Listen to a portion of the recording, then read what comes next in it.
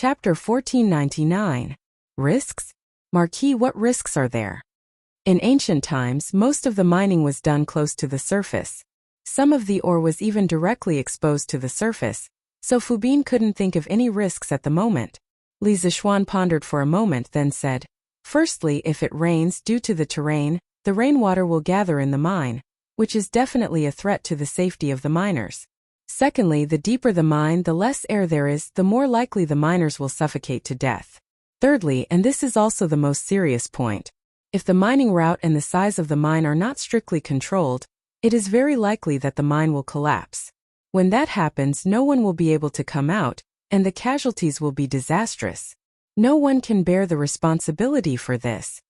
After hearing Li Zishuan list out the risks, Fubin's face instantly turned pale. Although his skin was already tanned, it was still very obvious that his face was pale. "Marquis, then, why don't I get someone to fill up the mine?" Fubin was scared. Although he was almost half a gangster in the past, and although he was now the manager of an iron mine, and could be said to have great power in his hands, he didn't dare to get involved in a murder case. "Yeah, Xiaoxian. Since mining in this mine is so dangerous, why don't we fill it up to prevent the miners from losing their lives? Besides, this mine is so deep. What if a playful child comes here to play and accidentally falls in? The ore near the surface of this iron mine is enough for us to mine for another 2 years. There's no need to take such a risk." Han Tianhu, who was beside him, also said with concern. Li Zishuan frowned and didn't say a word.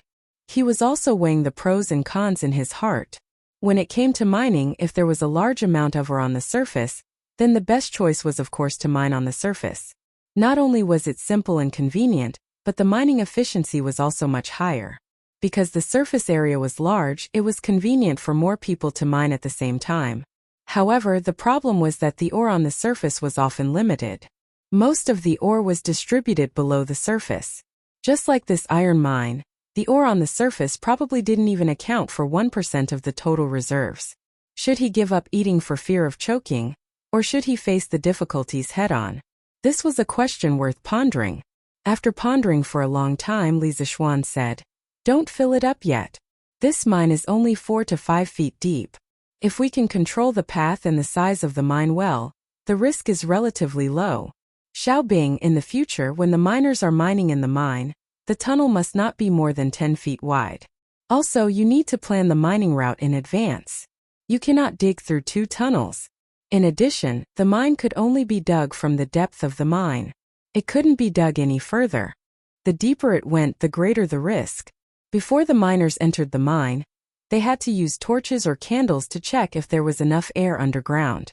They also had to build a drainage ditch above the mine to prevent rainwater from entering the mine. Do you remember all these? A depth of 4 to 5 feet was only about 10 meters. In fact, it wasn't that deep. Most modern mines were about a few hundred meters deep. The world's deepest mine, Bonig Mine, was more than 4,000 meters deep. Therefore, in comparison, as long as the safety measures were in place, there shouldn't be any danger in this mine. Of course, more importantly, Li Zishuan wanted to try mining underground. As Tang Dynasty's industrial base became more and more complete, the demand for all kinds of ores would increase. The ores on the surface would not be able to meet the demand. By that time, they would have to mine from underground. Rather than not knowing anything at that time, it was better to start accumulating the experience and skills of mining underground. This way, they could be prepared when the time came. Fubin was actually a little scared at this time. After listening to Li Zishuan's words, he hesitated and asked, "Marquis, is this really okay? There won't be any deaths, right?" Li Zishuan stared at Dong Xuebing, but he thought about it again. Sometimes it might not be a bad thing to be timid. Take Fubin for example. If he had the guts, he would have started using the mine method to mine. Also, the depth of the mine would definitely be more than 10 meters deep. If that was the case, the miners here would have already lost their lives. As long as you do as I say, everything will be fine. This is also a good opportunity for you to increase your knowledge and experience. You have to come here often to check on the mine to prevent accidents. After thinking for a while, Li Zishuan looked at Fubin and said. Fubin gritted his teeth and said, "Fine. During this time, I will keep an eye here and do everything according to Marquis' instructions. Li Zixuan nodded and suddenly remembered something. He said seriously, Xiaobing, you can use the mine to mine the iron mines, but you cannot use this method at the coal mines. No matter how shallow the mine is, you cannot use it. Do you understand? Fu Bin was puzzled and asked, Marquis, why is that so? Dong Xuebing really had this thought. Since the iron mines can be used to mine the mine, then the coal mine should be able to do it too. Mining in a mine is more efficient than mining in an open pit. After all, mining in an open pit requires the soil to be removed from the surface. Mining in an open pit can be done directly from the mine. Li Zixuan said seriously, don't ask why. Just do as I say. Remember, do not dig on top of a coal mine. I would rather waste more manpower digging in an open pit than dig on top of a coal mine. Or else a lot of people will die. A coal mine is different from an iron mine. If you dig a mine, there will be gas inside. This gas will explode when it comes in contact with a flame. To light up the mine, you must have special explosion-proof lamps. If not, the mines will explode. With the current conditions, explosion-proof lamps can't be manufactured in a short period of time. So, Li Zixuan asked Fu Bin to give up on the idea of digging on top of a coal mine. Hearing that a lot of people will die, Fu Bin trembled and quickly said, Okay, Marquis, don't worry. I will remember. I will definitely not dig on top of a coal mine. Li Zixuan nodded and walked around the mine 2 more times before leaving with Han Tianhu. Then, under Han Tianhu's lead, Li Zixuan went to the other nearby mines to inspect. He felt guilty. Ever since he got these mines from Li Er last year, he hadn't seen them in person. Now that he was in Lan Province, how could he not take the opportunity to take a look? However, after looking at the mine, Li Zixuan felt a little bloated.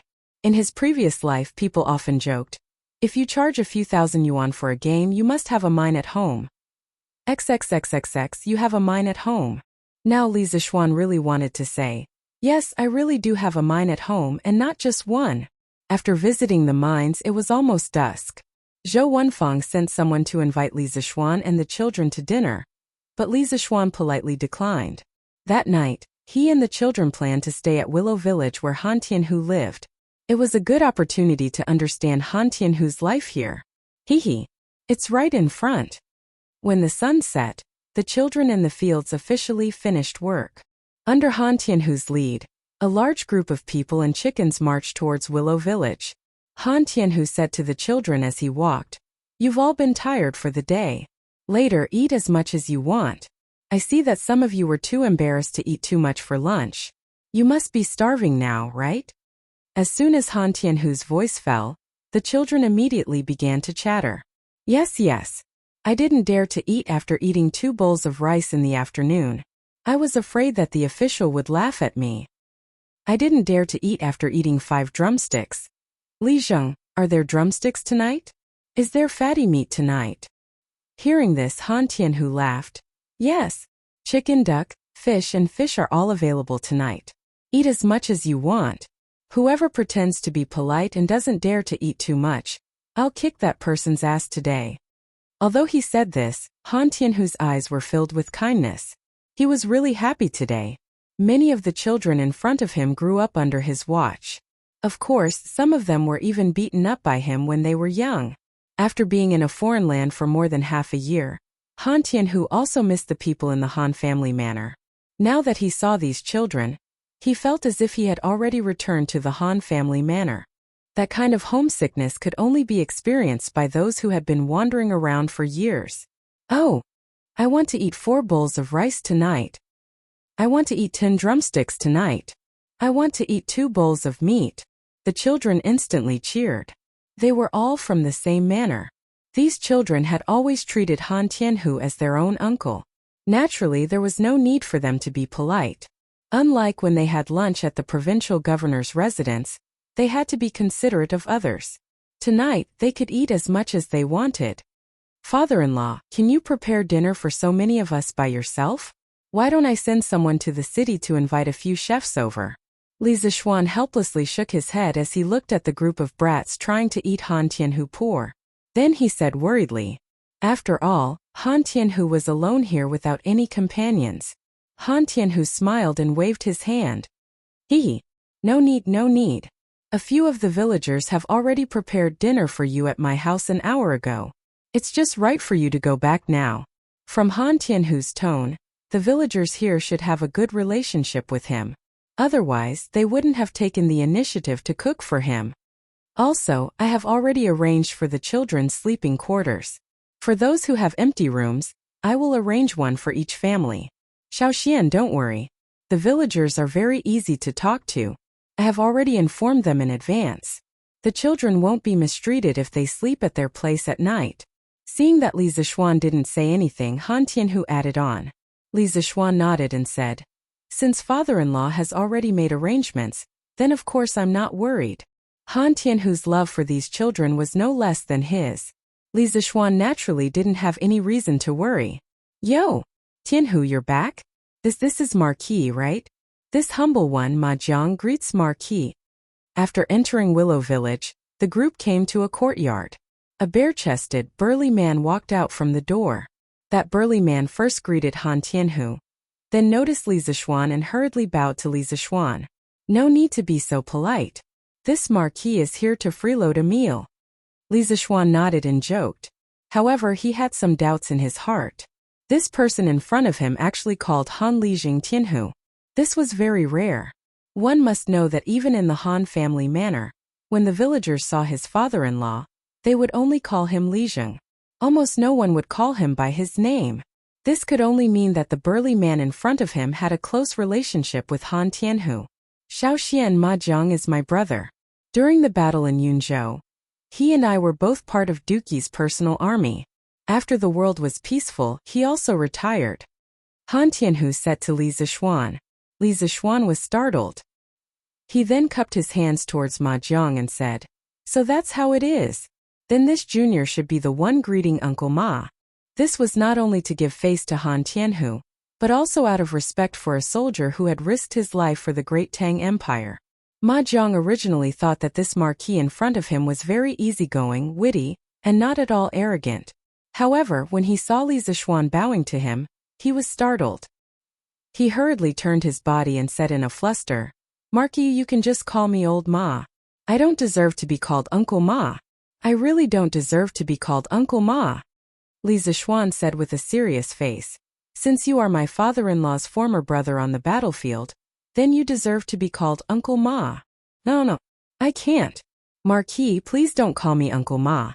Ma Jiang was so anxious that his forehead was sweating. He was at a loss for what to do. At this time Han Lijing said, "Haha, little Xian, Old Ma, let's not get entangled in this. The children are still hungry. Is the meal ready?" Ma Jiang hurriedly said, "It's ready. It's ready. My wife, Shanzi, and the other family's wives are all inside. They have also prepared the pheasants and hares sent by the villagers. There are 6 tables in the courtyard. They will help to serve the dishes in a while. Tianhu, I will go back and tidy up the house. Later, you can let the children sleep in my house." Han Lijing hurriedly said, "What's wrong? Old Ma, you don't want to eat before going back?" Ma Jiang waved his hand and said, "I don't want to eat. I don't want to eat. I was just smelling the meat in the kitchen and I was already full. The house is very messy. I have to go back and tidy it up. The children have been tired all day. I have to let them have a good night's sleep, right? Marquis, I will go back first." After saying that, Ma Jiang cupped his fists towards Li Zishuan. Without waiting for Li Zishuan's reply, he hurriedly ran away. The villagers were simple and honest. If it were anyone else who had the chance to eat with Li Zishuan, they would definitely lick his face and stick to him. For example, in the afternoon at the provincial governor's office, Zhou Wenfang and Wang Qingxing's subordinates. However, Ma Jiang was different. He would only feel uneasy when eating with Li Zishuan. Go. Let's all go in and eat." Han Lijing didn't mind. He waved his hand and called out to the group of children behind him. "Oh, let's eat." The devilish brats burst into cheers and immediately swarmed into the courtyard like a swarm of bees. Chapter 1500. The banquet lasted from sunset until the moon was high above the willow tree branches. The reason why the banquet lasted so long was not only because the children could eat too much, but also because the banquet was too sumptuous. There were too many wild animals sent by the villagers. Of course, the most important reason was that the banquet was held at Han Tianhu's house. The children could eat as much as they wanted here, and they had more freedom than they did in Qizhou. Therefore, the banquet was quite lively. One could hear the laughter in the courtyard from the entrance of the village. Outside the courtyard, a group of villagers had already gathered. These villagers had come to pick up the children to sleep in their respective houses. There were a total of 49 households. Originally, 50 children would correspond to 50 households, but Iron Egg would definitely stay with his father at night, so only 49 children would sleep in the villagers' houses. The fields in Kaiyang village had all been swept by the Sky Pheasant Brigade this afternoon. Now there were almost no locusts left. The villagers naturally knew who the credit was, so in order to let the children have a good night's sleep, many villagers gave up the cleanest room and the softest bed in their house for the children from Han village and Mei village to sleep in. All right. Hurry up and wash up, then sleep. Listen carefully, don't make a fuss at night. Seeing that the children had eaten and drank to their heart's content, Han Lijing stood up and said loudly, "Don't worry, Lijing. We definitely won't make a fuss at night." "Yes, we definitely won't make a fuss." "Haha. Nyo, do you wet the bed at night?" "Hu, you're the one who wet the bed." The children played around for a while, then left the courtyard under Han Tianhu's lead. The villagers who had been waiting outside the door came forward one by one. Each family took one child and repeatedly promised that they would not let the children suffer in their own homes. Then they turned around and left with the children. This scene was just like a modern-day kindergarten where parents picked up their children at the school gate after school. "Father-in-law, your house is quite big." After dinner, Li Zixuan took Iron Egg to visit Han Lijing's new home. After walking around for a while, Li Zixuan couldn't help but exclaim. It was a house with 3 courtyards, about the same size as the Li family's house in Chang'an City's Yongla Lane.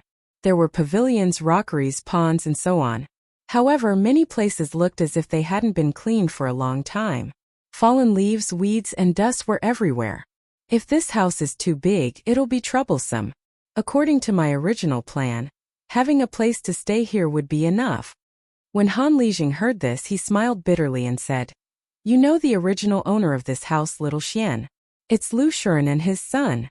Li Zixuan and Iron Egg were both stunned. "Father, is Lu Shuren also in Willow Village? And how did his house become yours?"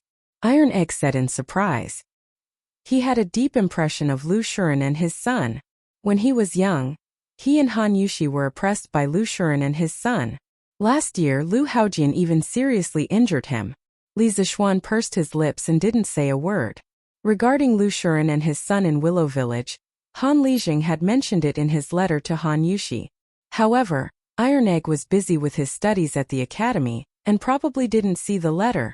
Han Lijing patted Iron Egg's shoulder and said, "After Lu Shuren was chased out by the villagers of Plum Village, he came to Willow Village and became the landlord here. This year I came here to buy land and coincidentally met him. Who knew that even though this guy came to Lan Province, he was still dishonest. He was rude and unreasonable in the village, oppressing people and committing all kinds of crimes. Then, he was arrested by County Magistrate Wang's men. His house in Willow Village became ownerless. The villagers didn't dare to live there because they were afraid of offending Lu Shuren. They were afraid that Lu Shuren would find trouble with them after he was released from prison. So father moved in." Speaking of this, Han Lijing said helplessly, "It's just that this house is too big. How can I take care of it alone? Usually I only take care of my own house. The other houses have been abandoned for a long time." This was also the reason why Han Tianhu didn't leave more children to live in his house. Those rooms that hadn't been cleaned for a long time would take a lot of time to clean up. It was already not easy to clean up 2 rooms for Li Zixuan and Iron Egg to live in. "Father-in-law, you can buy some servants back. First, they can help you clean up the house. Second, they can take care of your daily needs. It's so convenient." Hearing this, Li Zixuan said with a smile. Although Han Tianhu's body was quite good, he was getting older. How could there be no one to take care of him? Han Lijing waved his hand and said, No, I'm fine living alone. What's the point of buying servants?" "Father, just listen to master. If you don't have enough money, I still have some money here. I'll give it all to you." Iron Egg interrupted at this time. This child was starting to feel sorry for his father. Hey, you stinking brat. Your father wants your money? I'm just used to living alone. I don't want the trouble. Hearing this, Han Lijing couldn't help but pat the back of Iron Egg's head. Although he said this, his heart felt warm. All right. That's your room. Go wash up by the well and then sleep. After pausing for a moment, Han Lijing urged Iron Egg again. Oh, then I'll go to sleep first. Father Master, you guys should sleep early too. Iron Egg knew that he couldn't persuade Han Tianhu. He stopped persuading him and prepared to sleep. Go. Li Zixuan nodded and replied. Iron Egg turned around and left. Li Zixuan picked up where he left off and said, Father-in-law, you definitely have to buy a slave. Otherwise, you'll be the only one living in such a large residence. What kind of person is that? I'll pay for it. Tomorrow, I'll get someone to help you find a few loyal servants. This wasn't a problem of money, nor was it a problem of being used to living alone. It was just that living in such an uninhabited house for a long time would make one feel more lonely. It was also a torture to one's heart. Seeing Li Zixuan's determined face, Han Lijing thought for a moment and replied, All right, let's just buy a few servants. Xiaoxian, you don't have to pay for it. I have more money than I can spend. After I'm done with this, I'll go buy some servants. Li Zixuan said suspiciously, Father-in-law, don't wait until we leave and change your mind. I think you should go buy some tomorrow. Han Lijing glared at him and said angrily, You little brat. Do I look like someone who doesn't keep his word? What a joke. What a joke. Li Zixuan laughed dryly and suddenly asked, That's right. Father-in-law, how do you know that Ma Jiang? Did he used to live here? Han Lijing thought for a moment and said, That's right. Old Ma was originally from Willow Village. He joined the army first. I joined half a month later than him. When I first joined the army, I didn't know anything. With Old Ma's help, I didn't have to suffer a lot of beatings. Later, we were transferred to the personal guard camp and became the personal guards of Duke Yi. Back then, in the Battle of Yunzhou, we were heavily surrounded. I blocked an arrow for Duke Yi. Old Ma wasn't bad either. His martial arts were even better than mine. He killed dozens of Turkic soldiers alone. However, I had to return home early because of my leg injury. Old Ma waited until the world was at peace before he retired. He had a lot of military achievements. Logically speaking, he could use them to get an official position. However, he said that he didn't know how to be an official and didn't want to be one. He only wanted to go home to farm and accompany his wife and children. So, he went back to Willow Village in Yifang. I didn't expect that we two old brothers would meet again in our lifetime. It's really fate. Li Zixuan sighed and said, That's really a coincidence. It's really a coincidence. Han Lijing nodded. Then, his face suddenly became sad. He sighed and said, It's a pity that some people, no matter how coincidental, will never meet again. After saying that, Han Tianhu's figure became inexplicably lonely. His back also became bent, as if he had suddenly aged a few years. Li Zixuan's heart moved. He thought for a while and asked, Father-in-law, are you thinking of your old comrades? Han Lijing nodded and said, Yes. Many of us died in that battle. We couldn't bring back the bodies of our brothers. In the end, we could only bury them near the border of Yunzhou. Now that I'm living in Yifang, it's not far from Yunzhou. Every Qingming festival, I can go and pay my respects to my brothers. It's pretty good. Hearing that, Li Zixuan suddenly remembered that at the end of last year, Han Tianhu went to Yunzhou. After he came back, his temperament changed greatly. He became even more silent. Later, in order to help him deal with the sewage around the mine, Han Tianhu bought Willow Village, Namping Village, and Kaiyang Village with his sponsorship. Then he completely lived in Lanzhou. Now that he thought about it, Han Tianhu insisted on going to Yunzhou and living in Willow Village. Could it be that it was convenient for him to pay his respects to his old comrades? Father-in-law wanted to be the guardian of the heroes' graves. After comforting Han Tianhu for a while, it was almost late at night. Li Zixuan went to the well and took a simple cold shower. Then he went back to his room to sleep. The next day, early in the morning, the sky was not completely bright. The children who stayed in the villagers' houses had already come to Han Lijing's courtyard to have breakfast. In this era, many people did not eat breakfast in the morning. However, because the children had to lead the Sky Chicken Brigade to kill locusts in the morning, this was very tiring work. Therefore, Han Lijing still prepared breakfast for them. Breakfast was also very simple. It was porridge and flatbread. The flatbread was made before and only needed to be heated in the morning. It was a simple breakfast, but the children ate happily. Xiaoxian, come with me to Yunzhou today. When we get there, I have something to tell you. Li Zishuan was eating porridge when Han Tianhu came over and said to him, Yunzhou?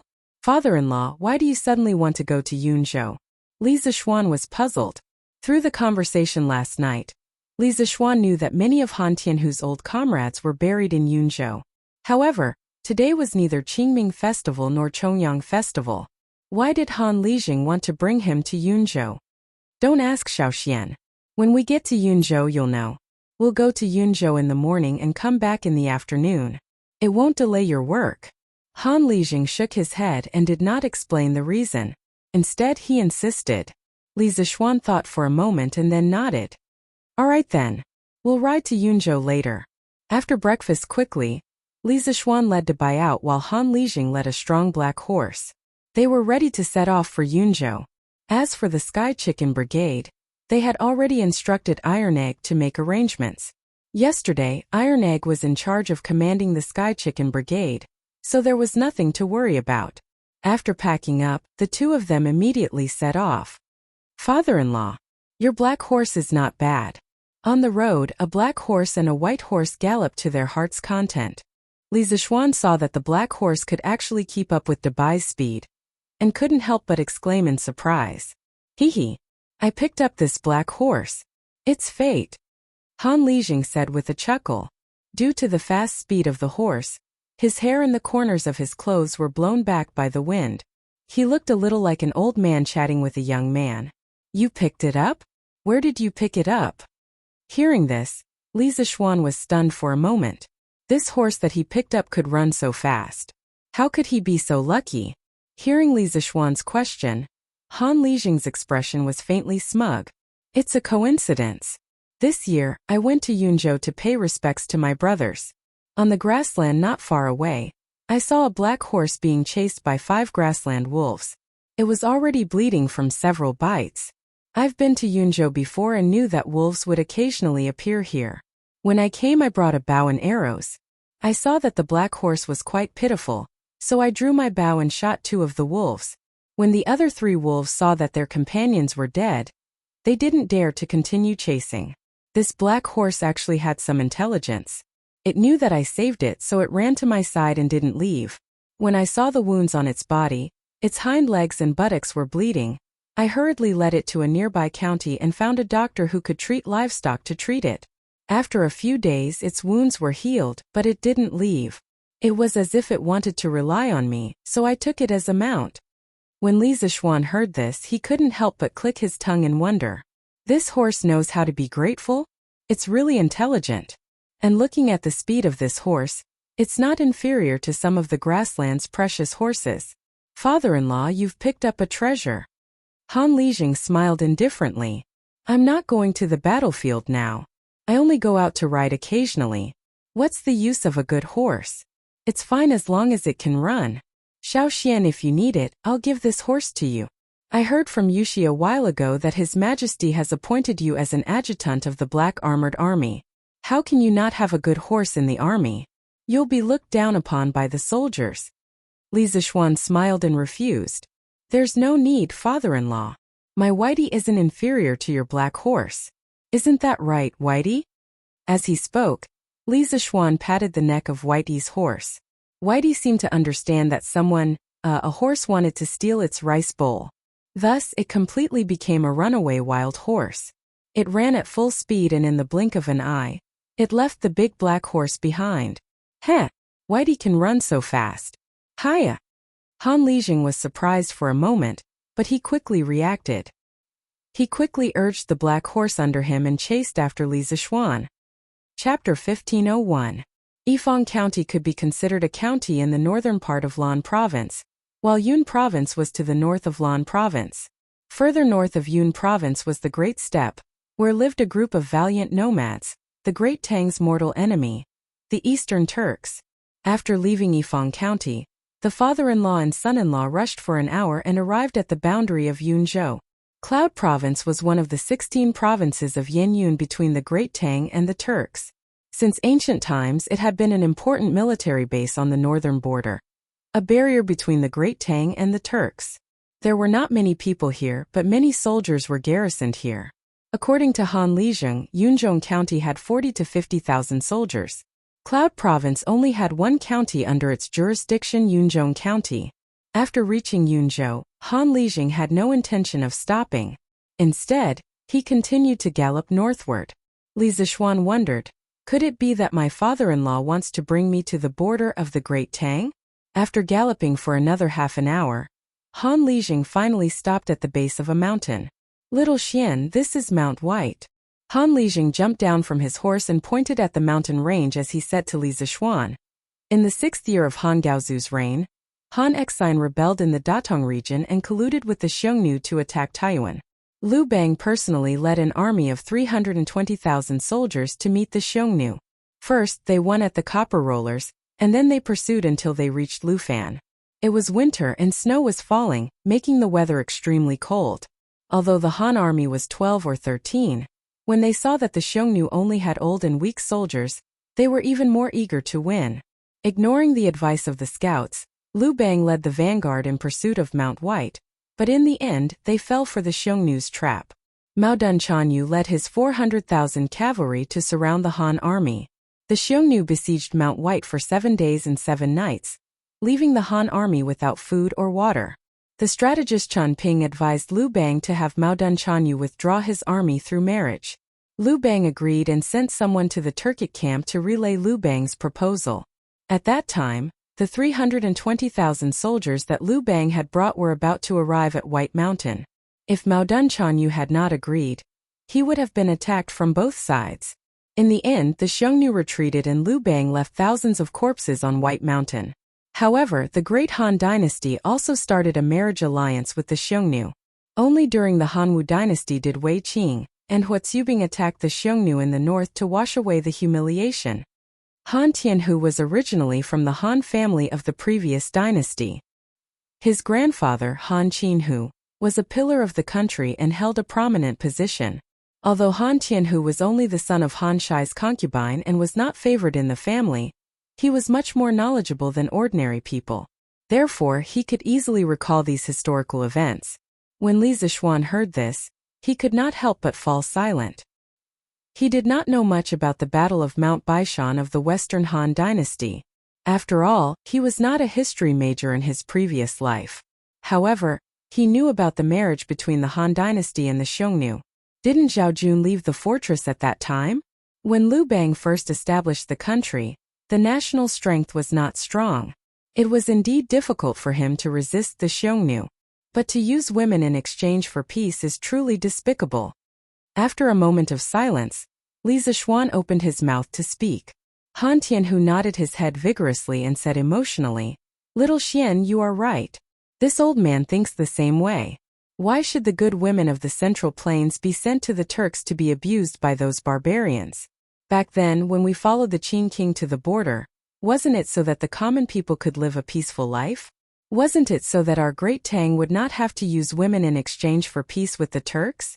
Good men of the Great Tang should die standing, not kneel and beg for the general interest, dragging out an ignoble existence." Therefore, thousands of good men of Great Tang were buried at the foot of Mount Baishan. At this moment, the two of them led their horses around a bend and followed the direction that Han Lijing was pointing at. When Li Zishuan took a closer look, he was stunned. Thousands of mounds of different sizes were neatly arranged at the foot of the mountain. In front of each mound was a small wooden plaque that was about a foot long.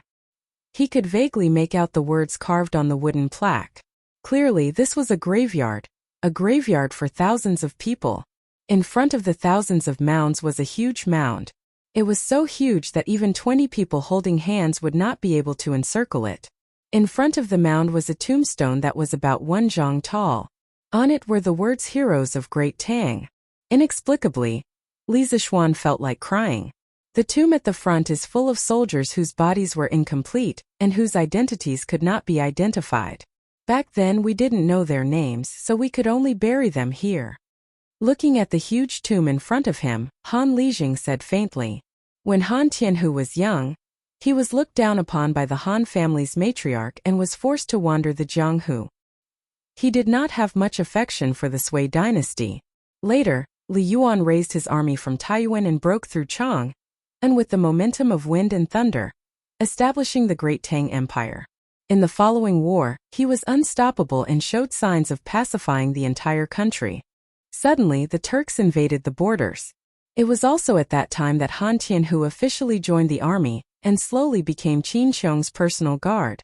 In the war between Great Tang and the Turks, Han Lijing had experienced life and death. His feelings for his comrades and for his country had deepened. It was because of this that he volunteered to come to Lan province to guard the tombs of these heroes.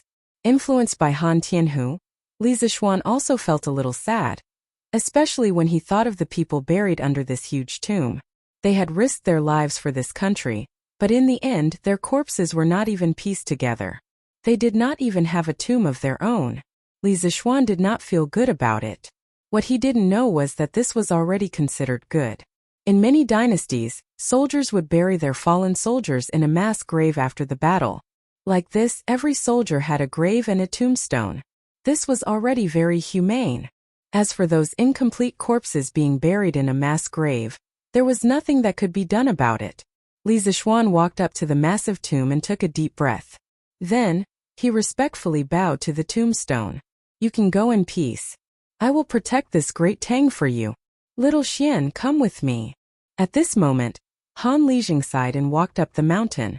He said to Li Zixuan. Li Zixuan did not know what was going on, but he could only follow. Mount White was a mountain range that included many peaks. The peaks here were not steep, and the two could easily reach the top with their horses. Little Xian, look over there. When they reached the top of the mountain, Han Lijing pointed to the north and said to Li Zixuan. Li Zixuan looked in the direction of Han Lijing's finger and saw flocks of sheep on the grassland to the north of the mountain range.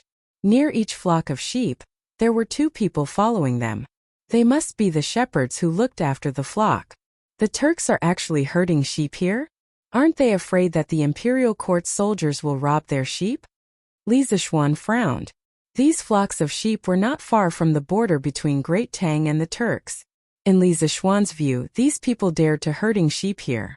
Han Lijing shook his head and said, No, they are not Turks, they are Han. Han?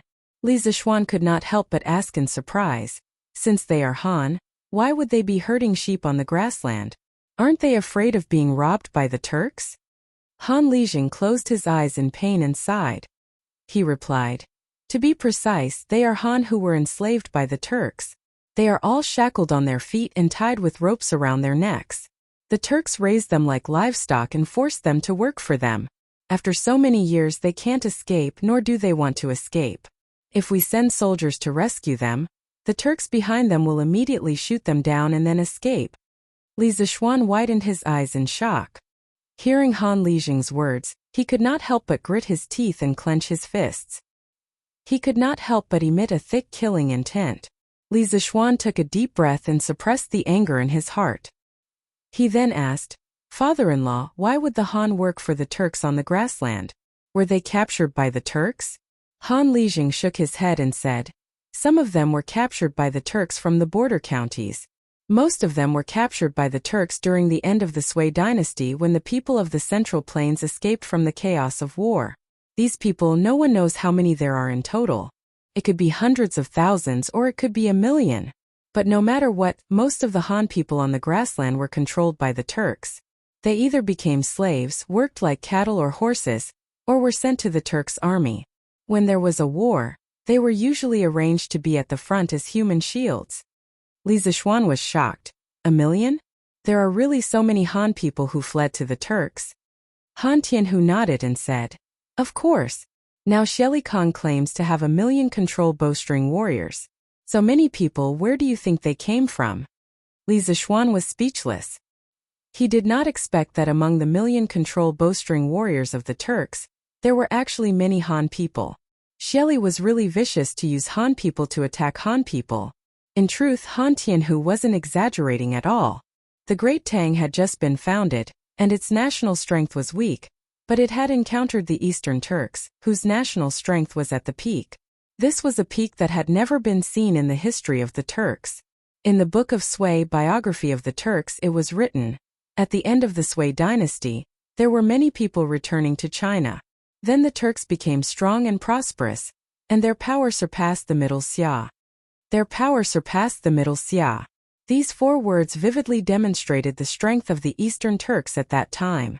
The Book of Old Tang biography of the Turks also wrote, Shibi Khan is an auspicious person, the son of the Khan who enlightens the people. When Sui Dai succeeded the throne, the world was in chaos, and the people of China were running for it. His tribe was strong and prosperous from Khitan and Shirwei in the east, to Tuyuhun and Gaochang in the west. They were all subordinates. More than 1 million control bowstring warriors.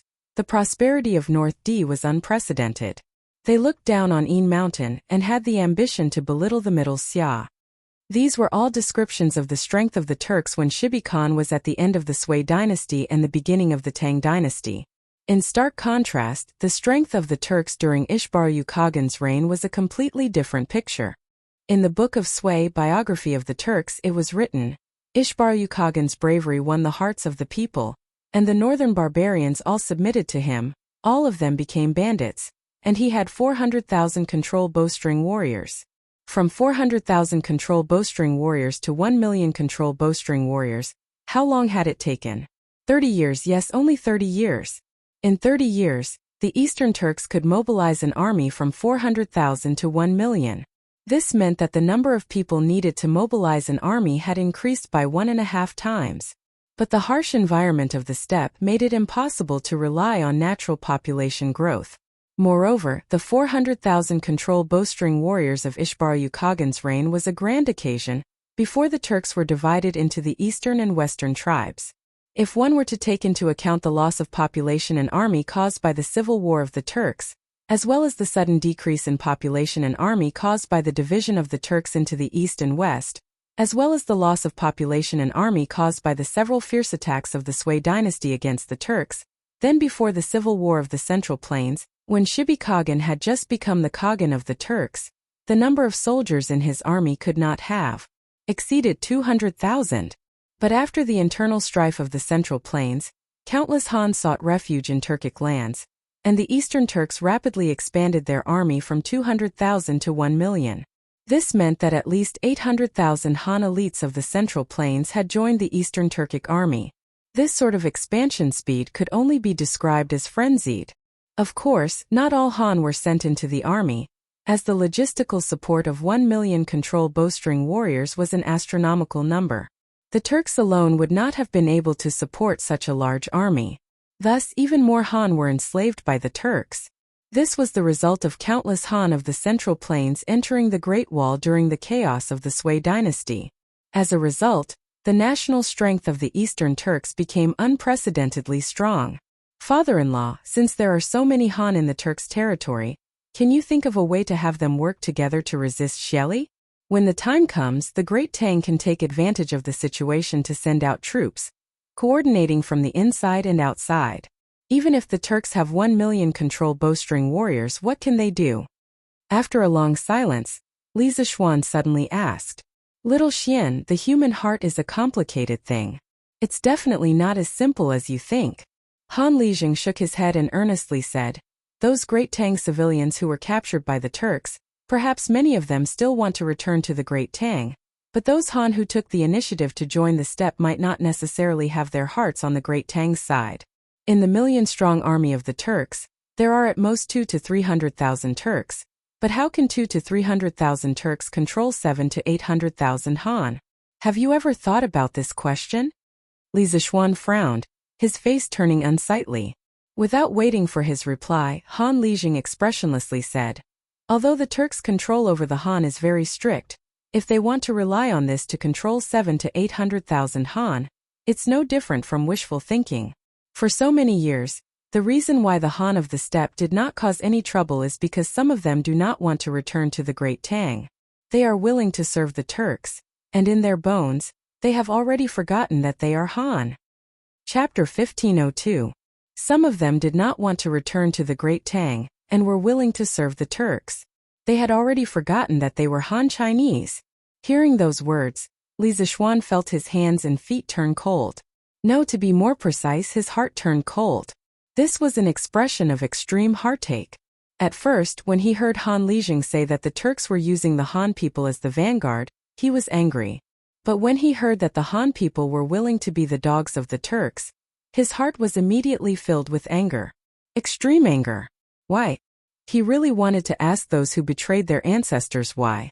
Did they really forget that they were descendants of the Yellow Emperor? Don't you feel that it's a little inconceivable? But this is the human heart.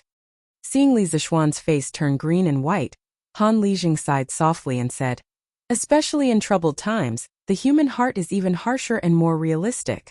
Why did those people choose to serve the Turks during the war at the end of the Sui dynasty? Wasn't it to obtain the protection of the strong?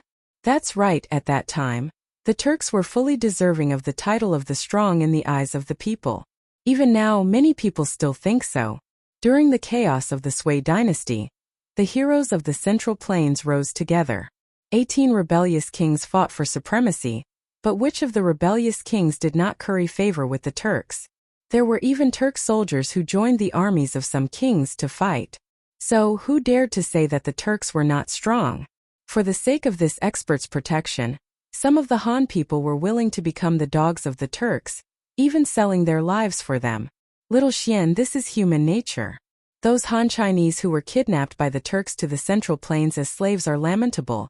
But those who were willing to become the lackeys of the Turks and betray their ancestors are even more hateful.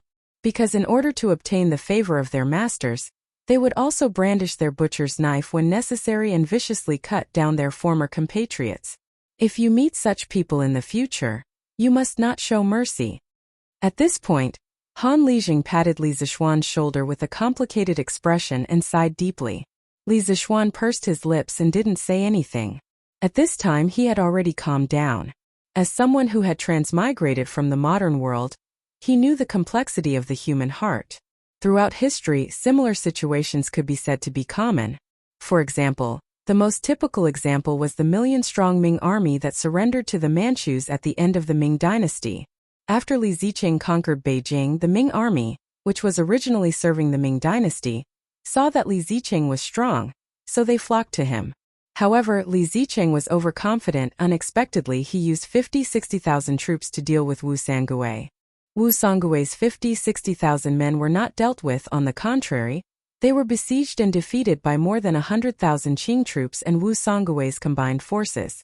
Furthermore, because Li Zicheng's torture in various regions was an enormous threat to the corrupt officials, landlords and tyrants, it triggered their fierce counterattack. In order to suppress these rebellions and prevent new rebellions, he had no choice but to station a large number of troops in various regions. It was to the extent that after the defeat of the First Rock, he was unable to quickly mobilize a large number of troops to counterattack. In the end, he was forced to retreat step by step. At this time, the surrendered Ming army thought that the 8 banners of Manchuria were the strongest of the strong, so they all submitted to the 8 banners of Manchuria and fiercely chopped at Li Zicheng several times. In order to obtain the protection of the 8 banners of Manchuria, their counterattack against Li Zicheng's rebel army was extremely cruel, but also extremely tenacious. That brave and fierce fighting spirit was who knows how many times stronger than the 8 banners of Manchuria. Even Yongjing later said, when Taizugao Emperor first established the Ming dynasty, there were only 13 soldiers. Later, the 9 surnames master defeated the Ming dynasty's 4 roads. When Taizu Zhonghuangdi entered the capital, there were only 100,000 soldiers. With 100,000 soldiers, he subdued 15 provinces. How could a single person be strong enough?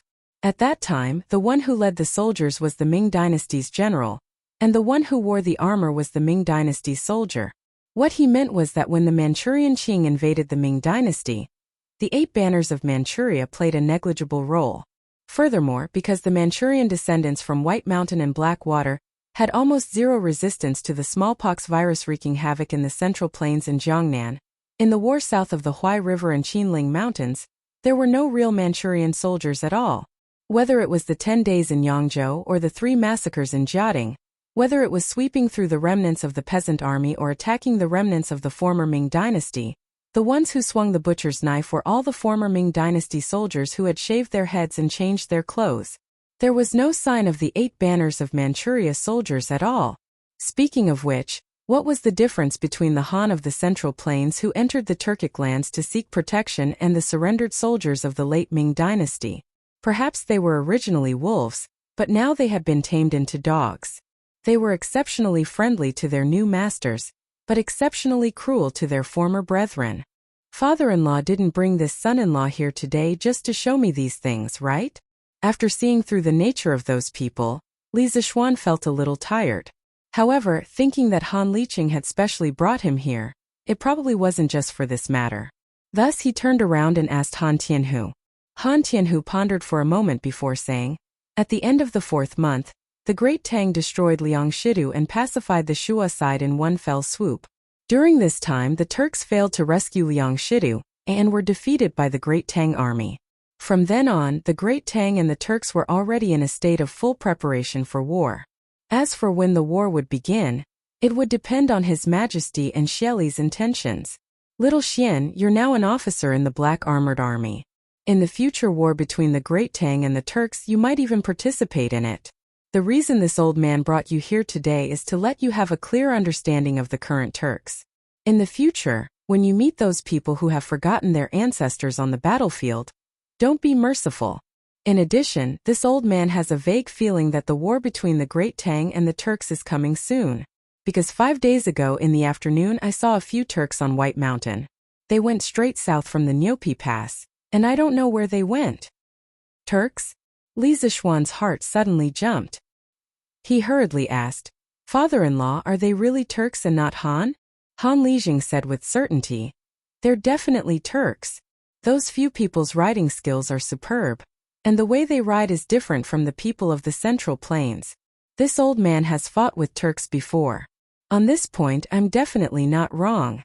Hearing this, Li Zishuan couldn't help but frown deeply. He whispered to himself, "Why did these Turks come to our Great Tang?" The Turks sneaking into the Great Tang could be a big or small matter. If they came to spy on the military it would be slightly better. However, if they came with some conspiracy it would be difficult to deal with them. After all, the enemy was in the dark while the Great Tang was in the light. It would be easy for them to be ambushed. Han Tianhu said, "Generally speaking, this kind of small-scale Turk sneaking into the Great Tang is mostly to spy on intelligence. Chang'an City catches at least a few dozen spies every year, if not hundreds, so it's not surprising. However, the leader of the Turks seems to be a little unusual." Li Zishuan curiously asked, "Why do you say so?" Han Tianhu shook his head and said, "This old man doesn't know either. It's just my intuition."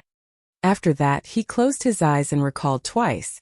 Then he said, "The leader of the Turks was wearing a black robe. It's obviously hot in this season, but he was wrapped in a black robe. It's really strange. Moreover, the black horse he was riding was definitely a 1 in a million good horse. I think his identity must be extraordinary. Black robe a steed." Li Zishuan frowned. He had an inexplicable bad feeling in his heart. "All right, don't think about it anymore. Counter soldiers with arms, water with an earthweir. It's time for us to go back." Han Lijing let out a sigh and said, Li Zishuan nodded. The father-in-law and son-in-law led their horses down the mountain and galloped towards Lan Province. Chang'an City. "Ah, Madam Wang, why do you look so good today?" A lady looked at another lady in surprise. "Haha, do I? Why didn't I feel it?" The lady touched her face and said in disbelief. Although she said this, the smile at the corner of her mouth betrayed her. "Of course. Madam Wang, did you buy some new rouge? Which store is it? I'll go back and ask someone to buy some." "Haha, what new rouge? I guess it's because I went to Xinfeng County to listen to Master Du Yi's lecture yesterday." "What? Listening to someone's lecture can make one's complexion better? Is that true?" "That depends on who's lecturing. Master Du Yi's Buddhist teachings are profound. I can understand everything he lectured. After listening to it, I felt very comfortable and slept very well at night. That's why my complexion looks better than before. Isn't that too magical? Then, when is Master Dui going to lecture again? I want to go and listen too. Master Dui will lecture again the day after tomorrow. But only people from the dragon sect can go. Sister Chun, I'm afraid you can't go. People from the dragon sect? Sister Wang, so you've joined the dragon sect? Yes. Not only me, but my husband has also joined the dragon sect. With the holy water given by the divine monk, my husband's injured leg no longer hurts. I think this Master Dui is the reincarnation of a Buddha. When I listened to his lecture yesterday, I faintly saw a 5-colored Buddha light around him. If he's not the reincarnation of a Buddha, what else can he be? Ah, this dragon sect is really powerful. I want to join it too. After 2 days of fermenting, the reputation of the dragon sect in Chang'an City and the surrounding counties could be said to be like the sun in the sky. In the marketplace, tea houses, taverns, shops, and even on the streets, there were people everywhere talking about the dragon sect and Sakya Dui's magical magic. Of course, this also reflected how many people had joined the dragon sect in these 2 days. Dragonhead, we already have 8,000 followers near Chang'an City. I think we should be able to reach 10,000 before tomorrow. In a secret room, Sakya Dui respectfully said to the iron-masked man. Yes, very good. The iron-masked man nodded slightly and then said, give the name list of all the followers to Zhang Liang and ask him to pick out those who have official positions or prominent family backgrounds from the list as soon as possible. Then focus on training these people. Your next task is to make these people completely convinced by you and obey your orders. Yes. Dragonhead, don't worry. I have ways to make those people obedient. Dewey cupped his hands and said proudly. Yes. The iron-masked man nodded with satisfaction. Sakya Dewey suddenly thought of something and said, oh right. Dragonhead.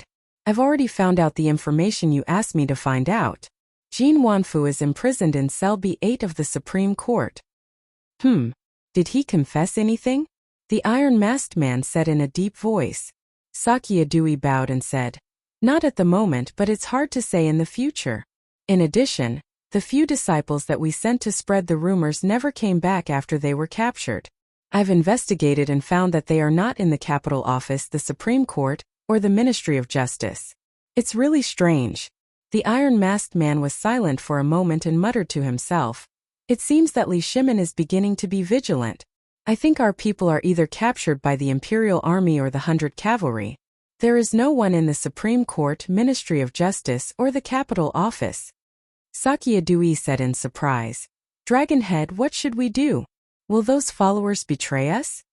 The iron-masked man let out a hoarse laugh. Do you think they will dare to? I don't think so. Sakya Dewey was stunned for a moment. Then he said, Dragonhead, Jin Wanfu's family is not in our hands. If he betrays us, won't Dragon Sect be in danger? The iron-masked man was silent for a moment and then said coldly, then let him never open his mouth. I'll leave this matter to you. Do it cleanly and don't give yourself away. Sakya Dewey bowed and said, yes, Dragonhead. Also stop spreading rumors. Now that Li Shimin is vigilant, we should be more careful. The iron-masked man said after thinking for a moment. Yes, Dragonhead. Your Majesty, the 5 suspects have all committed suicide by biting their tongues. This subordinate has failed in his duty. Please punish me. In the afternoon, Li Junxian came to the Sweet Dew Hall and bowed to Li Er. What? The 5 of them committed suicide by biting their tongues? How preposterous. Li Er slammed the table and said in shock and anger. Investigate. Continue investigating. These people would rather die than confess. There must be a conspiracy behind this. Capture a few more suspicious people for interrogation. If you let them commit suicide by biting their tongues again, I'll settle all my debts with you. At this point, Li Er was more and more convinced that those who spread the rumors must have a powerful force behind them. Otherwise, they wouldn't have chosen to die rather than confess. Li Juanxian's heart trembled and he quickly clasped his fist and said, this general obeys. After hesitating for a moment, Li Junxian said, Your Majesty, more and more people have joined the dragon sect in the past 2 days. Even some officials have secretly joined. Li Er's face turned ugly. After pondering for a long time, Li Er said, Li Chunfeng said that Dewey is good at using illusions, but it won't be easy to make the people believe that it's an illusion. I heard that Dewey has a kind of holy water that can cure all kinds of diseases in the world. Find a way to get some and send it to the Great Tang Alliance Medical Center to Divine Dr. Sun. Oh. Chapter 1503. In the Sweet Dew Hall. After hearing Li Er's wonderful idea, Li Junxian felt troubled. It wasn't that he hadn't heard of the Jade Lake holy water of the Heavenly Dragon Sect, but only the members of the Heavenly Dragon Sect could obtain it. But why would the members of the Heavenly Dragon Sect give him the Jade Lake holy water? After all, this was something that could cure all kinds of illnesses. Speaking of which, was he supposed to join the Heavenly Dragon Sect as a spy? The prerequisite was that he knew what being a spy meant. Why? Is there any problem? Seeing Li Junxian standing there with his brows furrowed, Li Er couldn't help but ask, there's no problem. This general obeys the decree. Li Junxian came back to his senses and replied subconsciously, if there's a problem, then I'll overcome it, Li Junxian thought to himself. Li Er nodded in satisfaction. Seeing that old Li had no further instructions, Li Junxian bid farewell and left. The hall was silent for a while. Suddenly Li Er asked, where is Li Zishuan now? At present, although Chang'an City seemed calm, it was actually full of treacherous waves and layers of fog, making it difficult for people to grasp. At this time Li Er suddenly missed Li Zishuan. He thought that with that kid's intelligence and wisdom, he should be able to solve all the mysteries of the dragon sect, right? Zhao Song stepped forward and bowed. Your Majesty, 4 days ago, His Highness King of Wei received a telegram from the Marquis of Yong'an. The contents of the telegram were for Datong Daily to publish a notice for the Sky Rooster Brigade to stop collecting chickens. At that time the Marquis of Yong'an had already reached Qizhou. According to the plan, the Sky Rooster Brigade would split into 2 groups in Xianying. The other group would be led by His Highness King of Shu. After the Marquis of Yong'an exterminated all the locusts in the western provinces, he would head east to meet up with His Highness King of Shu. Qizhou. Li Er nodded. After a moment of silence he said, if I remember correctly, the governor of Qizhou should be Wang Renbiao, right? Zhao Song smiled. Your Majesty is wise. The Qizhou provincial governor was Wang Renbiao. The reason why Marquis Yong'an ordered Datong Daily to publish the announcement that the Sky Pheasant Brigade has stopped collecting chickens is because Marquis Yong'an received 100,000 chickens from Provincial Governor Wang as reinforcements. The Sky Pheasant Brigade has now exceeded 600,000. 600,000. It was twice as much as when they left Chang'an. Great. Good. I finally heard some good news. Li Er sighed. Night in the Supreme Court's prison. You two go take a look at Cell A. There are a few dishonest prisoners over there. Give them a good beating. Inside the cell, a slightly plump middle-aged man with a mole on the bridge of his nose and wearing a jailer's uniform walked to the vicinity of Cell B and ordered the jailers guarding there. Obviously this guy was the head of the prison. Yes, boss. The prison guards didn't suspect anything. They cupped their fists and headed towards the cell area. Venerable one, quick. Go in quickly. There's only half an incense's time. Please hurry. After the jailers left, the head of the prison turned around and said respectfully to the man who was also wearing a jailer's uniform behind him. Half an incense's time is enough. Don't worry. The man patted the jailer's shoulder, took the key and walked towards cell B8. Ding-ling ding-ling. With the sound of iron chains, the iron door of cell B8 was opened. I've told you everything I wanted to tell you. What else do you want to ask? In the cell, a slightly plump man with disheveled hair and a dirty face was sitting on the ground. When he heard the cell door open and someone walk in, he said impatiently, "Oh, you've told me everything? Then what did you tell me?" The jailer said faintly. The man who was sitting on the ground suddenly quivered when he heard the voice. He raised his head and pushed the hair in front of his face to the side. When he saw the jailer's face clearly, he quickly crawled over excitedly and said, Venerable one, you've come to save me." "I didn't say anything that I shouldn't say. Please save me quickly. The jailer squatted down and looked down at the man on the ground. He asked faintly, "Oh? You really didn't say anything that you shouldn't say?" "Really? More real than real gold. Venerable one, please save me quickly. The people in the imperial court don't know that I'm from the dragon sect." The man on the ground quickly said, "Haha. Since you didn't say anything, I'm relieved. All right. Quickly send me out." A moment later, a jailer walked out of cell B8. The jailer calmly walked to the side of the head of the prison and said faintly, "So fast? Venerable one, how is Jin Wanfu?" The head of the prison trembled and quickly asked in a low voice, "Haha. Don't worry. He choked to death while eating. No one will be able to trace it back to you." The jailer said with a chuckle, I'll take Venerable one out right away." The head of the prison heaved a sigh of relief. Then, one in front and one behind, the two of them walked toward the exit of the cell with calm expressions. "Boss, the dishonest prisoners in cell A have already behaved themselves. Do you want to go take a look?" Halfway there, they happened to run into the jailers who had been sent away earlier.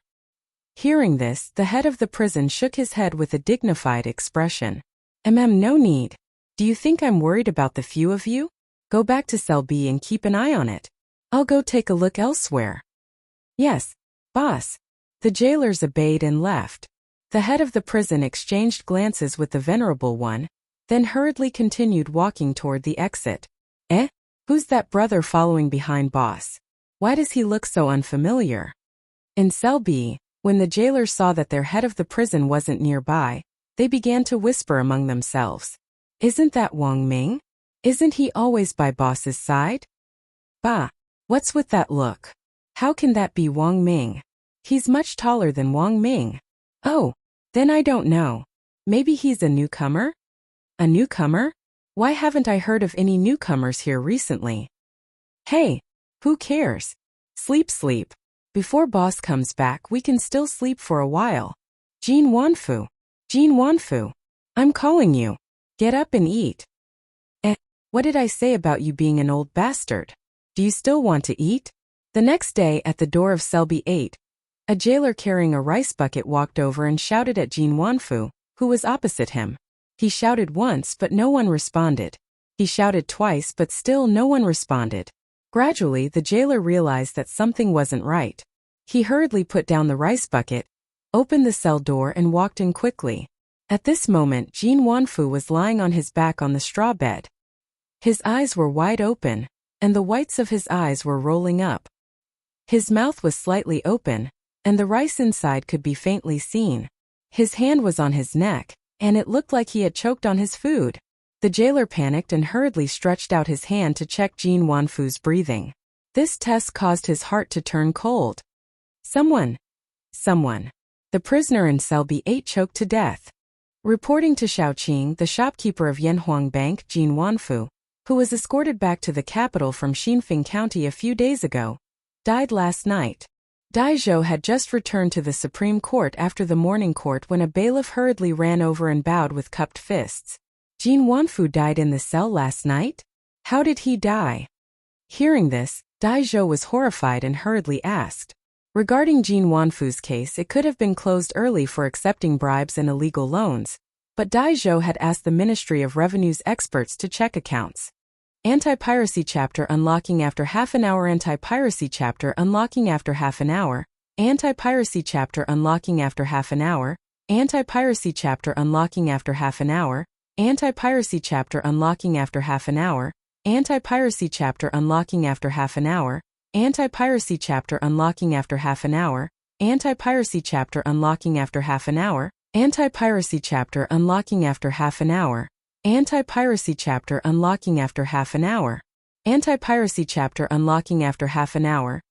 Anti-piracy chapter unlocking after half an hour. Anti-piracy chapter unlocking after half an hour. Anti-piracy chapter unlocking after half an hour.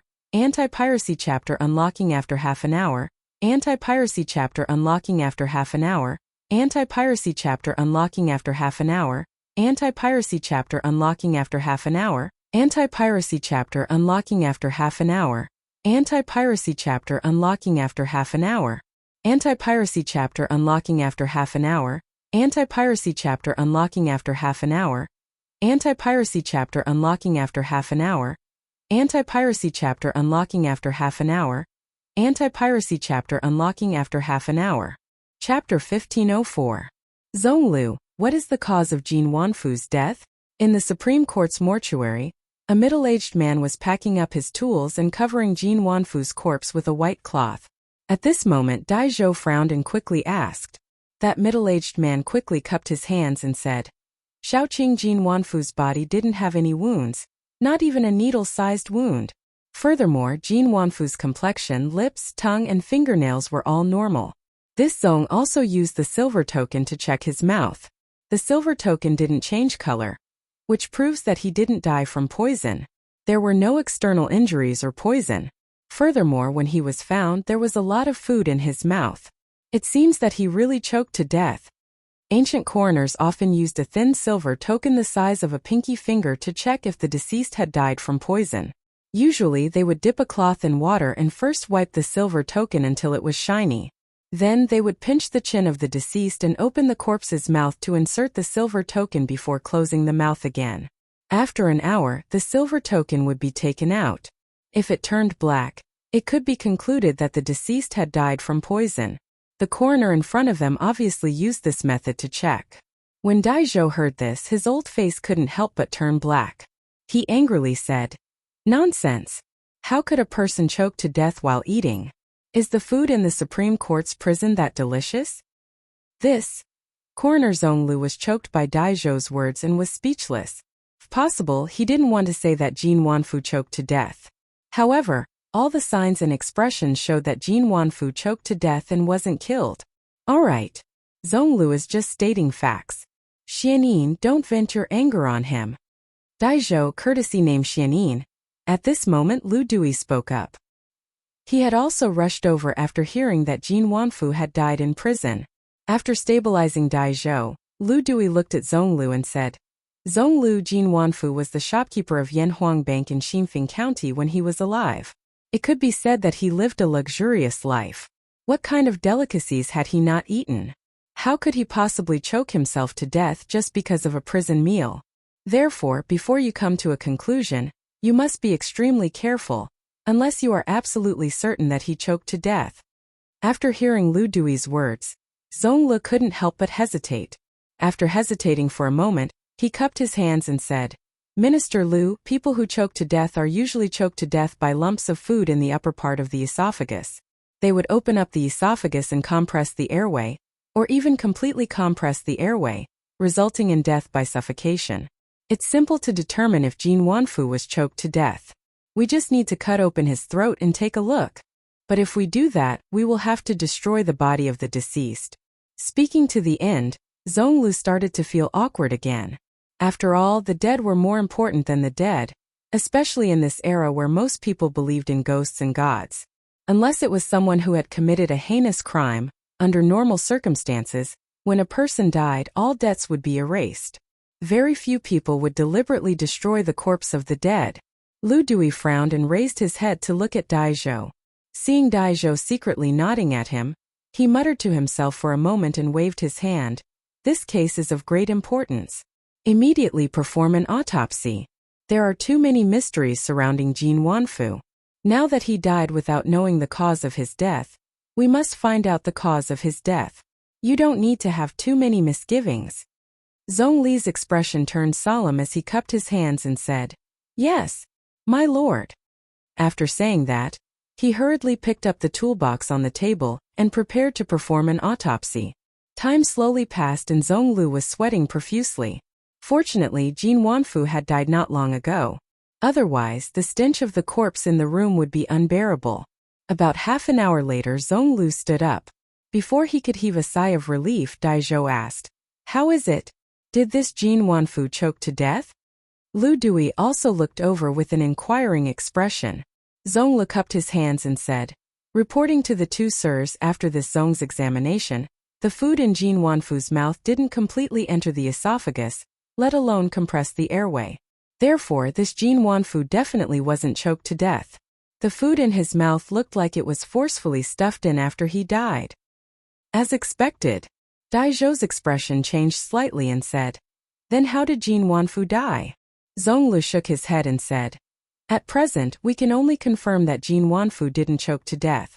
As for the specific cause of death, it still needs to be investigated. Although there was some food in his esophagus, it definitely wouldn't cause death. Previously, this Zong said that there were no external injuries on his body, and that he didn't die from poisoning. Therefore, this Zong suspects that he should have died from internal injuries. This subordinate needs to perform a full autopsy on Jin Wanfu's body. Sirs, please leave." He was worried that the scene would be too bloody and frighten or disgusting Lu Dui and Dai Zhou. Do as you wish. You must investigate the cause of Jin Wanfu's death thoroughly," Lu Dui said earnestly to Zhonglu, and then left the mortuary with Dai Zhou. "Minister Lu, since Jin Wanfu didn't choke to death, then he must have been killed. However, the Supreme Court's prison has always been heavily guarded. It's almost impossible for outsiders to enter without making a sound. Therefore, this subordinate suspects that this matter must have been done by people from the Supreme Court." After leaving the mortuary, Dai Zhou cupped his hands and said to Lu Dui. Hearing that, Lu Dui pondered for a moment, then nodded with a serious face and said, "Xianyin's words are very reasonable. This official orders you to immediately interrogate the prison guard who was on duty last night." Understood. Dai Zhou's spirits were lifted, and he hurriedly cupped his hands and accepted the order. "Are you sure that the Supreme Court's people won't be able to find out that it was you? I heard that Dai Zhou of the Supreme Court is impartial and resolves cases like a god. Ever since he took office, he has never been wronged. Can your methods really hide from his eyes?" Outside Xinfeng County in a secret room, the iron-masked man had his hands behind his back and was facing Shijia De as he asked lightly, "Don't worry, Dragonhead. Jin Wanfu has no injuries on his body, and there are 5 poisons in his body. The Supreme Court's people will definitely not be able to find out the cause of Jin Wanfu's death. Unless they completely dissect Jin Wanfu's body, Jin Wanfu can only be choked to death." Shijia smiled confidently. "If the Supreme Court's people really dissect Jin Wanfu's body, what should we do?" The iron-masked man was somewhat displeased. Shijia's face froze. After hesitating for a moment, he said, "Even if they dissect the body, it will be difficult for them to find any clues because they won't be able to find the murder weapon this poor monk used to kill." The iron-masked man nodded, expressing his satisfaction with Shijia's answer. After a moment, he said coldly, "This Jin Wanfu could have left to do more for the Heavenly Dragon sect, but because of his greed for women, he exposed himself and almost ruined my plans. And that Zhongliang, these 2 idiots deserve to die. Your Majesty, the Supreme Court has news that the shopkeeper of Yanhuang Bank, Jin Wanfu, who was first arrested and brought to justice, suddenly died in prison last night. At this moment, the Supreme Court's coroner is investigating the cause of his death." After the morning court, Li Er read for a while in the Sweet Dew Hall. Seeing that noon was approaching, he was about to go to the West Court of the Imperial Palace to have lunch with Empress Zhang's son. At this moment, Zhao Song rushed in from outside and cupped his hands. "Jin Wanfu?" Li Er frowned and then asked, "A while ago, Dai Zhou reported to me that this Jin Wanfu had an account deficit of 30,000 strings of coins. Now that this person suddenly died in prison, could it be that his accomplice sneaked into the Supreme Court to silence him?" Li Er was just guessing subconsciously, but his guess was not far from the truth. Zhao Song cupped his hands and said, "Your Majesty, it is said that Jin Wanfu did not have any external injuries, nor was his body poisoned. At first, the Supreme Court's people thought that he choked to death, but after the coroner dissected the body, they found that the food in his mouth was forced in after he died, and he did not choke to death. At this moment, the Supreme Court's coroner is fully dissecting the body to determine the real cause of Jin Wanfu's death." Hearing this, Li Er could not help but rub his eyebrows. Recently, too many things had happened in Chang'an City, which gave him a headache. After a moment of silence, Li Er said solemnly, "Let the Supreme Court investigate thoroughly. They must find the cause of Jin Wanfu's death and the mastermind behind it." "Yes. Xianyin, how's the interrogation?" In the afternoon, Lu Dui came to the prison cell and saw Dai Zhou sitting in front of a few tables with a tired face.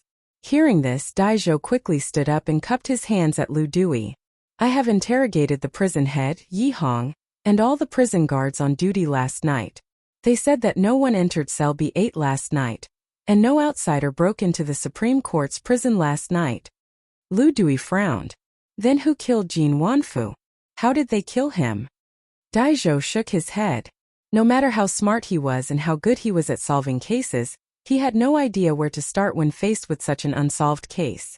Seeing Daizhou frowning and thinking hard, Lu Dui knew that he did not know the answer either. He could not help but sigh.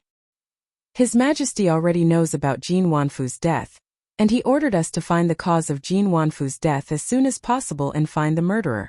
We have to hurry. Daizhou cupped his hands and said, I will do my best. I am not worried about your ability. Lu Dui nodded and cheered Daizhou on. Officer Lu, Officer Dai. Coroner Zhong Lu has found the cause of Jin Wanfu's death.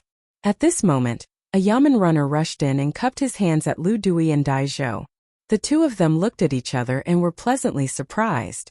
Lu Dui quickly said, Let's go. Let's go to the mortuary immediately. A moment later, the two of them arrived at the mortuary. Before they even entered the room, a very strong smell of blood rushed to their faces. Daizhou and Lu Dui were eager to find the answer and did not care about this at all.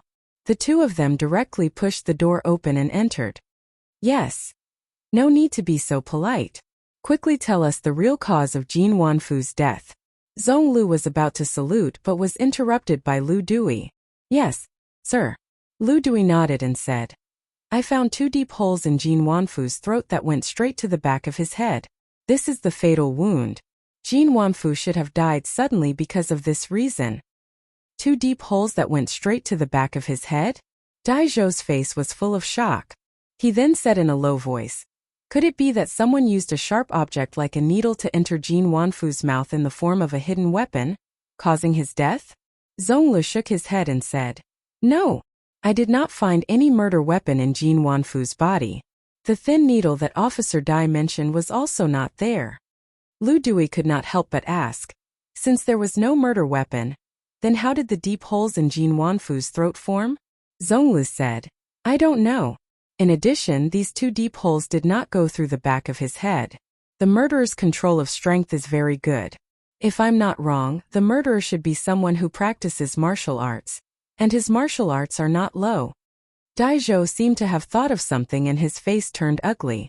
He cupped his hands at Lu Dui and said, Officer Lu, those jailers are definitely not telling the truth. I will go to the prison and interrogate them again. Lu Dui nodded and said, Go. If necessary, you can use torture. In order to solve the case as soon as possible, old Lu could be considered to be going all out. Daizhou cupped his hands and left. Chapter 1505. Father, you don't have to worry about my homework. Why don't you tell me what case you're investigating first? Who knows, maybe I can even help. In the main hall of the Sun residence, Sun Zifan couldn't help but say when he heard Sun Fujia's reprimanding words. Sun Fujia swallowed the food in his mouth and glanced at his son indifferently. Then he said angrily, You're always ignorant and incompetent. It's fine as long as you don't help. Who dares to expect you to help? Pa. Without waiting for Sun Zifan to refute, Mrs. Sun was unhappy. She knocked on the bowl with her chopsticks and said unhappily, What are you talking about? Our family's Zifan is also a student of Yanhuang College. His grades aren't among the best, but he's still above average. He's not bad compared to the other officials' children. How can he be ignorant and incompetent in your eyes? Sun Fujia was stunned by the question. In order to eat as soon as possible, he quickly begged for mercy. Okay. Madam, you're right. My family's Zifan isn't ignorant and incompetent. He's a pillar of the country. Can this old man eat now? If you want to eat, then eat. Who's holding your hand and not letting you eat? Mrs. Sun rolled her eyes in annoyance and said softly. Sun Fujia suddenly choked. However, he had worked overtime at the yamen for so long. At this moment his stomach was growling with hunger. He didn't have time to talk back. He could only turn his grievances into appetite. Sun Zifan, who was watching from the side, couldn't help but secretly give his mother a thumbs up. He thought to himself that his mother still loved him. After Sun Fuja ate a few mouthfuls of food, he didn't feel as hungry as before. At this moment Sun Zifan said, "Father, can you tell me what happened in the Supreme Court?" Sun Fuja thought for a moment. Although under normal circumstances, the Supreme Court's cases couldn't be revealed to outsiders, that was only to prevent people related to the case from knowing the news in advance. Sun Zifan was obviously not one of them. So, after hesitating for a moment, Sun Fuja said, "Speaking of this case, it has something to do with the Yamacho." "Oh? It has something to do with the Yamacho?" Hearing this, Sun Zifan immediately became alert.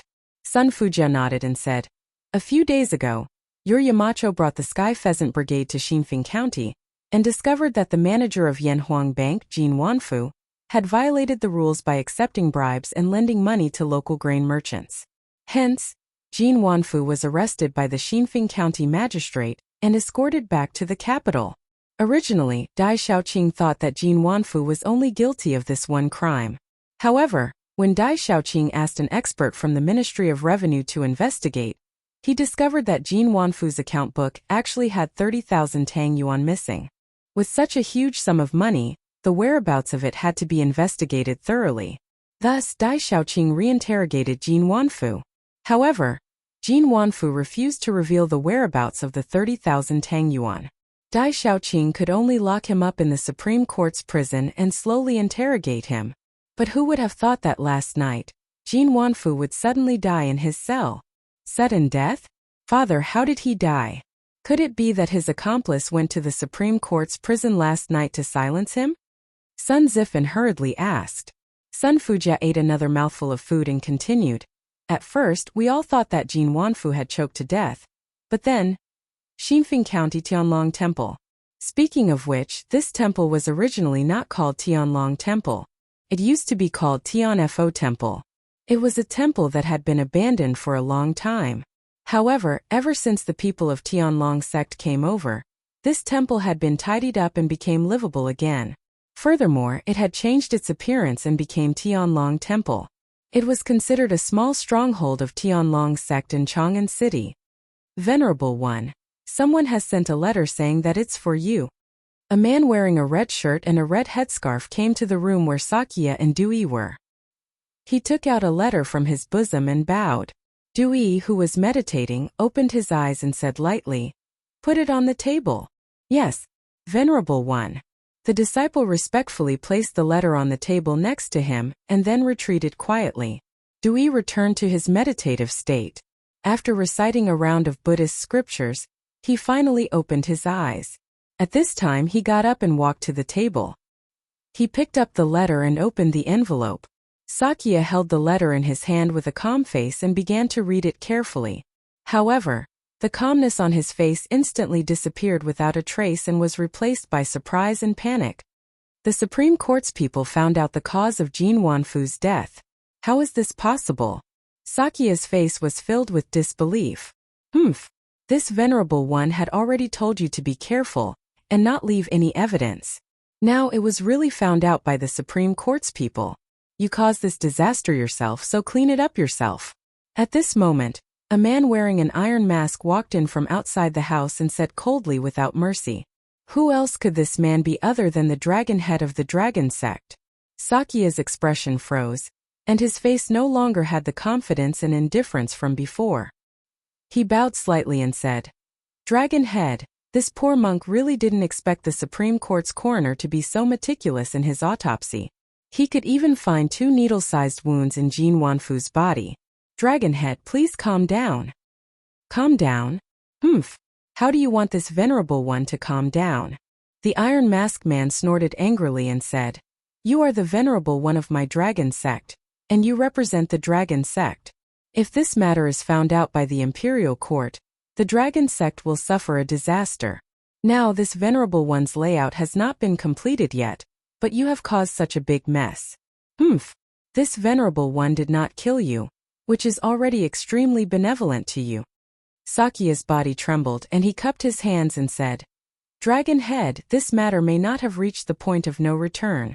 First of all, the Supreme Court only found 2 needle-shaped wounds in Jin Wanfu's body. but they don't know who killed Jin Wanfu or what weapon killed him. In addition, this letter was sent to this venerable one by the Supreme Court's warden Yi Hong, proving that he has not betrayed the dragon sect. And the only one who knows this venerable one's identity is him, so. Hearing this, the Iron Mask Man turned to Sakya and asked, "So you want to silence him again?" "Dragonhead, this Yi Hong is extremely loyal to the dragon sect. If this venerable one asks him out of the city, he will definitely come out. At that time this venerable one will kill him. Then, no matter how smart the Supreme Court is, they won't be able to trace it back to us." Sakya hurriedly said. It was hard to imagine that such bloodthirsty and ruthless words came from the mouth of the venerable monk in the hearts of the people. If the dragon sect members were present, their faith would have collapsed immediately. The Iron Mask Man stood with his hands behind his back, frowning silently. After a moment he said, "Although Yi Hong is loyal to the dragon sect, his sacrifice is worth it for the sake of the dragon sect's success. This matter will be handled according to your plan, but as long as you ask him out, this venerable one will arrange for the assassins of the Earth Fiend group to do the rest. You don't have to worry about it." Sakya knew that the Iron Mask Man did not trust his ability to do things, and he felt a little uncomfortable in his heart. But at this moment he could not refute. He could only bow slightly and said, "This venerable one obeys the Dragonhead's order. Ziffin, you brat, it's the weekend. Why don't you go out to have fun and stay at home? Let's go out and have some fun with our brothers." The next day, Di Jishuan, Li Tai, and Yuchi Baolin came to the backyard of the Sun residence and said to Sun Ziffin, who was lying on the armchair. This armchair was originally created by Li Zishuan.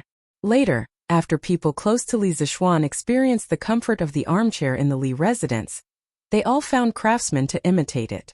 In fact, they also wanted to buy it directly, but there was no place to sell it, so they could only encroach on Li Zishuan's intellectual property. Li Zishuan did not intend to use these things to make money. After learning about the situation, most of them just laughed it off and did not take it to heart. "Jishuan, Qingke, Baolin, why are you all here?" Hearing this, Sun Ziffin hurriedly stood up and looked at the people in front of him and asked, "Of course we're here to have fun with you." Li Tai closed the folding fan in his hand very showily and then found an armchair nearby. After sitting down, he said, "Ziffin, Chang'an City has been very lively recently. I heard that a divine monk called Du Yi, who is the reincarnation of God and Buddha, has come here. He can use all kinds of magic. The people are talking about him like a god." Sun Ziffin said with a look of disbelief, "Qingke, Yamacho said that there are no immortals in this world. This divine monk Dewey must be a liar. The reason why so many people believe him is that his deception skills are better. Qingke Jishuan, do you still believe this?" Li Tai said carelessly, "It's not about whether we believe it or not, but the people have already talked about this divine monk Dewey like a god. Isn't it a pity if we don't go and see for ourselves? Besides, if Dewey is really a liar who fooled the people, we can expose him on the spot. Let's see if he dares to pretend to be a god and fool the people in the future." Di Jishuan nodded and said, "Qingke is right. We are all disciples of engineering. Naturally, we don't believe in the reincarnation of God and Buddha. This Dewey either wants to use this trick to cheat money, or he wants to use the identity of the reincarnation of God and Buddha to bewitch the people for his use. No matter what the situation is, we can't sit by and let him continue to pretend to be a god." Sun Ziffin frowned and said, "If you want to expose Du Yi's deception, you can go. Why do you have to drag me into it?" Li Tai and Di Jishuan looked at each other and wanted to say something but stopped on second thought. Yuchi Baolin was more straightforward. He scratched his head and said, "Ziffin, we are here to find your father. Lord Sun is the Shaoqing of the Supreme Court and is very good at judging cases. He can definitely see what kind of trick Dewey is playing at a glance." As it turned out, these people were not here for him, but for his father, Sun Fujia. At most, he could be considered as a dispensable accessory. When Sun Zifan heard this, he immediately received a critical hit of 10,000 points. "Hey, you are bad friends. I, Sun Ziffin, am really careless in making friends." Sun Ziffin pointed at Li Tai and Di Jishuan. Then he changed the topic and said, "But if you want to find my father, maybe it's not the right time. An important case happened in the Supreme Court yesterday. My father is so busy investigating the case that his feet don't touch the ground. How can he have time to care about that monk Dewey? An important case happened in the Supreme Court? What important case? Di Jixuan was stunned and asked subconsciously. Li Tai said in a deep voice, "It should be the case of Jin Wanfu's sudden death in prison, right?"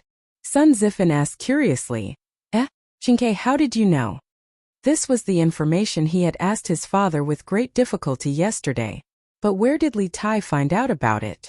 Li Tai shook his head and said softly, "This morning I went to the palace to pay my respects to Imperial Mother. Imperial Mother told me. She said that Imperial Father has been worried about this matter since yesterday." Di Jixuan was speechless. "What are you talking about? Why do Baolin and I not know anything? Can't you tell us more clearly?" Li Tai looked at Sun Zifan and said, "Zifan should know more about the situation. It's better for Zifan to tell us." Sun Zifan thought for a while and then nodded. "Okay, I'll tell you about it, but you mustn't tell anyone else about it." Di Jixuan and Li Tai couldn't help but frown as Sun Zifan spoke. Yuqi Baolin, on the other hand, didn't have much of a reaction.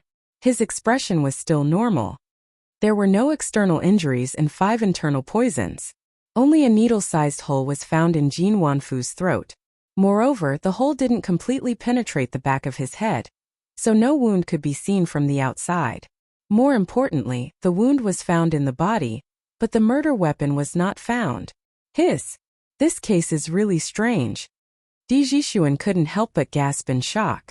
Li Tai had only learned from Empress Zhang's son that Jin Wanfu had suddenly died in the Supreme Court's prison, but he didn't know the details. After listening to Sun Zifan's story, he was also very shocked. After a moment of silence, he said, "The murderer's method is really strange. If it weren't for Dai Xiaoqing's keen observation and the Supreme Court's coroner's autopsy, I'm afraid Jin Wanfu would have really choked to death." Di Jixuan's eyes lit up as if he suddenly thought of something. He looked at Li Tai and hurriedly said, "Qingke, don't you feel that the murderer doesn't seem human?" Li Tai was inexplicably stunned. He was also a smart person. After a moment's thought, he nodded and said, "Indeed, he doesn't seem human. He killed without leaving a trace, and there was no murder weapon. He didn't make a sound and treated the Supreme Court's prison guards as if they didn't exist. Such methods and abilities are really inhuman." Clap! Di Jixuan clapped his hands excitedly and said, "Haha, that's right." Sun Zifan was confused. He couldn't help but jump up and down and said, "What do you mean, right? What's right? You just said that you don't believe in ghosts and gods in the world. Why are you saying that the murderer doesn't seem human now?" Di Jixuan laughed and said, "Haha, Zifan, there's no contradiction between what you said and what you said. We only said that the murderer doesn't seem human, but we didn't say that he's not human but a god.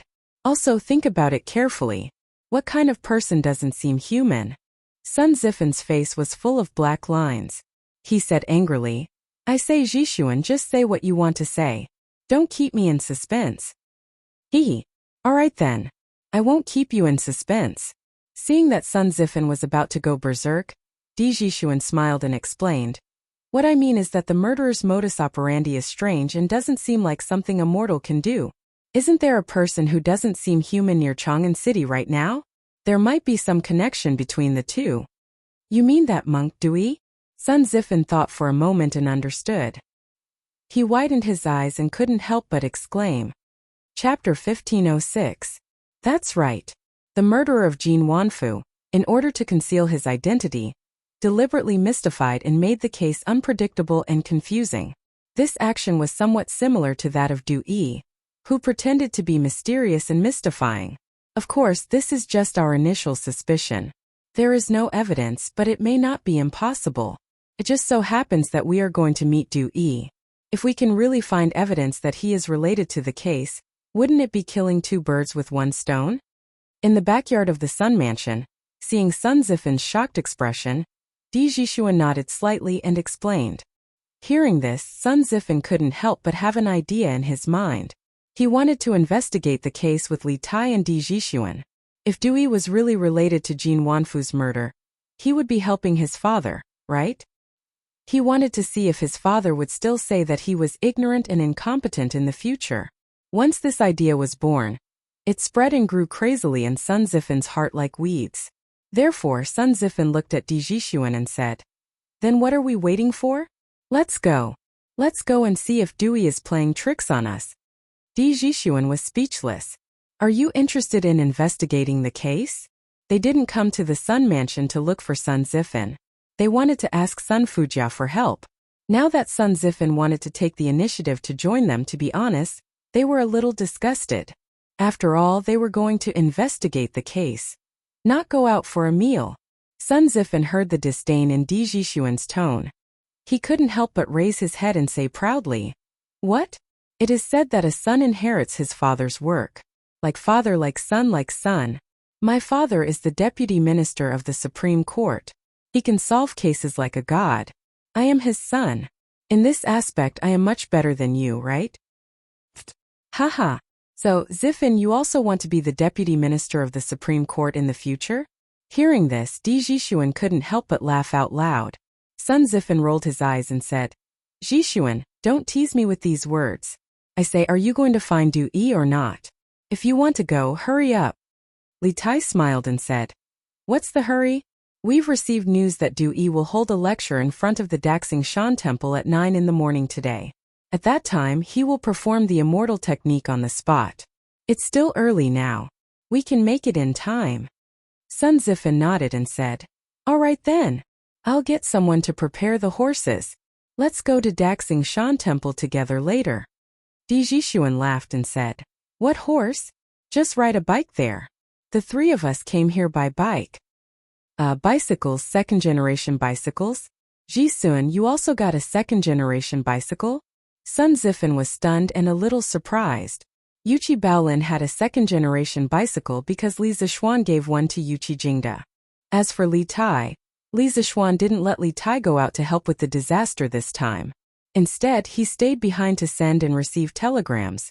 In addition, Li Tai was the absolute main force of the 2 killer projects launched by the Academy. Therefore, Li Zishuan also gave Li Tai a variable speed bicycle before leaving. But where did Di Jishuan get it? Sun Zifen couldn't help but feel puzzled.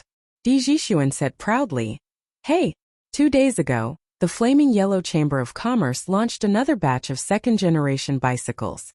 I asked all the servants to line up in the shops of the Flaming Yellow Chamber of Commerce and finally got one. But it's not as good as Qingchua's variable speed bicycle." Sun Zifen was speechless and said, "You should be grateful. I still don't have one." Di Jishuan laughed and said, "There will be. There will definitely be one after a while. According to the situation of the first-generation bicycles, the production of the Strange Taste Pavilion workshop will definitely increase soon. Then, Zifen, you should be able to get one easily." When the first generation of bicycles was first introduced, the demand could not meet the demand. However, as the factory bicycle production line opened up, the production capacity quickly increased. Families who could afford bicycles could basically buy them later on. Now, with the second generation of bicycles, the production capacity would definitely increase greatly in the future. Li Tai waved his hand and said, "Let's not talk about this first. Zifen, quickly pack up. We should go." Sun Zifen was speechless and said, "Pack my ass. Qingke, your variable speed bicycle can carry people. You can carry me." Li Tai's little face darkened and said unhappily, "No, no. You're so heavy. How can I carry you? Go find Baolin." Sun Zifen was furious. "Damn it. Qing, touch your conscience and tell me, which one of us is heavier?" "Of course you're heavier. I can't feel it if I'm heavy. Divine Monk Dewey actually came to Chang'an to preach. That's great." "Yes. Last time Master Dewey preached in Xinfeng County, I had something to do and missed it. What a pity. Today's scripture conference can also be attended by ordinary people. It's not like last time when only the members of the Sky Dragon Society could attend. After this scripture conference, I want to join the Sky Dragon Society. My neighbor Old Wang got a bowl of Jasper Lake holy water from the Sky Dragon Society. After drinking it, I heard that his legs and feet no longer hurt. That's amazing. I also want to join the Sky Dragon Society. But I don't know if Master Dewey will accept me." Outside of the temple, there was a temporary altar with a big red curtain on top of it. It actually blocked the entrance of the temple. If an ordinary shop encountered someone causing trouble in front of their door, they would have directly torn down the platform because this was simply destroying the business. Translator. Endless Fantasy Translation Editor. Endless Fantasy Translation. However, the Daxing Shan Temple was a Buddhist temple. The monks inside were all from the Tantric sect and were of the same origin as Sakya Dui. Although it was excessive for Sakya Dui to set up an altar and preach in front of other people's temples, the monks of the Daxing Shan Temple did not come out to tear down the platform. Wow! It's still more than half an hour before 9. And there are already so many people here? When Li Tai and the others came to the Daxing Shan Temple from the Sun Mansion, they saw that the altar was surrounded by people. Di Jixuan could not help but be surprised. Li Tai said in a deep voice, "This shows that Dewey is good at bewitching people. I heard that in just a few days, tens of thousands of people have joined the Sky Dragon Society. It's enough to see how terrifying the expansion of the Sky Dragon Society is." The rapid expansion of the Sky Dragon Society is not good news for the Imperial Court. Based on the current situation, Dewey is only a venerable of the Sky Dragon Society. There is also a mysterious dragon head behind him. If this person has bad intentions and incites these people to revolt, it will be troublesome. Di Jixuan's eyes darkened as he analyzed. Li Tai nodded and said, "Jixuan, what you said is not without reason. These days, my imperial father has been troubled by this matter. It's fine if the dragon head of the Sky Dragon Society is wholeheartedly kind. If he has other intentions, we must expose his true face as soon as possible to prevent more people from being deceived. I think we should squeeze to the front first. Otherwise, we won't be able to see how Dewey uses the immortal art." Sun Zifen said at this time. Yes, that's right. Zifen, you have a strong physique. You take the lead. Di Jixuan joked. Sun Zifen said angrily, "Nonsense. If we want to take the lead, it should be Bao Lin. Who among us is stronger than Bao Lin?" Then I'll take the lead." Yuchi Bao Lin gave a simple and honest smile and went to lead the way. He was such an honest person. As long as his friends treated him sincerely, he did not mind taking a small loss for them. With Yuchi Bao Lin the human tank opening the way, they finally squeezed to the front. "Hey, look at the arrangement of the immortal art altar. It really looks like it. I wonder what kind of immortal art Dewey will perform today." After seeing the arrangement of the immortal art altar, Di Jixuan could not help but sigh. Before Li Tai and the others could say anything, a big man beside them could not help but say angrily, "Kid, you don't know how to be polite. How dare you call the Master's Dharma name directly? Be careful that the heavens punish you." "That's right. How can you call the Master's Dharma name directly? I wonder which family this kid is from. You don't know the immensity of heaven and earth." It was Di Jixuan's unintentional words that had aroused the anger of the surrounding Heavenly Dragon Sect disciples. They were all glaring at Di Jixuan as if they were going to beat him up if he didn't admit his mistake. Seeing this, Di Jixuan shrunk his neck and decisively admitted defeat. "I just came from another place and have only just heard of the Master's reputation. Please don't blame me." Hearing this, the believers finally let Di Jixuan go. Phew! Di Jixuan heaved a sigh of relief.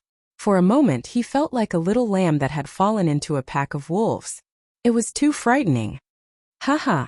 Jixuan, the people here only know the divine monk. No one knows you. You must be careful with your words and actions." Li Tai said softly. Di Jixuan said softly, "Chinga, these believers are too crazy. Once the dragon head of the Sky Dragon Society has evil intentions, with these crazy believers, the destructive power they bring to the Tang Empire is too great." Li Tai said worriedly, "Indeed. I guess my father is also worried about this. Let's keep our eyes open and see if we can find any flaws in Dewey's plan." Di Jixuan, Sun Zifen, and Yuchi Bao Lin all nodded seriously. Dong! Creak! After waiting for more than 15 minutes, a dull sound suddenly came from the altar, followed by the creaking sound of a door opening.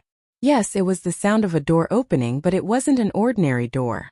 The wooden planks in the middle of the altar suddenly opened to both sides, and a monk in a red and golden cassock rose from the ground to the surface. Moreover, he was still rising slowly. The monk held a staff in his left hand, and his legs remained in a cross-legged position. Just like that, he rose from the ground and rose higher and higher. Finally, the wooden planks in the center of the altar closed again, and the monk sat cross-legged in midair, holding a Buddhist staff in his left hand and a Buddhist salute in his right hand. It looked like he was chanting sutras, and he had the demeanor of a deity in heaven. Whoosh! The onlookers were in an uproar. After all, in their eyes, only the deities in heaven had the ability to rise in the air. The divine monk is here. The master is indeed the reincarnation of a deity in heaven. It's amazing that he can rise in the air directly. Greetings, divine monk. Without anyone leading them, the onlookers almost spontaneously knelt and saluted Dui, who was sitting cross-legged in the air. Chinga, this Dui is really a deity. He can actually float in the air. Sun Zifen widened his eyes and couldn't help but exclaim in surprise. Don't talk nonsense. Li Tai frowned and said, Dui's move looks amazing, but I don't believe that this is his true ability.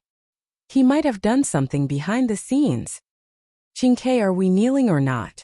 Yuchi Baolin, who was standing beside Li Tai, asked a more realistic question.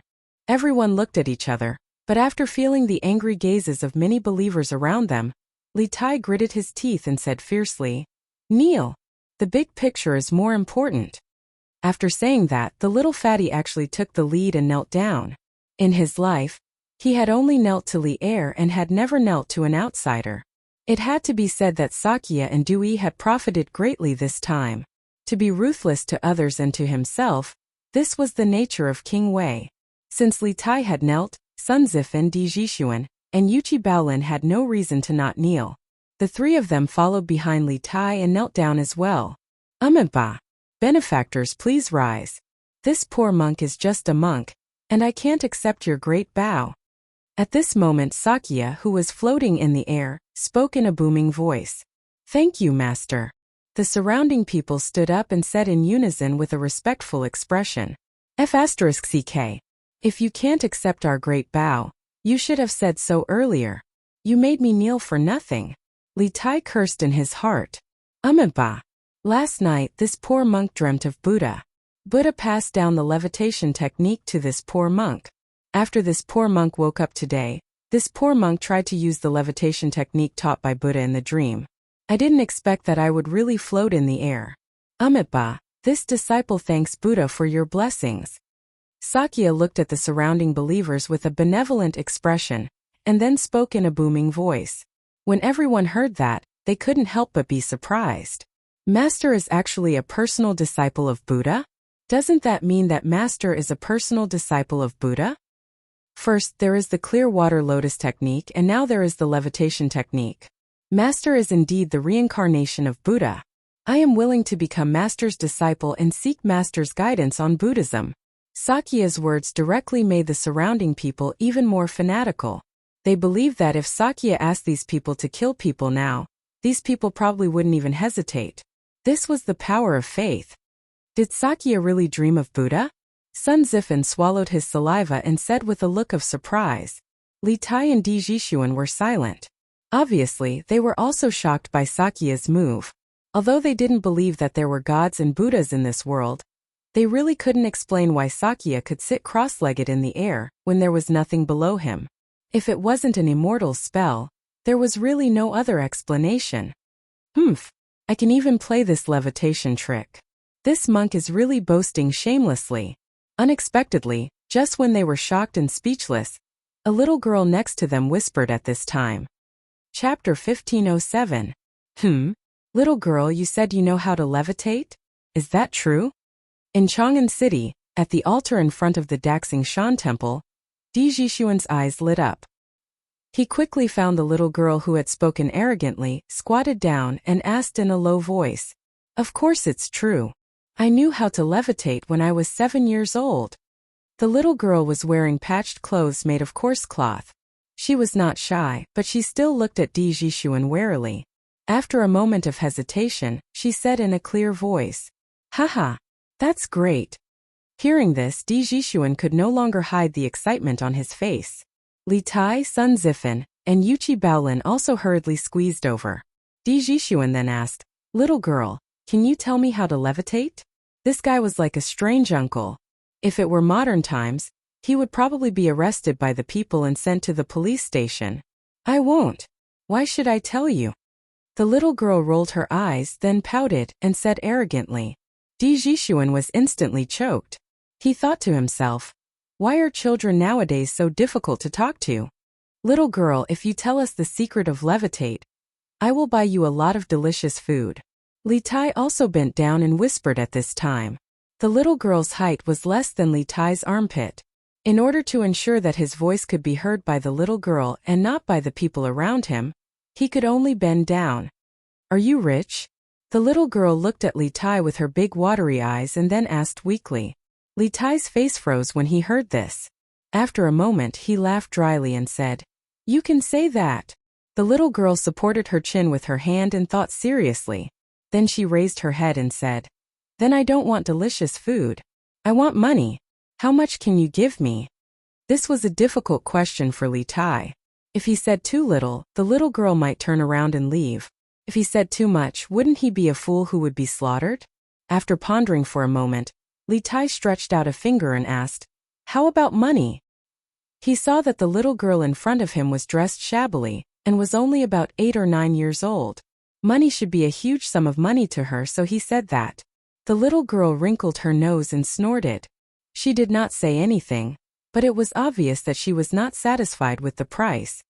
Li Tai couldn't help but be speechless. He thought that this little girl's appetite was really big. After a pause he said, How about 10 strings of cash? The little girl's eyes lit up slightly, but she was not in a hurry to agree.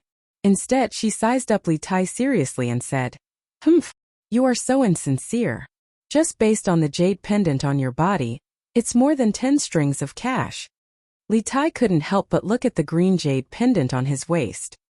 He thought to himself that this little girl had some eyesight. She actually knew that this jade pendant was expensive. As the king of Wei, all the accessories on his body were expensive, and this jade pendant was no exception. Then how much do you want? Name a price. After being rejected one after another, Li Tai became impatient. He simply asked the other party to name a price. The little girl thought for a moment. After a moment she also stretched out a finger. There was some hesitation in her eyes, but it was soon replaced by determination. She said, I want 100 strings of cash. Is that okay? It was obvious that she did not have much confidence in this 100 strings of cash, but for some reason she still named this price. 100 strings of cash? Li Tai couldn't help but frown. With his status and wealth, he naturally wouldn't take a mere 100 strings of cash to heart. However, this little girl in front of him wanted 100 strings of cash just for a piece of information. Wasn't she asking for too much? Furthermore, it gave people the feeling that she was insatiable. Li Tai couldn't help but have a bad impression of the little girl. Yes, 100 strings of cash. Can you give it to me? As long as you give me 100 strings of cash, I'll tell you everything. The little girl hurriedly said. Her eyes were filled with emotions. There was nervousness, uneasiness, excitement, and agitation. There was so much more. Even if I give you 100 strings of cash, aren't you afraid of encountering bad people with so much money? Li Tai frowned. A trace of fear flashed in the little girl's eyes, but she immediately insisted. You don't have to worry about that. You just have to give me the money. Li Tai was helpless. He could only take out 100 Tang Yuan from his sleeve and hand it over. This is 100 Tang Yuan. It can be exchanged for copper coins in the Yanhuang Bank of the Tang Dynasty. If you want to get this 100 strings of cash, you have to first tell me the secret of the levitation technique. Previously, he had planned to ask the little girl's name, but after this conversation, he couldn't even be bothered to ask her name. This was because in his opinion, this little girl was too greedy and not worth his asking. Li Tai only wanted to quickly understand the levitation technique and send her away. The little girl blinked and shook her head. That won't do. If I tell you the secret of the levitation technique and you don't give me the money, then what should I do? You have to give me the money first. Li Tai was speechless. Then if you don't even know the secret of the levitation technique and run away after getting the money, wouldn't I be the one at a disadvantage? The little girl frowned. There are 4 of you and only 1 of me. If I run, how can I outrun all of you? Big brother, can you use your brain when you speak? Can you use your brain when you speak? Hearing this, Li Tai almost vomited blood on the spot. However, to a certain extent, he had to admit that the little girl's words did make some sense. After a moment of silence, he nodded and said, "All right. I'll believe you this time. Here. This is 100 strings of cash. Keep it safe." After that, he handed the 100 strings of cash in his hand to the little girl. Swoosh! The little girl quickly snatched the string of cash from Li Tai's hand, and then carefully examined it in front of her eyes. She was probably trying to determine if the string of cash was real or fake. Seeing this, Li Tai found it funny. "Can you tell if the string of cash is real or fake? Why don't I help you?" The little girl ignored Li Tai and looked at the string of cash for a while. Then she carefully put the 100 string of cash into her pocket. Seeing Li Tai looking at her with a burning gaze, she put her guard up and said softly, "Since you're so straightforward, I'll teach you the secret of the levitation technique. All of you come closer. I'll only say it once. If anyone doesn't hear it clearly, then I won't care." Hearing this, Li Tai, Sun Zifan, Di Jixuan and Yuchi Baolin quickly bent down and moved their heads closer. The little girl said softly, "Actually, that monk Di isn't floating. He's sitting on a piece of metal. Do you see the monk's staff in his hand? The bottom of the monk's staff is fixed to the platform of the altar. The top of the monk's staff is also connected to the chair. However, the iron rods that are connected to the chair are hidden in his sleeves and clothes. The piece of metal that he's sitting on is connected to the monk's staff through these hidden iron rods. Because he's wearing a very loose monk's robe and kasaya, with these things blocking the view, others would think that he's floating in the sky. But this is just a smokescreen that can only deceive young masters like you who are inexperienced in worldly affairs." Hearing this, everyone couldn't help but be enlightened. However, when they heard the little girl's last sentence, "It can only fool you inexperienced young masters," the four of them were so depressed that they almost vomited blood. They, the young masters of the capital, had actually been collectively ridiculed by an unknown little girl. If this were to spread out, many people would definitely laugh their heads off. "I see. I didn't expect this dude to be so cunning. Just by using this little trick, he's able to make the people believe that he's the reincarnation of a Buddha. He even almost tricked the four of us. How hateful." Di Jixuan couldn't help but sigh at this time. Li Tai nodded and said, "Now, it seems that the clear water lotus technique that Du used before must be a lie. I just don't know how he did it." "Haha. Wouldn't it be easier to just ask this little lass? Where's that little girl?" Di Jixuan was just about to say, "Just ask this little girl," but when he looked down, there was no trace of the little girl around. Hey, this little girl actually took the money and ran away. What a little money grubber. Di Jixuan couldn't help but sigh with emotion. Obviously, he had heard the conversation between the little girl and Li Tai just now. "Humph! Who are you calling a little money grubber?" As soon as Di Jixuan's voice fell, he suddenly felt a small fist hitting his back, followed by the crisp voice of a little girl. Who else could it be but the little girl from before? "Yo, little girl, you didn't leave?" Di Jixuan turned around and laughed in a low voice. The little girl curled her lips and said, "I wanted to leave, but I couldn't. Who would want to stay with you idiots?" Idiots? Di Jixuan had a strange look on his face when he heard this. The four of them were students of Yanhuang Academy, and Li Tai and he were both ranked in the top 50 of the academy. No matter how he looked at it, they were not idiots at all. Humph! You can't even see through such a simple trick. What else can you be if you're not idiots? The little girl pouted and said matter-of-factly. Everyone was speechless. If it weren't for the occasion, Sun Zifan even wanted to stuff the little girl's mouth with a rag and ask her fiercely, "What kind of education did you receive? Why are your words so hurtful?" Buzz! The master is going to perform the celestial magic again. Great! We're really going to feast our eyes today. We can actually see two celestial magic. At this moment, the onlookers suddenly cheered loudly, which woke up Li Tai and the others instantly and turned their attention to the spiritual altar. Dewey put his palms together and said loudly like an eminent monk, "Amitba, the Buddha not only taught me the levitation skill, but also the skill of turning water into ice. It's just right to bring some coolness to all of you in this hot summer. Heh, is Dewey trying to make ice with water? What kind of celestial magic is that? The Yamacho has long known how to make ice with water. Li Tai couldn't help but frown. There was no ice cellar in the drunken immortal inn, but there was always ice and warmth. Therefore, Li Zishuan's ability to make ice in summer had long been an open secret. Let's see what tricks Dewey is going to play this time. Let's play it by ear.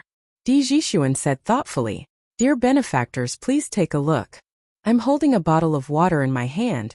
A bottle of water that can flow. Next, I'll use the skill of turning water into ice. Dear benefactors, please take a look. At this moment, Dewey took out a bottle of water from somewhere on the stage. It was a glass bottle, and the freely flowing water could be seen through the glass bottle. Then Dewey opened the bottle and held the bottle in his left hand and a transparent glass cup in his right hand. Under the watchful eyes of the crowd, Dewey slowly tilted the bottle of water, and the crystal clear water immediately flowed down and hit the transparent glass cup. The expected scene of water splashing didn't happen. Instead, a shocking scene appeared.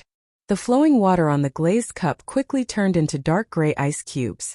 As more and more water flowed down, more and more ice cubes appeared in the glazed cup. Under the sunlight, people who were close to the glazed cup could even see the cold air coming out of it. Obviously, it was really ice cubes. Buzz! It really turned into ice cubes. This is amazing. The water actually turned into ice cubes on such a hot day. This is really amazing. The reincarnation of a Buddha. Master is the reincarnation of a Buddha. It's really the work of a god.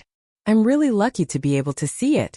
Shakyamuni grinned when he heard the compliments that came from all directions, and then he passed the plate of ice fragments to a young monk and asked him to distribute it to his followers.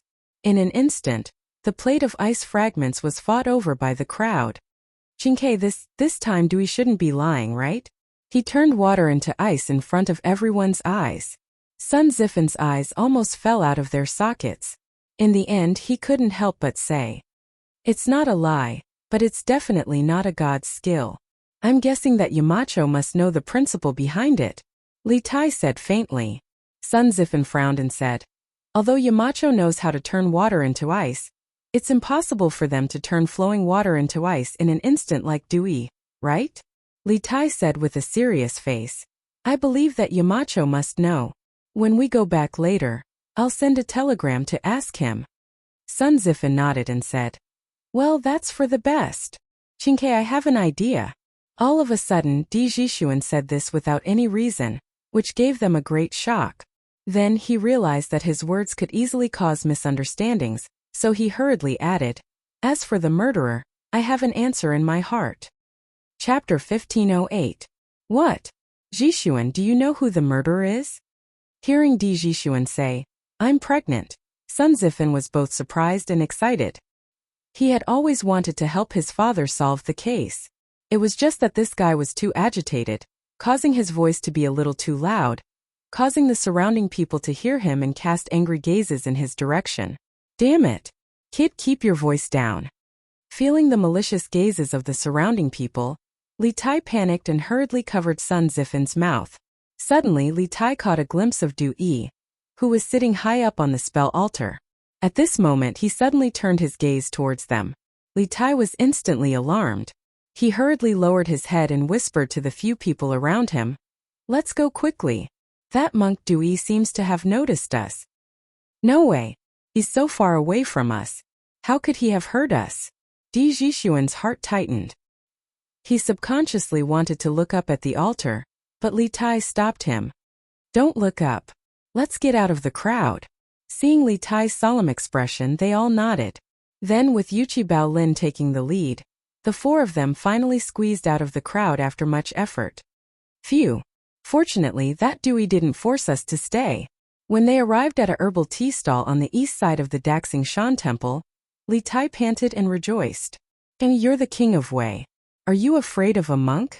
Sun Ziffin felt that Li Tai was making a fuss over nothing and couldn't help but complain. Li Tai said faintly, "Kid, don't you see how fanatical those people are looking at Dewey?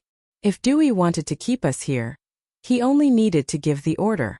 Those people wouldn't care whether I'm the king of Wei or not." They would definitely tie us up directly. You're the king of Wei?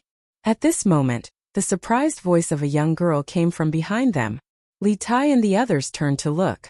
Who else could it be but the little girl who had exposed the scam of the calamity-avoiding levitation technique? Little girl, I've already given you the money. We should be considered even now, right? Why are you here again?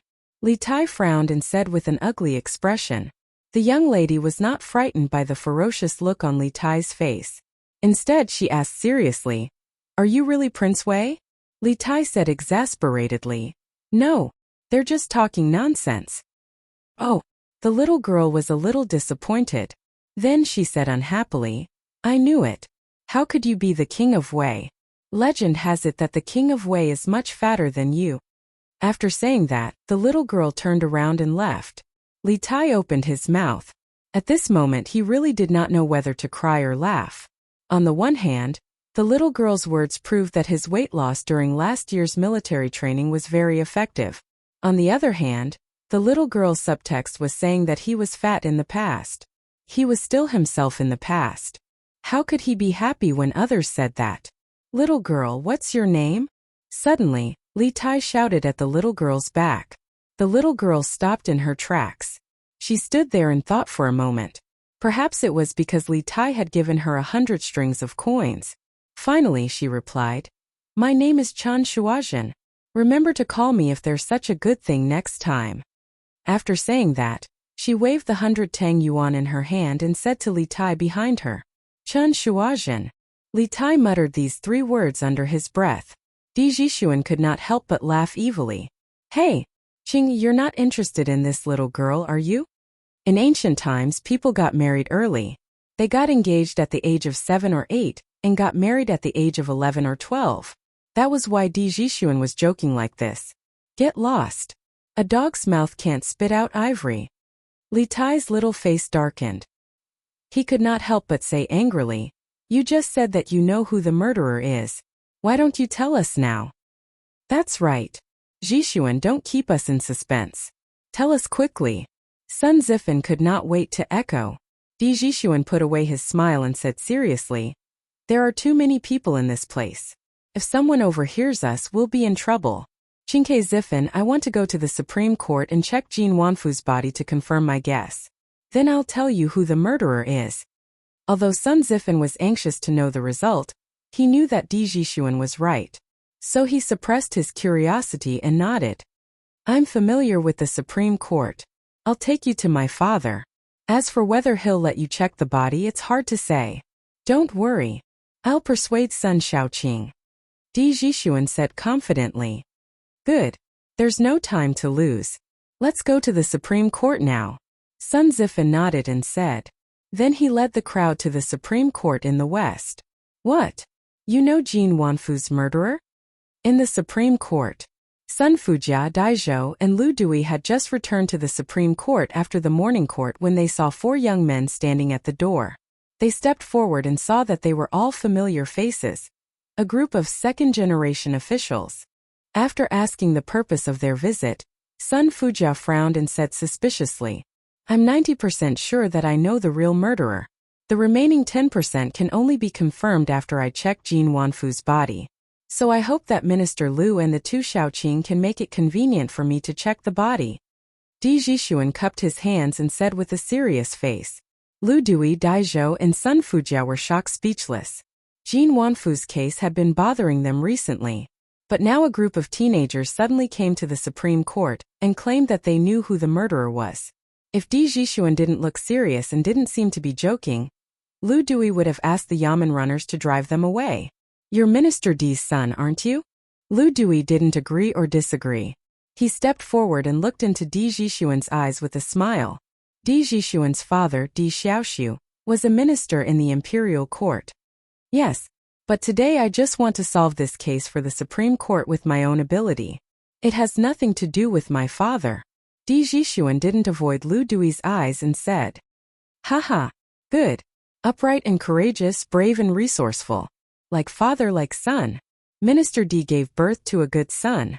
After a moment of silence, Lu Dui suddenly laughed. Then he looked at Di Jixuan with appreciation and said, "Guards, Take Prince Wei, young Master D, and the others to examine Jin Wanfu's body. Yes. The two Yamen runners at the door immediately bowed and received the order. Thank you, Minister Liu. Di Jixuan cupped his hands and then followed the Yamen runners with Li Tai and the others. Minister Liu.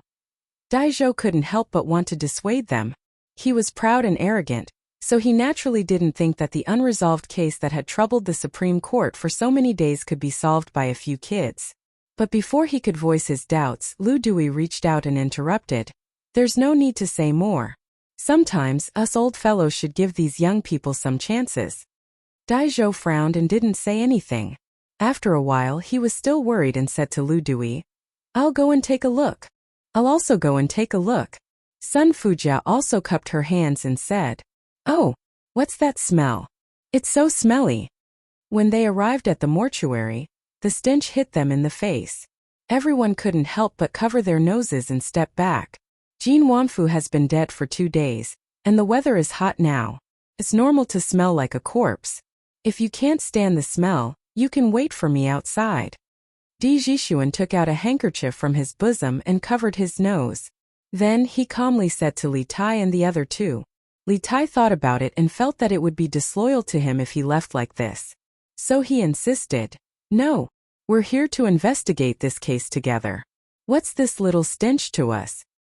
That's right. You're right. Yes. Jixuan, stop talking nonsense. Let's go in together. Sun Zifan pinched his nose and shouted. After that, the three of them followed Di Jixuan into the mortuary without hesitation. However, when they saw Jin Wanfu's fragmented corpse on the corpse bed, they couldn't help but vomit. Ugh, I can't take it anymore. Jixuan, I'm going out to get some fresh air. Li Tai covered his mouth and ran out of the door in a sorry state.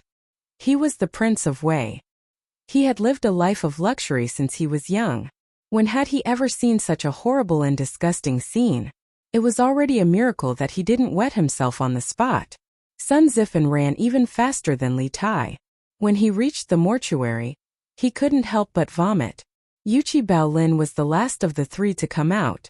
He didn't look any different. Qingke Zifan, are you okay? The honest Baolin came forward and asked with concern. Ugh, how can I be okay? Ugh, it's too disgusting in there. I can't take it anymore. Let me vomit for a while more. Li Tai rolled his eyes and started vomiting again. Prince of Wei, how can you come to a place like the mortuary? You'd better rest in the side hall. At that moment, Daizhou walked over and looked at Li Tai with concern. Although he said that he was concerned, he was actually looking down on them. In his opinion, how could these 4 brats who had never investigated a case solve this case? Li Tai was someone like him. How could he not hear the slight contempt in Daizhou's voice? He resisted the urge to vomit and stood up straight. He looked at Daizhou and said, Thank you for your kind intentions, Mr. Dai, but my friends are still inside. I'm not going anywhere. We will definitely solve this unsolved case of the Supreme Court. Daizhou's expression changed slightly. Then he smiled and cupped his hands.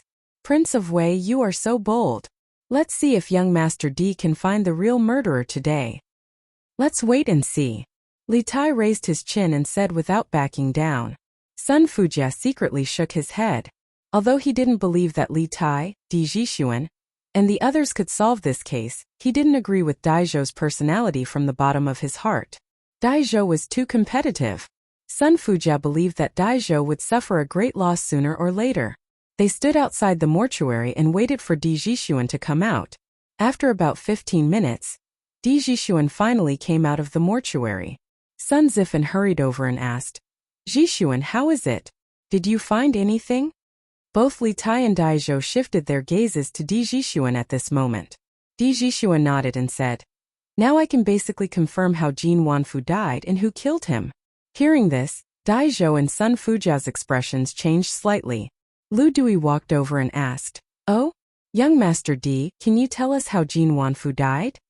Di Jixuan cupped his hands towards Lu Dui and then said, Jin Wanfu's fatal injuries are the 2 needle-sized wounds on his throat. I'm sure the coroner of the Supreme Court has already informed the 3 of you. However, the Supreme Court hasn't found the murder weapon.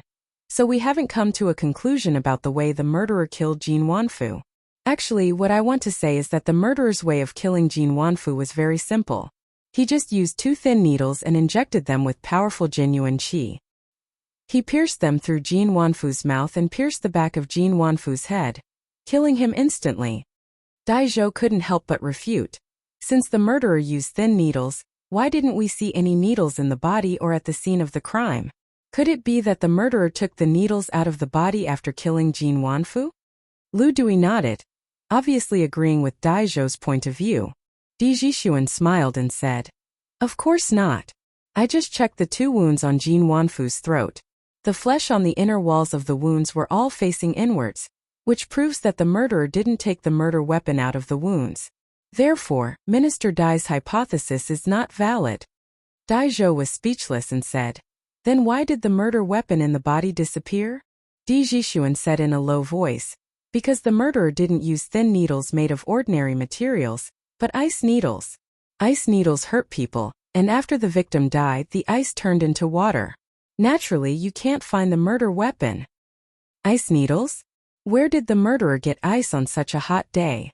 Besides, even if the murderer had an ice cellar in his house, the ice needles would have turned into water by the time he brought them to the Supreme Court. How did he kill Jin Wanfu? Dai Zhou couldn't help but sneer when he heard this. A hint of hesitation flashed across Lu Dui's face, but he didn't say anything to refute. Li Tai couldn't help but interrupt at noon. "Minister Dai, you're wrong. Who said that the ice in summer can only be obtained from an ice cellar? Even if some people don't have an ice cellar, they can still make ice cubes and ice needles at any time and place." When he heard Di Jixuan say that the murderer killed people with ice needles, Li Tai suddenly felt enlightened. No wonder they couldn't find the murder weapon in the murderer's body, or outside of his body. No wonder Di Jixuan suddenly shouted excitedly, "I know who the murderer is." When he saw Dui perform the ice-turning water immortal technique, he suddenly shouted excitedly, "I know who the murderer is." With so many coincidences, they were getting closer to the truth of the case step by step. "Your Highness, please be careful with your words. I'm not a 3-year-old child. I won't believe that you can make ice on a hot summer day." Dai Zhou thought that Li Tai was teasing him. His face couldn't help but fall as he said unhappily. Li Tai smiled and said, "Minister Dai, please wait a moment. After I ask someone to get the telegraph, I'll ask Yamacho to tell us how to make ice on a whim." Chapter 1509. Provincial Governor Zhou, County Magistrate Wang, and father-in-law, you don't have to see me off anymore. Go back. Lan Province. In less than 3 days, the Sky Pheasant Brigade had wiped out all the locusts. After breakfast, Li Zixuan set off with the children again, intending to meet up with Li Ku and Cheng Chumo's team in the east. Zhou Wenfang, Wang Chengxing, and the other officials who had rushed over after hearing the news personally saw them off. They walked all the way to a pavilion 5 kilometers away from Yifang County. At this moment, Li Zixuan turned around and cupped his hands to the crowd. To be honest, he didn't like others to send him off, because it would affect their journey too much. If no one sent them off, he and the children would have at least ridden a horse or a bicycle. They would probably have already left Yifang County by now. If that's the case, please take care of yourself, Marquis. On behalf of the 360,000 people of Lan Province, I thank Marquis for saving our lives. When Marquis comes to Lan Province again in the future, the people of the province will definitely line the streets to welcome him.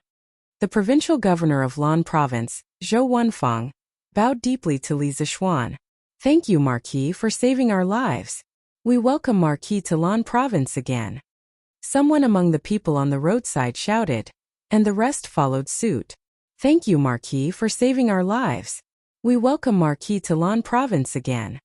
Those who came to see Li Zixuan off today weren't only the officials of the provincial government, but also the people of Lan Province.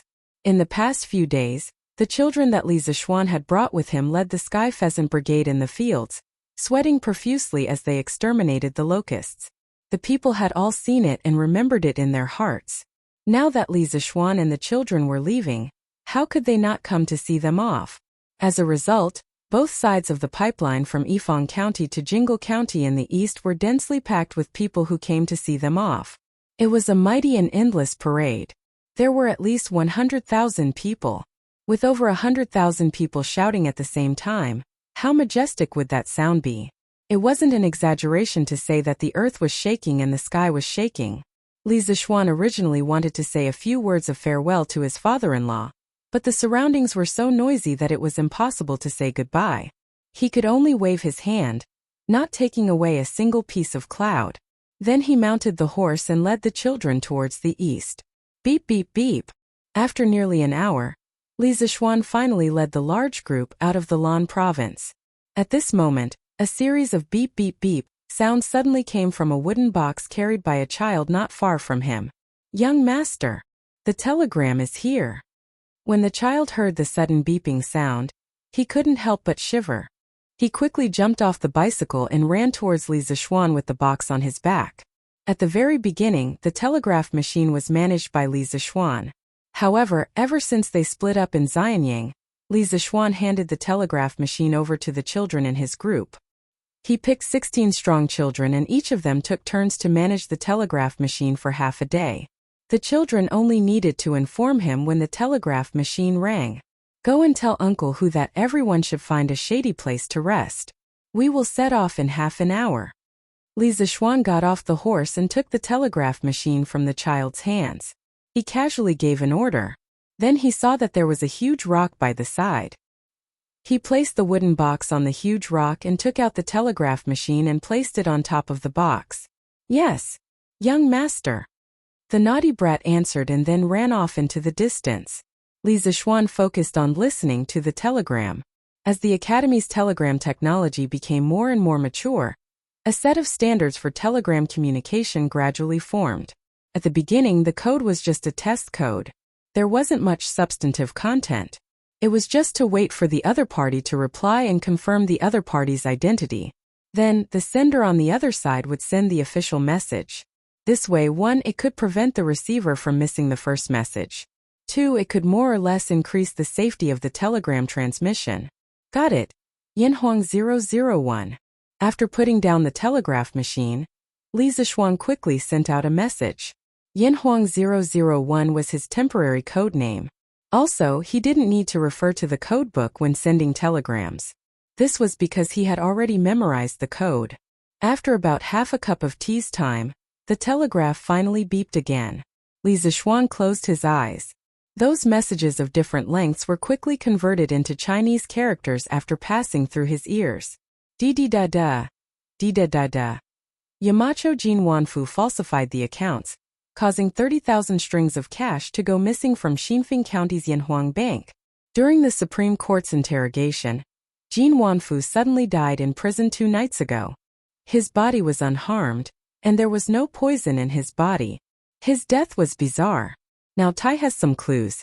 He suspects that Jin Wanfu was stabbed in the back of his head with an ice needle. However, he doesn't know where the culprit got the ice needle from, so he can't conclude the case. Tai knows that Yamacho definitely knows the art of making ice in the summer. I hope that Yamacho can teach me. It's urgent. In the message, Li Tai explained Jin Wanfu's case to Li Zixuan in a few words. After summarizing the information in his mind, Li Zixuan was shocked speechless. He never thought that behind Jin Wanfu's case, there was actually a transfer of 30,000 Tang Yuan's assets. He also didn't expect Jin Wanfu to suddenly die in prison. From Li Tai's explanation, it was obvious that Jin Wanfu was killed to silence him. Who was the culprit? Why would they take such a huge risk to kill a Yanhuang Bank shopkeeper? What kind of interests and schemes were behind this? In this short moment, Li Zixuan's mind was filled with many questions and a strong sense of vigilance. His intuition told him that this matter was unusual. However, he had too little information and couldn't verify it further. However, when he saw the word urgent at the end of the message, Li Zixuan almost laughed out loud. This was because he couldn't help but think of some of the urgent waiting online memes on the internet in his previous life. After recovering from his thoughts, Li Zixuan began to send a telegram. Saltpeter soaked in water absorbs heat and lowers temperature. Water can be turned into ice. After that, Li Zixuan added, "Have you found the real culprit who killed Jin Wanfu?" Regarding the method of making ice with saltpeter, he didn't intend to hide it forever. This thing couldn't be hidden forever. In any case, he had entrusted it to his family last year. His father had bought a few saltpeter mines. When the time came, even if others knew that saltpeter could be used to make ice, he would still have the saltpeter mines in his hands.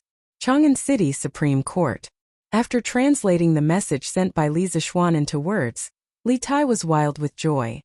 Guards! Quickly go to the nearest medicine shop and help this prince buy some saltpeter. Yes, Your Highness. A yamen runner looked at Lu Dui and saw him nod slightly. He quickly cupped his fist and accepted the order. What does Wei Wang want to do with saltpeter? Dai Zhou frowned and couldn't help but ask. Xiaoqing Dai, please wait a moment. Li Tai didn't have time to answer Dai Zhou's question at this moment, because he had to reply to Li Zixuan's telegram. As for the identity of the murderer, Zhixuan and I have already obtained some evidence. This person's identity is special. It's a long story. After the Supreme Court of the Tai Gang has solved the case, I will tell the Yamacho in detail. At that time, I will also have to consult the Yamacho on some matters. Beep beep beep, beep beep. Seeing that Li Tai was skillfully operating the telegram machine but didn't answer his question, Dai Zhou didn't get angry. Instead, he became interested in the telegram machine in front of Li Tai. Li Zixuan was currently in the northwest of the empire doing disaster relief. This matter was known to everyone, but it was amazing that he could transmit information in real time across such a long distance. Dai Zhou had heard of telegrams before, but as the saying goes, seeing is better than hearing. Only when he saw it with his own eyes could he feel the shock. Di Zhixuan? Is Di Zhixuan helping Li Tai solve the case? On the other end of the telegram, Li Zixuan couldn't help but mutter to himself after receiving the news. Everyone knew about Di Renjie. In his previous life, Li Zixuan had watched countless movies and TV shows called Detective Di Renjie. He never expected that Di Renjie's father, Di Zhixuan, also had a talent for investigating cases. Old Di's family had maxed out the talent for investigating cases. Supreme Court. After sending the telegram, Li Tai was finally free. He stood up and looked at Dai Zhou, saying, Xiaoqing Dai, please don't be impatient. When the yamen runners return, this prince will show everyone how to make ice in summer. This humble official will wait and see. Dai Zhou retracted his gaze from the telegram machine and cupped his hands. Time slowly passed. After a while, the yamen runners returned with a small bag of saltpeter and handed it to Li Tai, saying, Your Highness, the saltpeter you wanted. Yes, all of you are dismissed. Without this prince's orders, no one is allowed to enter this courtyard. Li Tai took the saltpeter and said to the yamen runners in a deep voice. Lu Dui was old and shrewd. He knew that Li Tai didn't want the method of making ice to be leaked. Therefore, he waved his hand and said, Listen to His Highness. All of you are dismissed. Yes, sir. The dozen or so yamen runners in the courtyard hurriedly retreated out of the courtyard. Dai Zhou, Lu Dui, Sun Fujia, Sun Zifan, Di Zhixuan, and Yuqi Baolin all looked at Li Tai. They wanted to see how he would make ice in summer. They saw Li Tai get a basin of water and a wooden bowl. The wooden bowl was half filled with water. When the wooden bowl was placed in the basin of water, it floated on the surface of the water. At this time, Li Tai took out the saltpeter and gently threw it into the basin of water. The saltpeter quickly released bubbles. Gradually, a shocking scene appeared. The water in the basin began to condense into ice. As time passed, the layer of ice became thicker and thicker. In the end, the water in the wooden bowl also condensed into ice. Dai Zhou and the others were dumbfounded. They couldn't say a word. Li Tai was also shocked. After all, this was his first time using saltpeter to make ice. He didn't have much confidence in his heart. Now that the ice was successfully made, he was relieved. At the same time, his admiration for Li Zixuan increased by several points. Dai Xiaoqing, how is it? Is this prince making ice in summer? Li Tai took out the water from the wooden bowl and handed it to Dai Zhou with a smile. Gulp. Feeling the cold air above the wooden bowl, Dai Zhou couldn't help but swallow his saliva. He then cupped his hands and said, Yes, of course. Your Highness is a genius and can do what others can't. This official admires you. Li Tai smiled with satisfaction and said, This method of making ice wasn't thought of by me. It was taught to me by Yamacho.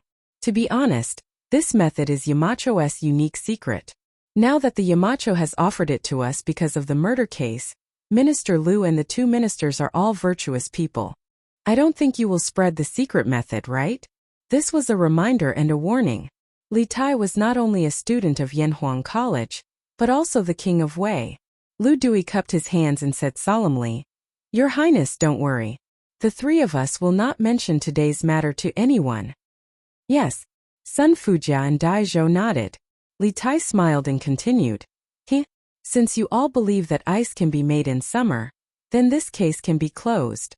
Dai Zhou hurriedly said, "Your Highness, you're wrong. Even if the murderer can make ice with saltpeter and kill Jin Wanfu with ice needles, we still don't know who the murderer is. How can this case be closed?" Di Jixuan took over and said, "This junior might know who the murderer is. You know?" Dai Zhou frowned and didn't believe it. Di Jixuan said in a deep voice, "The murderer is the venerable of Dragon Sect, Divine Monk Du Yi." Once these words were spoken, everyone was shocked. Lu Dui, Sun Fujia, and Dai Zhou were all shocked. Dai Zhou widened his eyes in disbelief and asked, "Dui? Young Master Di, we need evidence to solve the case. The Dragon Sect has been making waves in Chang'an recently, and has attracted a lot of people. If Dewey is really the murderer, the government will have to spend a lot of trouble to catch him." "Of course I have evidence," Di Jixuan said seriously. "Just recently, Monk Du Yi preached Buddhism in front of Chang'an's Daxing Shan Temple and used his magic. He turned a bottle of flowing water into ice in an instant in front of all the people. This shows that Dewey is proficient in making ice, and Jin Wanfu was killed by ice needles. Isn't this coincidence enough to prove that Du Yi is the murderer? Turning a bottle of flowing water into ice in an instant? How did he do it?" Sun Fujia was puzzled. Li Tai replied, "We don't know yet. But anyway, the facts prove that it is possible to make ice in summer. Jin Wanfu was killed by ice needles, and Du Yi happened to be very good at making ice. The Supreme Court can use this evidence to arrest Du Yi directly." Lu Dui, Sun Fujia, and Dai Zhou all looked solemn and fell into deep thought. After a while, Lu Dui raised his head and said, "After what you said, this Dui is indeed very suspicious. But this alone can't prove that Jin Wanfu was killed by him. If we want to arrest him, we need more evidence." Di Jixuan smiled and said, "It's easy to get more direct and more sufficient evidence. The Supreme Court's prison was heavily guarded. If the murderer wanted to sneak in alone, it was no different from wishful thinking. Someone must be covering for him. As long as we find out the traitor, we can have enough evidence to arrest Du Yi." Chapter 15:10. Xian Yin. Did the jailers on duty interrogate Jin Wanfu on the night of his sudden death? After listening to Di Jixuan's analysis, Lu Dui looked at Dai Zhou and asked in a low voice. Dai Zhou's face turned solemn. He cupped his hands and replied, "I have interrogated all the jailers on duty for the past 2 days. They all said that no outsider entered the prison that night." Lu Dui frowned and couldn't help but say, "That's strange. If no outsider entered, how could Jin Wanfu be killed by the ice needle? If I remember correctly, there should be someone with profound internal strength among the jailers of the Supreme Court." Dai Zhou shook his head and said, "No jailers have such a profound kung fu. Moreover, there are only a few people in the world who know the method of making ice in summer. How could a jailer know?" Di Jixuan stepped forward and said, "I would like to ask Minister Dai if there is a possibility that the murderer put on the uniform of a jailer of the Supreme Court that night and entered the prison to assassinate Jin Wanfu under the guidance of a real jailer. The light in the prison is dim at night. If one doesn't look carefully, it shouldn't be easy to detect that the murderer disguised himself as a jailer and sneaked into the prison." Hearing this, Dai Zhou couldn't help but fall into deep thought. After a while he nodded and said, "What you said makes sense. There is indeed such a possibility. However, although there were less than 100 jailers on duty that night, there were still 60 to 70 of them. It's impossible that none of them noticed the murderer, right?" Now that things had developed to this point, Dai Zhou didn't have any contempt for Di Jixuan. He was a little arrogant usually, but he wasn't arrogant. When he met someone with real ability, he was very willing to humbly ask for advice. And Di Jixuan was a person with real ability. At this moment, Di Jixuan frowned and thought for a moment. Then he cupped his hands and replied, "Is there such a possibility? The jailer who sneaked the murderer into the Supreme Court has a relatively high status. Even if some other jailers noticed something unusual, they didn't dare to tell you the truth because of this person's power. So, the traitor hasn't been exposed until now." Daizhou's face suddenly became serious. He snorted and said, "I'll go and interrogate all the jailers again." "Dai Xiaoqing, please wait." Di Jixuan hurriedly stopped him and said, "It's meaningless to use the same method again. The result will definitely be the same, and it will make the traitor more vigilant." Dairen paused and asked, "Then what do you think we should do?" Di Jixuan thought for a while and said, "Reward. With great rewards, brave men are bound to emerge." He gathered all the prison guards on duty that night and gave each of them a pen and paper. He asked them to write down some clues that they thought were valuable, and told them that the Supreme Court would reward the prison guards who provided valuable clues. This way, not only will I be able to hide my identity, I won't be retaliated against, and I will also be able to obtain a generous reward. I believe that the prison guards who know about this will definitely be willing to report the truth. Hearing this, Sun Fujia couldn't help but nod and praise. Using benefits to divide, and letting the person providing the clues have no worries. This method was feasible. As long as there's a traitor in the Supreme Court, we can use this method to find the traitor. Lu Dui couldn't help but laugh heartily. Good. Xianyin will act according to this method. We must capture the Supreme Court spy as soon as possible. This subordinate obeys. Dairen solemnly cupped his hands and said. Then he nodded slightly to Di Jixuan and turned to leave. Lu Dui looked at Di Jixuan and said, "Haha, Secretary Di really has a good son. Jixuan, are you interested in being on duty in the Supreme Court in the future?" The old man was eager for talent, and was planning to poach Li Zishuan's corner. Li Zishuan, who was far away in the lawn state, couldn't help but sneeze. He put away the telegraph and frowned. "Damn it, who's scolding me?" Li Zishuan, who thought that he hadn't done anything immoral, was puzzled. In the end, he could only shake his head and say to Hu Hanyun, "Uncle Hu, tell the children to set off. We'll try to get to Shurong County before noon." Earlier, Li Tai had said that after they solved the case in the Supreme Court, they would send the details of the situation in Chang'an via telegram.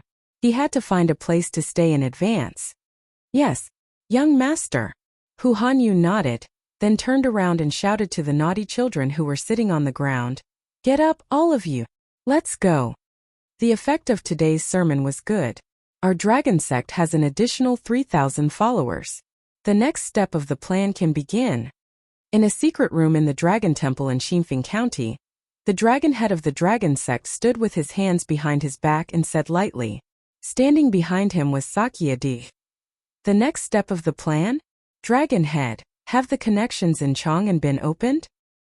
Hearing the iron-masked man talk about the next step of the plan, Du Yi's face showed a look of surprise and hurriedly asked. "Yes." The iron-masked man nodded and said lightly. The dragon sect has more than 10,000 followers in Chang'an. Among them, there are more than 200 officials. In addition, there are many old friends of mine in Chang'an. Wouldn't it be easy to get through those joints? Our great cause is about to be completed. At the end, the iron-masked man's body couldn't help but tremble. Obviously, he was still very excited. "Ba. Congratulations to the dragon head for your great cause." Sakya Dui bowed with a face of joy. "Ha ha ha." The iron-masked man heard and let out a burst of wild laughter. After laughing for 2 or 3 breaths, he finally calmed down and said in a deep voice, "But before that, we still can't expose ourselves. The trouble you caused before must be solved today. How is it? Have you asked Yihong to come out?" Yihong was the jailer who helped Du Yi sneak into the Supreme Court. At this time, Du Yi hurriedly replied. Reporting to the dragon head after the sermon, I met Yihong and asked him to wait for me at the 10-mile slope outside Chang'an City before noon. I will bring him to meet the dragon head, and use the Jade Lake holy water to help him to never rise again. He has already agreed. Humph. The world is indeed greedy. 10-mile slope good. You don't need to worry about this matter. I will arrange for the Earth Fiend group to get rid of him. The iron-masked man said in a deep voice. Yes. Sakya Dui knew that he was in the wrong and hurriedly bowed. Why is one person missing? Where did Yi Hong go? In the Supreme Court, when Daizhou gathered all the guards who were on duty the night before and found that one person was missing, he couldn't help but frown and ask. The jailers couldn't help but look at each other in dismay. After a while, one of them walked out and cautiously cupped his hands. Reporting to Dai Xiaoqing, Bossy said that her mother suddenly fell seriously ill and left the Supreme Court an hour ago and went home. His mother suddenly fell seriously ill? Daizhou couldn't help but frown. Inexplicably, he thought of Di Jixuan's hypothesis that the traitor had a very high status among the prison guards, so the others didn't dare to expose him. Daizhou shook his head and threw away these thoughts. Then he said in a deep voice, "I've already told you what I need to say. Anyone who can provide valuable clues will be heavily rewarded. Now everyone start writing." "Yes," the jailers answered, lowered their heads and began to write. "Old Wu, do you think the person brought by Yi Hong that night is the murderer?" At the back, a jailer couldn't help but whisper to another jailer beside him. "How would I know? That person didn't look like Wang Ming, but I didn't see clearly at the time. If we were wrong and offend boss, we won't be able to survive in the Supreme Court. You have to think carefully." "AI, that's true. But since we wrote it on a piece of paper, bossy shouldn't know that we wrote it, right? Besides, Yi Hong isn't here today. Should we write it? We'll be rewarded handsomely if we do." "Right. Then write." "Silence. I told you to write clues. What are you whispering about in private?" At that moment Daizhou, who was standing in front of everyone like an invigilator, couldn't help berating them. The jailers who had been whispering immediately quieted down and started to write at a high speed. Half an hour later, all the jailers had thrown their written notes into the wooden box that Daizhou had prepared earlier. After one note was thrown in, another left. A moment later, Daizhou was the only one left in the room in the Supreme Court. Daizhou picked up the wooden box and went out. When he arrived at the back office of the Supreme Court, Lu Dui and Sun Fujiao were already waiting for him. Of course, Li Tai, Di Jixuan and the others were also present. These four people had brought about a turnaround in Jin Wanfu's case, so Lu Dui didn't object to them staying behind to witness the progress of the case. "It's all here. Hurry up and look through it," Daizhou said to the people around him as he turned the wooden box upside down on the table, and several dozen pieces of paper instantly poured out. Thus, the group of people gathered around the table and started to look for valuable clues in the vast pile of paper. "I don't see anything unusual." As far as they could see, the paper was filled with similar words. However, they were not discouraged and continued to search through the paper one by one. "I've got it." Suddenly, Di Jixuan shouted again. "I've got it." This made Sun Zifan want to burst into laughter. Di Jixuan stood up with a note in his hand and said, "Everyone, please take a look." A jailer named Wu Mengshan claimed that on the night of Jin Wanfu's sudden death, he saw the jailer, Yi Hong, enter the B-cell area with an unfamiliar, tall man in jailer's uniform. He even deliberately sent them away for a period of time. After reading the contents of the note, Lu Dui's expression turned ugly as he said, "Yi Hong? I was the one who promoted this person back then. How could he be an accomplice to the murder? Men, summon Yi Hong to see me immediately." "Minister Lu, there's no need to summon him." Daizhou shook his head and sighed softly. Yi Hong must have absconded by now for fear of punishment. Earlier, when I summoned all the jailers on duty that night, he was the only one who wasn't present. It said that his mother suddenly fell seriously ill. From the looks of it now, he must have sensed that something was wrong in advance and fled immediately. Bam! Lu Dui slammed the table angrily and stood up. "Outrageous! Xianin, send out all 3 teams of Yamen runners from the Supreme Court. They must capture Yi Hong and bring him back to me." "Yes, sir." Knowing the urgency of the situation, Daizhou cupped his hands and left immediately to carry out the order. "Son, where are you taking your mother to?" On the official road outside Chang'an City, a carriage was speeding south. In the carriage, an elderly woman shouted to a middle-aged man who was driving a horse outside the carriage. "Mother, didn't I say earlier? I'm taking you to a new place. There's Jade Lake holy water to drink every day. Your body will get better and better, and your son will also live to a ripe old age and never die." The middle-aged man turned his head and smiled at the old woman in the carriage as he steered the carriage. Son, then what about your job in Chang'an City? Mother remembers that Minister Lu treated you well. How can you face Minister Lu if you go? The old woman in the carriage said again. Hearing this, the middle-aged man fell silent. After a moment, the hesitation in his eyes turned into determination. He said in a deep voice, Mother, after we drink enough Jade Lake holy water, it won't be too late for me to repay Minister Lu. Hiya! The speed of the carriage was very fast, and it had the momentum of leaving the dust in the dust. In addition, at noon there were not many people on the official road. Therefore, after about half an hour, the carriage arrived at the Tenli slope north of Mount Zhongnan. Hush! Mother, let's wait here for a while. Master Du Yi will soon come to take us to the sacred ground of Dragon Sect to meet the dragon head. After driving the carriage to a shady place, the middle-aged man jumped off the carriage and said to the old woman in the carriage, Mother feels that this matter is a bit inappropriate. How can there be an immortal in this world? Mother just wants to see my son have a promising future, and not go down the wrong path. Mother doesn't care whether you live to a ripe old age or not. The old woman walked down the carriage with Yi Hong's help and couldn't help but say, Mother, you can't not trust others, but you can't not trust Master Du Yi. He is the reincarnation of the Buddha in heaven. He can purify water lotuses and turn water into ice. He is very capable. If we follow him, we are following the Buddha. We will definitely live to a ripe old age. Yi Hong frowned and said impatiently, Whoosh whoosh whoosh. At this moment, 6 black-clothed masked men wielding blades suddenly came down from the side of the hill. Due to their speed being too fast, by the time Yi Hong heard the whooshing sounds, the 6 black-clothed men had already surrounded the small carriage. You, who are you? Seeing these masked men in black holding swords, Yi Hong panicked and subconsciously took 2 steps back and said, we are the people who will kill you. The leader of the masked men in black snorted coldly, and was about to go forward and chop Yi Hong. Hearing this, Yi Hong was so scared that his legs turned to jelly. He quickly said, Don't kill me. I have money, I can give you money. I can also give you Jade Lake holy water. Drinking it can cure hundreds of diseases, and you may even live to a ripe old age. This guy thought that he was a bandit who robbed him. You can keep those things to drink in hell. The masked man sneered and didn't talk nonsense. He directly held his long sword and pounced on Yi Hong and his mother. Chapter 15:11. The suspect Yi Hong is heading towards the Tenli Hill. Chase.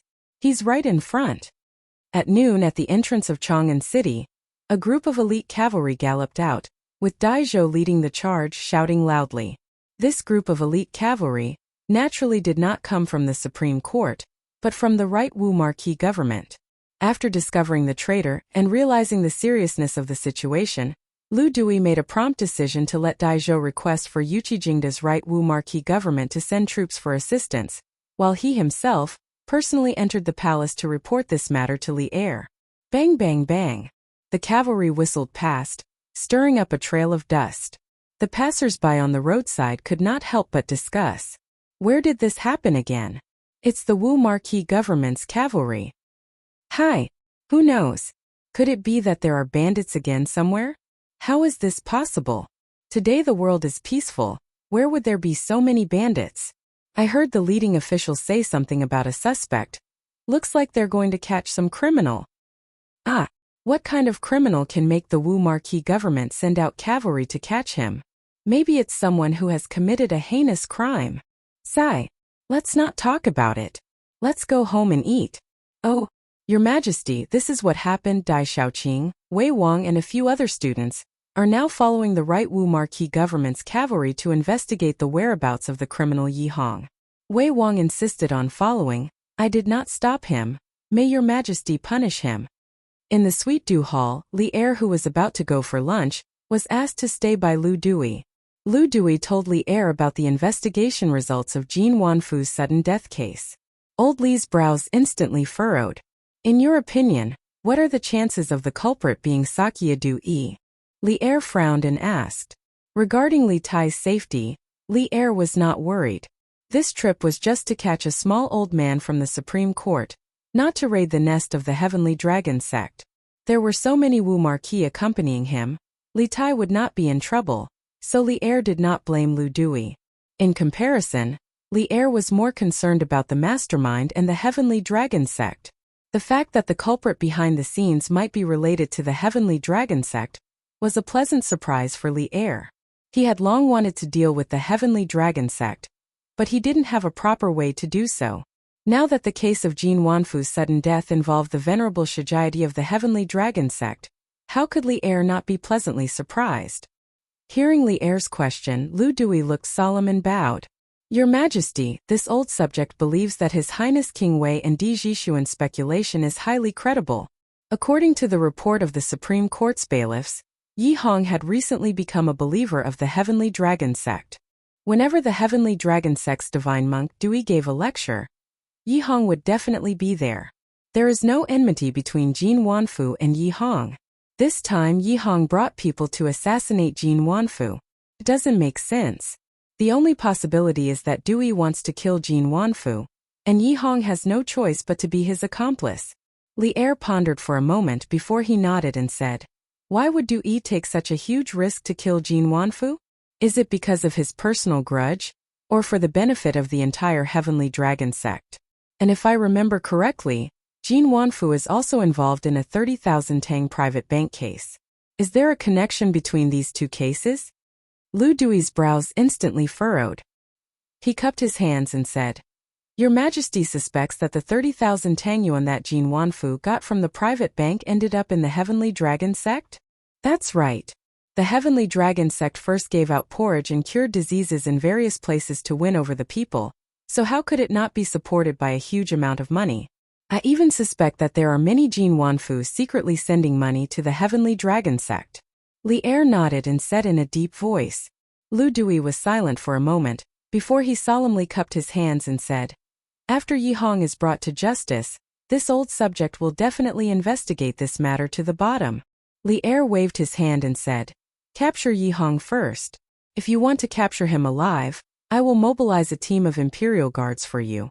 Minister Lu, you will personally keep an eye on him to ensure that nothing goes wrong. Lu Dui cupped his hands and accepted the order. This old subject obeys. After that he turned and left the main hall. The main hall suddenly fell into silence. Haha, I didn't expect Li Zishuan's student to be so proficient in investigating cases. Interesting. Li Er leaned on the dragon couch and was silent for a long time before he chuckled and sighed. Zhao Song couldn't help but interject at this time. Di Jishuan secretly ran away from home to participate in the Yanhuang College's entrance exam, which provoked Secretary Di to personally climb Yunshan and find Ma Qiyong, and to ask for him. Hearing this, Li Er couldn't help but recall that when he went to Yanhuang College to observe the entrance exam last year, he happened to bump into Di Xiaoshu who blocked the door. He couldn't help but laugh.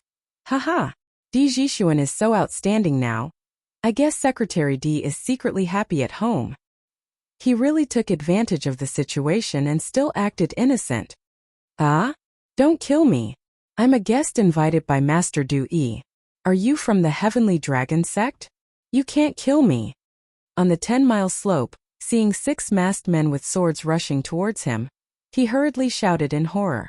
The masked men opposite him didn't want to talk nonsense and directly slashed at Yi Hong with their swords. Don't harm my Honger. My Honger is an officer of the Supreme Court. If you harm my Honger, don't even think about running away. The old woman who came here with Yi Hong stood out at this time and opened her arms to stop the assassins, and said in a trembling voice, Humph! Old thing, you're courting death. The masked men in black didn't know what it meant to respect the old and cherish the young. They only knew that if someone blocked them, they would kill them. Therefore, the masked men opposite the old woman mercilessly pierced the old woman's body with their swords. Poochie! The long swords were pulled out and blood gushed out. The old woman fell straight to the ground with her eyes wide open. She died with grievances. Mother! Yi Hong, who saw this scene, suddenly let out a heart-wrenching cry. He was a filial person. Otherwise, he wouldn't have taken his mother out of the city this time to escape from Chang'an. Seeing the old woman fall, Yi Hong rushed up to her and held her in his arms. He cried bitterly, Mother, wake up! Wake up! Your son was wrong. Your son shouldn't have brought you here. At this moment, Yi Hong was suddenly remorseful. His heart was full of regret. He seemed to understand the situation in front of him. This was a killing trap set up by Dewey to silence him. He regretted his greed, and regretted his ignorance. Humph! You should tell these words to the king of hell. The leader of the assassins raised the long swords in his hands and was about to chop Yihong's neck. Yihong closed his eyes and didn't dodge because he knew that he couldn't avoid it. He might as well follow his mother to the netherworld to reunite with her. Feeling a gust of wind near the back of his head, Yihong knew that he was going to die. He lamented, "Mother, your son is coming to accompany you." Stop! At this moment a loud roar came from not far away. Then, everyone heard the rumbling sound of horse hooves. "Everyone, put down your weapons and surrender." When Daizhou saw Yihong kneeling on the ground, as well as the masked man in black holding a sword behind him, he was instantly enraged and roared loudly. At this point, Yihong was the most crucial and effective breakthrough point in the entire case. If this lead was broken, then the whole case would return to square one. Daizhou would never allow it. Humph! Kill Yihong and run. Seeing the mighty imperial court army, the leader of the assassins didn't show any fear. Instead, the speed of his sword swinging down became even faster. "How dare you, brat!" Seeing this, Daizhou's eyes widened. He wanted to order the soldiers behind him to shoot, but he was afraid that the arrows would be inaccurate on the bumpy ride and accidentally hurt Yihong. For a moment, he actually didn't know how to give orders. "They want to silence him." Baolin quickly stopped them. Di Jixuan roared and said. Yuchi Baolin didn't have as many scruples as Daizhou. When he heard that, he directly snatched a horse lance from a right marquis soldier beside him and threw it fiercely at the assassin raising the sword. Whoosh! One had to know that Yuchi Baolin's other abilities might not be outstanding, but in terms of strength, there were very few people of his age who were stronger than him. This throw of his with all his might caused the lance to make a whistling sound in the air. One could only imagine how fast it was. At this speed, the horse lance would have already pierced through the assassin's body by the time he chopped off Yihong's head. If the assassin wanted to avoid this attack, he would have to give up on killing Yihong. Beautiful! Li Tai couldn't help but praise when he saw Yuchi Baolin throw the horse lance. However, what he expected didn't happen. A hint of ruthlessness flashed across the assassin's eyes. He still didn't dodge. Instead, he held his sword with both hands and slashed at Yihong's neck as fast as he could. Thud! Thud! The sound of the long sword piercing flesh and the horse lance piercing the body rang out one after the other. Right after that, Yihong's head fell to the ground and rolled forward for some distance. As for the assassin in black, he was sent flying by the powerful momentum of the horse lance. Then he landed heavily on the ground and didn't move at all. Evidently, he had been killed in one blow. It was probably a life for a life. Daizhou gasped when he saw how ruthless and decisive the assassin was, willing to kill Yihong even at the cost of his own life. He was both shocked and furious. He shouted loudly, "Capture all of them! Don't let any of them escape!" Now that Yihong was dead, Daizhou could only place his hopes on these assassins in front of him. Capture them alive and interrogate them. Perhaps he might be able to find out what he wanted to know. Understood. The cavalry behind Daizhou shouted loudly. Then the cavalry automatically split into two groups and quickly rushed forward, intending to surround the remaining assassins and capture them all in one go. Naturally, those with 2 legs couldn't outrun those with 4 legs. Even if the assassins wanted to escape, they were surrounded by the cavalry before they could even take a few steps. Capture all of them. Keep them alive.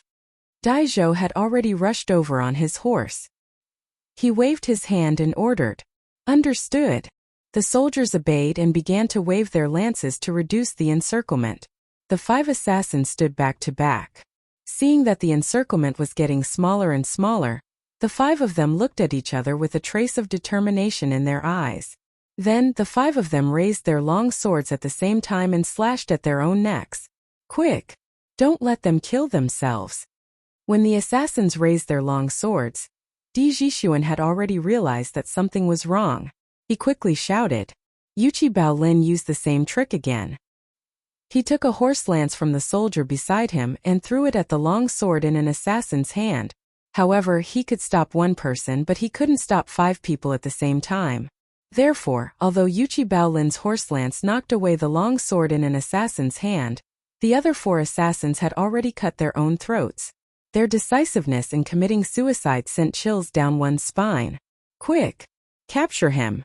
Don't let him kill himself. Seeing that only one of the 6 assassins was left, Dai Zhou was both anxious and angry. He hurriedly ordered the soldiers to pin the remaining assassin to the ground. Unexpectedly, the tied-up assassin gave Dai Zhou a devilish smile. Then the assassin closed his eyes, and a trace of blood flowed out from the corner of his mouth. He was dead. Dai Xiaoqing, this person has a poison sac in his mouth. Once you bite it open, he will die instantly. A martial marquis stepped forward to check the breath of the assassin, and then looked at the mouth of the assassin seriously. Finally, he stepped forward and cupped his hands at Dai Zhou. This is outrageous. It was not easy to find a clue, but because they were too late, the key person was killed. Moreover, the assassins had decisively killed themselves. As a result, the clues of the case were cut off. How could Dai Zhou not be angry and furious? Bring all the corpses back to the Supreme Court. Check if there is anything on them that can prove their identities. Dai Zhou's face was gloomy as he ordered the martial marquis. Yes, sir. Sigh. We were too late. This murderer is so cunning. He actually predicted that we would find out about Yi Hong. Then, he killed him one step ahead of us. This way no one will know his identity at all. Di Zhishuan said dispiritedly. They had worked so hard to solve the case, but in the end it was all for naught. Zhishuan, it's my fault. It's my fault for not being strong enough and for not throwing the lance fast enough. Otherwise, Yi Hong wouldn't have died. Seeing that the atmosphere was a little gloomy, Yuchi Baolin scratched his head and said apologetically. Hearing that, Di Zhishuan quickly patted Yuchi Baolin's shoulder and said, Baolin, you have done very well. Don't blame yourself. Let's not talk about this anymore. Let's go back to Chang'an first. I don't believe that the murderer will be able to get away with it. After adjusting his mood, Dai Zhou said in a low voice. The group of people carried the corpses back to the city. On a hillside not far away, 2 middle-aged men dressed like farmers walked out from the bushes. They whispered a few words to each other, then mounted their horses and galloped toward Xinfeng County in the northwest. Chapter 15:12. The imperial court actually mobilized the army for a small prison head. It seems that Li Shimin has noticed something. Xinfeng County Tianlong Temple. The iron-masked man stood with his hands behind his back and said in a deep voice, Dragon Chief, you mean Li Shimin knows that I killed Jin Wanfu? Dewey stood behind the iron-masked man and couldn't help but ask. It's all because of you. The iron-masked man snorted and turned around. Tianlong Temple is no longer safe. Let the core disciples withdraw with me first. When everything is ready, I'll give Li Shimin a big surprise. Yes. Dewey's face froze and he quickly bowed to accept the order. Shoo. Xianin, what's going on? Where's Yi Hong? On an official road not far from Chang'an, Lu Dewey led a group of imperial guards and just so happened to run into the right marquis army led by Dai Zhou. Lu Dewey hurriedly reined in his warhorse, but when he saw that Yi Hong was not in the group, Lu Dewey's heart sank and he asked. Replying to the temple head, Yi Hong encountered a group of unknown black-clothed men at the Shirley Slope. We were a step too late and he was killed. Those men in black all chose to commit suicide after being surrounded by us. Dai Zhou quickly jumped down from his horse, stepped forward, and bowed to Lu Dewey with an ashamed expression. What? Yi Hong is dead? The assassins who killed him all committed suicide? Lu Dewey's eyes widened in shock, and his face instantly sank. Previously, when he was in the Sweet Dew Hall, Li Er had told him that Yi Hong was a key figure in whether or not they could get rid of the Heavenly Dragon sect, but in less than half an hour this key figure was actually killed. The case that was supposed to be solved suddenly became confusing again. How could he explain this to Li Er? I'm willing to be punished for my carelessness in the pursuit. Dai Zhou bowed and cupped his fists. Now is not the time to discuss who's right and who's wrong. Lu Dewey waved his hand and said, Are the bodies of those assassins still here? Dai Zhou replied, Sir, the bodies of Yi Hong, his mother, and the 6 assassins have all been brought back. Lu Dui waved his hand and made a prompt decision. Return to the Supreme Court immediately and examine the corpses to find out the identities of these assassins. Here. Dai Zhou cupped his hands and accepted the order. Then he led the group toward Chang'an City.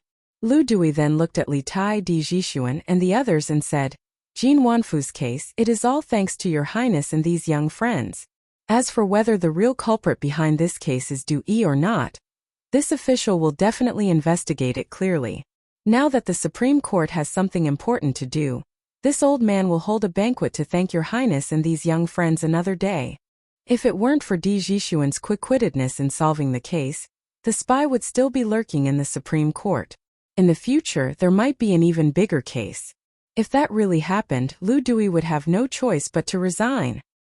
He was almost 50 years old this year, and was about to retire and return to his hometown. If he were to resign, then his reputation would be ruined.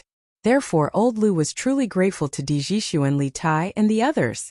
Li Tai smiled and said, Official Lu, you are too polite. Every one of us is responsible for getting rid of the traitors for the country. Di Jixuan also smiled and said, Qin Ke is right. Lord Lu, you are too polite. Your official business is more important. You don't have to worry about us. That's good. This old man will take his leave. Lu Dui took a deep look at Di Jixuan. Then he cupped his hands and turned to leave. Alas! I didn't expect that after we finally found the accomplice, we couldn't find the real culprit. Now that Yi Hong is dead, even if we suspect Du Yi, we can't find any evidence. After saying goodbye to Lu Dui, Di Jixuan and the others returned to Chang'an City unhappily. Walking on the main street, Di Jixuan sighed with regret. Thinking back to his journey this morning, he had painstakingly unraveled the cocoon layer by layer, and finally found the real culprit. How wonderful was his reasoning! In the end he fell at the last step. How could he not feel that it was a pity? Li Tai frowned and said, Jixuan, don't you think that those assassins are very strange? Not only did they kill themselves when they were surrounded, they even killed themselves by swallowing poison after they were captured. They seem to be ready to commit suicide at any time. It's really strange. Di Jixuan's expression turned solemn. He nodded and said, These people want to kill Yi Hong. It's very likely that Du Yi ordered them to do so. Moreover, from the way they act, it's very likely that they are death warriors trained by the Dragon Sect. But how could the Dragon Sect have death warriors? What kind of ulterior motive do they have? Qin Ke, I think these problems must be solved as soon as possible. Otherwise, the Dragon Sect will be a disaster for the Tang Empire sooner or later. Li Tai agreed and said, Jixuan, you are right. The Dragon Sect doesn't seem to be good people. I believe that my father will definitely send people to investigate this matter. With my father around, no one can overturn this country. At the end, Li Tai's face was full of confidence. If it had been in the past, he might have only felt that Li Er was a good father to him. However, after studying outside the palace for over a year, what he had heard, seen, and learned gradually made him understand that Li Er was also a skilled and iron-blooded emperor. No one was a match for Li Er in terms of power and strategy, in terms of stabilizing the country and maintaining peace. Di Jixuan didn't answer. After a moment of silence, Sun Zifan, who was following behind them, suddenly said, Qin Ke Jixuan, what's the deal with the magic that monk Dui used to turn water into ice? Have you figured it out? Everyone was speechless. It turned out that the reason this guy didn't speak for a long time was not because he was thinking about the case, but because he was thinking about those tricks. After a long silence, Li Tai shook his head and said, I don't know. Sun Zifan stared and said, Then aren't you curious? Didn't you say you wanted to ask the Yamacho? Now that the case has been solved and the traitor has been caught, why don't you go and ask the Yamacho? Li Tai thought for a moment. He had promised Li Zixuan that he would send the details of Jin Wanfu's case in the form of a telegram once the case was solved. Now that he was free, it was indeed time to send the telegram. I left the telegram machine in the Supreme Judiciary. I have to get it back. After sending the telegram to the Yamacho, I have to go back to the workshop. After a moment of silence, Li Tai opened his mouth. He was now the deputy director of the Trump Card Project. Even if it was the weekend of the academy, he still had to work overtime in the workshop's research base. This morning, he just went back to the palace to greet Zhang Sun. As for the investigation, it was just a coincidence. Beep beep beep beep beep. Around 1 o'clock in the afternoon in Prince Wei's mansion, the little fatty began to send a telegram to Li Zixuan in the study, while Sun Zifan, Di Jixuan, Yuqi Baolin, and the others waited expectantly for Li Zixuan's reply. Young master, there's a telegram. Shurong County. Li Zixuan, who had just settled down in the county's inn, suddenly heard a beeping sound and a young man's shout outside the door. He pushed the door open and saw that it was Erniu. Give it to me. Li Zixuan took the telegram machine and turned back into the room.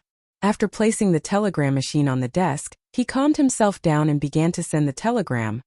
Got it, Yanhuang 001. After confirming his identity, the telegram machine rang again. Li Zixuan's strong spiritual power turned his brain into a powerful and responsive code translation machine. Yamacho, the real murderer of Jin Wanfu. We suspect that it's the venerable Shajidu of the Dragon Sect. This person is very good at illusions. After investigating that Yi Hong was the accomplice who brought the murderer into the Supreme Court's prison, Dai Zhou immediately led people to arrest Yi Hong. But in the end we were still a step too late. Yi Hong was surrounded by a group of unknown black-clothed men on a slope 10 miles outside Chang'an City. In the end, Yi Hong was beheaded, and the assassins all committed suicide on the spot. After listening to Li Tai's narration, Li Zixuan learned that in less than half a month, so many things had happened in Chang'an City, especially the new sect, the Dragon Sect, which aroused Li Zixuan's great vigilance. They used illusions and superstitions to confuse the people and recruit them into the sect, gradually increasing its power and prestige. Wasn't this a cult in modern times? Moreover, the Dragon Sect was very similar to the White Lotus Sect of the late Ming Dynasty. The White Lotus Sect had some White Lotus mother, but he didn't expect the Dragon Sect to create a venerable. If this wasn't a high imitation of the White Lotus Sect, then what was it? What did the White Lotus Sect do? They rebelled against the imperial court.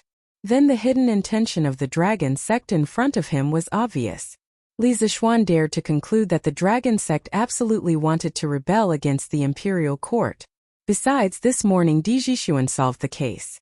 After listening to Li Tai's description, Li Zixuan had to admire Di Jixuan's observation and reasoning skills. Di Jixuan was able to analyze such a hidden method of killing people with ice needles. It seemed that Di Renjia, who solved cases like a god in history, was likely to have inherited the talent from Di Jixuan.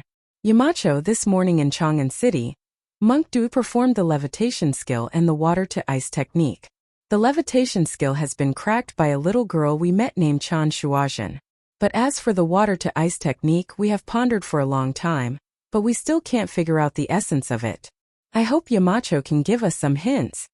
In the end, Li Tai still asked this question. After all, he was also very curious and wanted to know the answer. Li Zixuan, who was in the inn, was shocked after receiving the telegram. This was because he heard a familiar and extraordinary name. Chan Shuazhen? Qingke, are you saying that the little girl who cracked the levitation skill is named Chan Shuazhen? Are you sure it's these 3 words? Li Zixuan's right hand tapped lightly, and a series of messages were sent out in an instant. On the other side, Li Tai, Di Jixuan, Sun Zifan, and the others who were guarding the telegram originally wanted to listen to how Li Zixuan cracked Dui's water-to-ice technique. They didn't expect that after the code was translated, it would be such an inexplicable question. Yamacho, what does this mean? It's obviously talking about the water-to-ice technique. Why did it mention the little girl we met this morning? Sun Zifan couldn't help but complain after reading the translated code. Could it be that Yamacho used to know that little girl? Li Tai frowned and guessed. As he spoke, he had already begun to reply to Li Zixuan's telegram. Yamacho, her name is indeed Chan Shuazhen. As for whether it's these 3 words, Tai isn't sure. The girl just said her name, but didn't say which 3 words it was. Li Zixuan, who was at the other end of the telegram, was silent. After a while he frowned and muttered to himself. It can't be so coincidental, right? The first female emperor in Chinese history has entered Chang'an City just like that? Shouldn't she be from Jiangsu and Zhujiang? The Chan Shuazhen that Li Zixuan thought of was also known as Chan Shuazhen in history. She was from the Zitong Yuantian manor in Muzhou, and the female leader of the peasant uprising in Zhejiang during the Tang dynasty. Around the first year of Yonghui, a rare flood occurred in Qingxi County. Not only did the imperial court not open the granary to provide relief, but they also imposed all kinds of taxes. As a result, the people had no way to make a living. They had to sell their children homeless and starving. When Chen Shuozhen saw the suffering of the villagers, she remembered that she had received help from the villagers. Therefore, she ignored her own safety and secretly opened the granary of her employer to provide relief to the victims. In the end, she was discovered by her employer, tied up and beaten black and blue. The villagers saw this and were anxious. That night, many villagers spontaneously organized themselves and rushed into the woodshed where Chen Shuozhen was locked up to rescue her. In order to escape the search of the soldiers, Chen Shuozhen escaped to the junction of the three counties. While Chen Shuozhen was recuperating, she felt that only by overthrowing the imperial court could she let everyone live a good life. Chen Shuozhen decided to use Taoism and secret religions to develop believers as a force for future uprisings. Later on, when the number of believers was about to increase, Chen Shuozhen officially announced an uprising at the beginning of the 10th month of the 4th year of Yonghui to fight against the government. She imitated the official system of the Tang dynasty and established a political regime. She appointed Zhang Xuan as her servant and was in charge of various affairs. She was called the Emperor of Wenjia. In the history of China, countless women participated in peasant uprisings. However, there were very few women who were leaders. Chen Shuozhen was the only woman who was a leader, and also called the Emperor. She was called the Emperor even earlier than Wu Zetian. Therefore, many historians called her the first female emperor in the history of China. Li Zishuan did not understand why such a demonic woman would appear in Chang'an so early. Could it be that because of his appearance the lives of the people in the Zhejiang region became better? Was that why Chen Shuozhen was able to travel to Chang'an? Beep, beep, beep Yamacho, what is the meaning of the art of turning water into ice? At this moment the telegraph rang again. It was Li Tai on the other end of the telegraph. After waiting for a long time, Li Zishuan did not reply, so he sent another telegram to urge him again. Li Zishuan came back to his senses and replied, "The water in the Dujie bottle is probably distilled pure water. Because there are no impurities attached to it, it lacks the coagulants needed to freeze. Pure water will remain in a liquid state at a low temperature below the freezing point of water. However, once it comes into contact with the outside world, it will quickly freeze into ice particles. Qingke, you can do an experiment to verify this point." Chapter 15:13. In his previous life, Li Zishuan had encountered such a phenomenon. Sometimes in summer, the water in the freezer would not freeze for a long time, but when it was placed on the table or shaken by hand, it would freeze in 1 or 2 seconds. It was very magical. Later, Li Zishuan searched on the internet and found out that this kind of water was called supercooled water. It was because the water was too pure and lacked the required coagulants or other reasons that the water would not freeze when it was below 0 degrees Celsius. The state of supercooled water was very unstable. It would freeze instantly if it was disturbed slightly. This unstable state was called metastable state. If a small amount of solid matter was added, or the water was shaken gently, or the surrounding temperature was raised, the water would immediately crystallize and solidify. The purer the water, the more obvious the supercooled phenomenon. If it was high-purity water, it would only freeze when it was -40 degrees Celsius.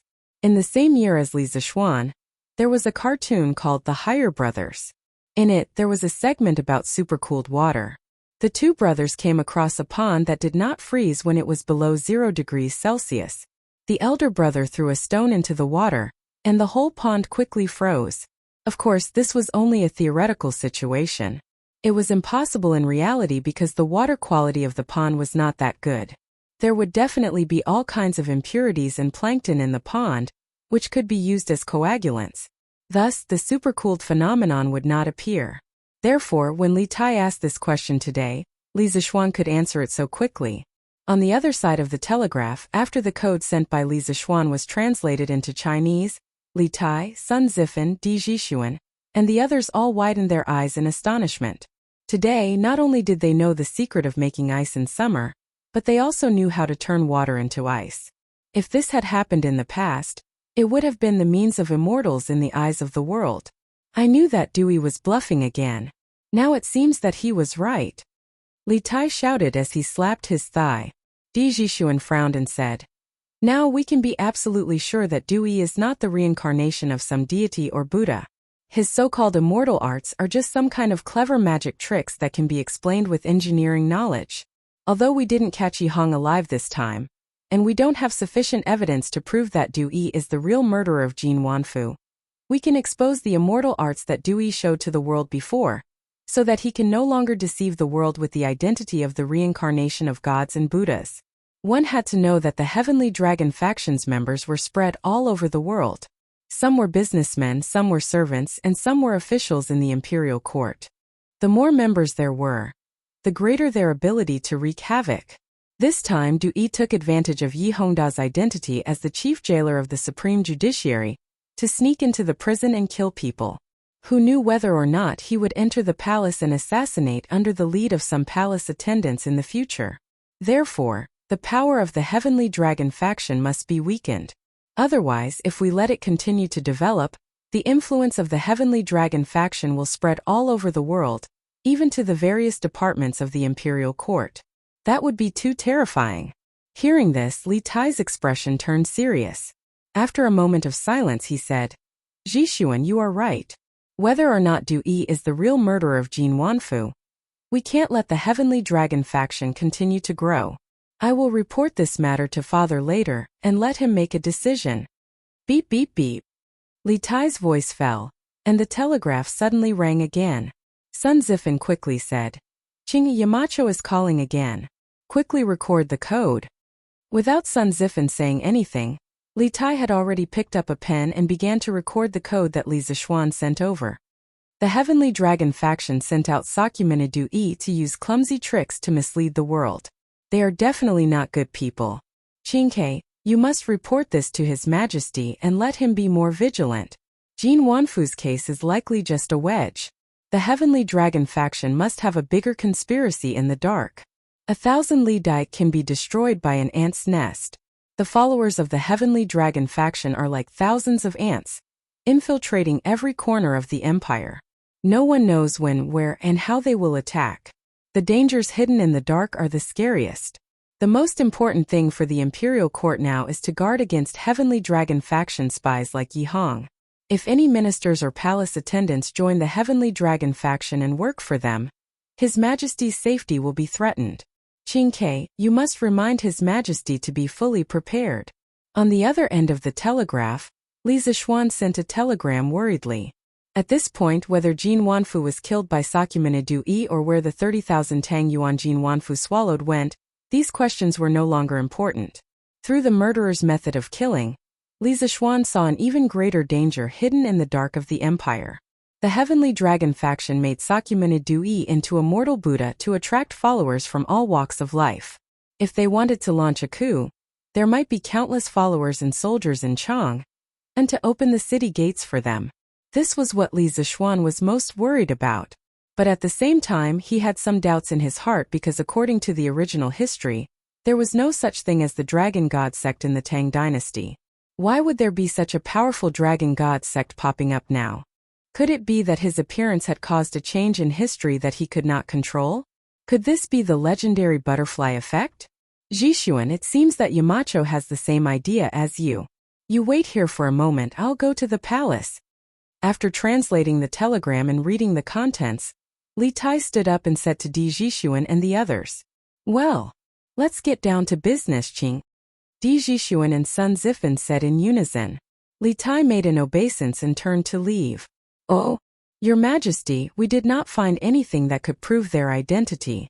I asked the shopkeepers of the 108 workshops in Chang, and to identify the bodies, but none of the assassins were from Chang'an. But according to the shopkeeper of the Chen's carriage company, Yi Hong went to the Chen's carriage company to hire a carriage at 4:45 in the morning. At that time Yi Hong looked very excited and kept murmuring, 'I'm going to become an immortal and live forever.' So I suspect that Yi Hong must have been lured by someone to go to the Shirley Slope." In the Sweet Dew Hall, Li Er sat on the main seat with a gloomy face. Lu Dui stood below the hall and carefully reported the case to Li Er. Li Er said coldly, "A small prison guard actually made the other party send men of sacrifice to kill him. How much strength does the mastermind have?" Lu Dui quickly made an obeisance and said, "I've failed in my governance and did not maintain the security of the capital, allowing the mastermind to go unpunished. Your Majesty, please punish me." Li Er's eyes flashed and said, "Men of sacrifice actually appeared outside Chang'an, right under the emperor's feet. As the minister of the Supreme Court, of course you can't avoid the responsibility. But the most important thing now is to find the mastermind behind this and wipe out this hidden force in one fell swoop. I'll give you 5 days. You must give me a result within 5 days. I'll send a team of imperial guards to the Supreme Court for you to command." Lu Dui heard this and could not help but complain in his heart. Because with Yi Hong's death, all the clues had been cut off. He really did not have the confidence to find the mastermind within 5 days. But he could not disobey the emperor's order. Even if he knew it would be difficult, he had to agree. "I, Lu Dui, obey the emperor's order." Lu Dui bowed and said, "Well." Li Er nodded. At this moment a chamberlain ran in and bowed. "Your Majesty, King Wei requests an audience." Qing Ke. Why did he return to the palace? Quickly. Li Er frowned and was puzzled because Li Tai had just entered the palace to greet Empress Zhongsun in the morning. But thinking of Lu Dui saying that Li Tai, Di Jixuan, and the rest were involved in solving the case, Li Er suddenly realized something and hurriedly said to the chamberlain, "Yes." The chamberlain received the order and left. After a while, Li Tai walked into the main hall. "Your son greets Imperial Father." Li Tai walked to Lu Dui's side and bowed to Li Er. "No need for formalities." Li Er waved his hand and asked directly, "Qing Ke, for you to enter the palace again, do you have something important to report?" Li Tai nodded and said, replying to Imperial Father, "This son does indeed have an important matter. It's about the venerable of the dragon sect, Dui." Li Er's eyes lit up and hurriedly said, "Oh? Quickly say it." Li Tai cleared his throat and said in a deep voice, "This time the Supreme Court came out of the city to capture Yi Hong. Although they were late and caused Yi Hong to be killed by the assassin and all the clues were cut off, we have already obtained evidence that Dui deceived the people. He is not the reincarnation of some Buddha. The celestial arts he displayed before were all tricks to confuse the people into joining his dragon sect." Hearing this, Li Er's eyes narrowed and said with a serious expression, "Qing Ke, what you said, do you have any basis?" The reason why Li Er did not touch Dui now was not only because there was no conclusive evidence, but also because Dui was a living Buddha in the eyes of the people. If he was rashly arrested, it might cause a revolt. Now that Li Tai said that Dui's celestial arts were all tricks to deceive people, Li Er saw some opportunities to break the situation. Li Tai nodded and said with a serious face, "Imperial Father, what your son said of course has a basis. The levitation technique and ice touch technique that Dui displayed to the people can all be explained by the truth of the world. As long as the method is right, any ordinary person can do it. For example, this levitation technique, he is just..." In order to make Oldly believe that Dui was a swindler who deceived the people, Li Tai explained the principles of the levitation technique and ice touch technique in detail. At the end, in order to increase the credibility, Li Tai even brought up Li Zixuan. He took out a piece of paper from his sleeve and said to Li Er, "Your son contacted the Yamacho 15 minutes ago and told the Yamacho about the dragon sect in Jin Wanfu's case. The Yamacho has a few words for your son to pass to Imperial Father." Li Zixuan? Li Er's heart skipped a beat and he said to Zhao Song, "Quickly bring it up." There was even a hint of excitement in his tone. This was because when the dragon sect first came out to stir up trouble, Li Er wanted to hear Li Zixuan's opinion. After all, Li Zixuan was the real deal. Not only was he full of ideas, but he was also full of ideas. Therefore, Li Tai's telegram was timely. "Yes." Zhao Song bowed and accepted the order. He quickly walked to Li Tai and took the paper, then handed it to Li Er. Li Er eagerly opened it and read the contents carefully. The dragon sect sent Sakyamuni Dui, using clumsy tricks to claim to be an immortal technique. At this moment, Lu Dui was still in a state of shock. He was shocked that all of Dui's immortal techniques were actually deceptive tricks. Of course, he was even more shocked that Li Tai and Li Zixuan were actually able to break through Du Yi's immortal technique so quickly. After all, he'd pondered over the immortal techniques that Du Yi had executed in private on more than one occasion, but he hadn't been able to figure them out in the end. After a moment of silence in the hall, Li Er finally finished reading the contents of the paper. At this time, his old face had become incomparably gloomy. Obviously, Li Zixuan's words had struck a sensitive nerve in Li Er. Minister Lu, immediately bring people to seal up the dragon sect and arrest the dragon head of the dragon sect as well as Sakyamuni Du Yi. Li Er said coldly. There was a hint of determination in his voice. At this moment the iron-blooded emperor was back. Lu Dui raised his eyebrows and quickly cupped his hands. Your Majesty, this old subject does not have any evidence of Sakyamuni Du Yi's crimes. I'm afraid that rashly arresting them will cause widespread criticism. How can there be no evidence? Regardless of whether Jin Wanfu was killed by Du Yi or not, just based on his clumsy tricks, falsely claiming to be God and Buddha, and misleading the people to join the dragon sect, he should be arrested. Li Er snorted coldly. Now that the mysterious veil on Du Yi's body had been removed, how could Li Er, who originally wanted to deal with the dragon sect, endure it? It was already good enough that he did not directly send an army to encircle and annihilate the dragon sect. How could he let Du Yi of the dragon sect continue to get away scot-free and bewitch the people? Lu Dui suddenly understood and quickly cupped his hands. This old subject obeys the decree. After saying that, he cupped his hands and left the hall. All right, Qin Ke, you can also leave. You have done well in this matter. As for the matter mentioned by Li Zixuan, you don't have to worry. This emperor will make arrangements. Rubbing the space between his eyebrows, Li Er looked at Li Tai and said warmly. Li Tai solemnly cupped his hands and said, Then this subject will take his leave.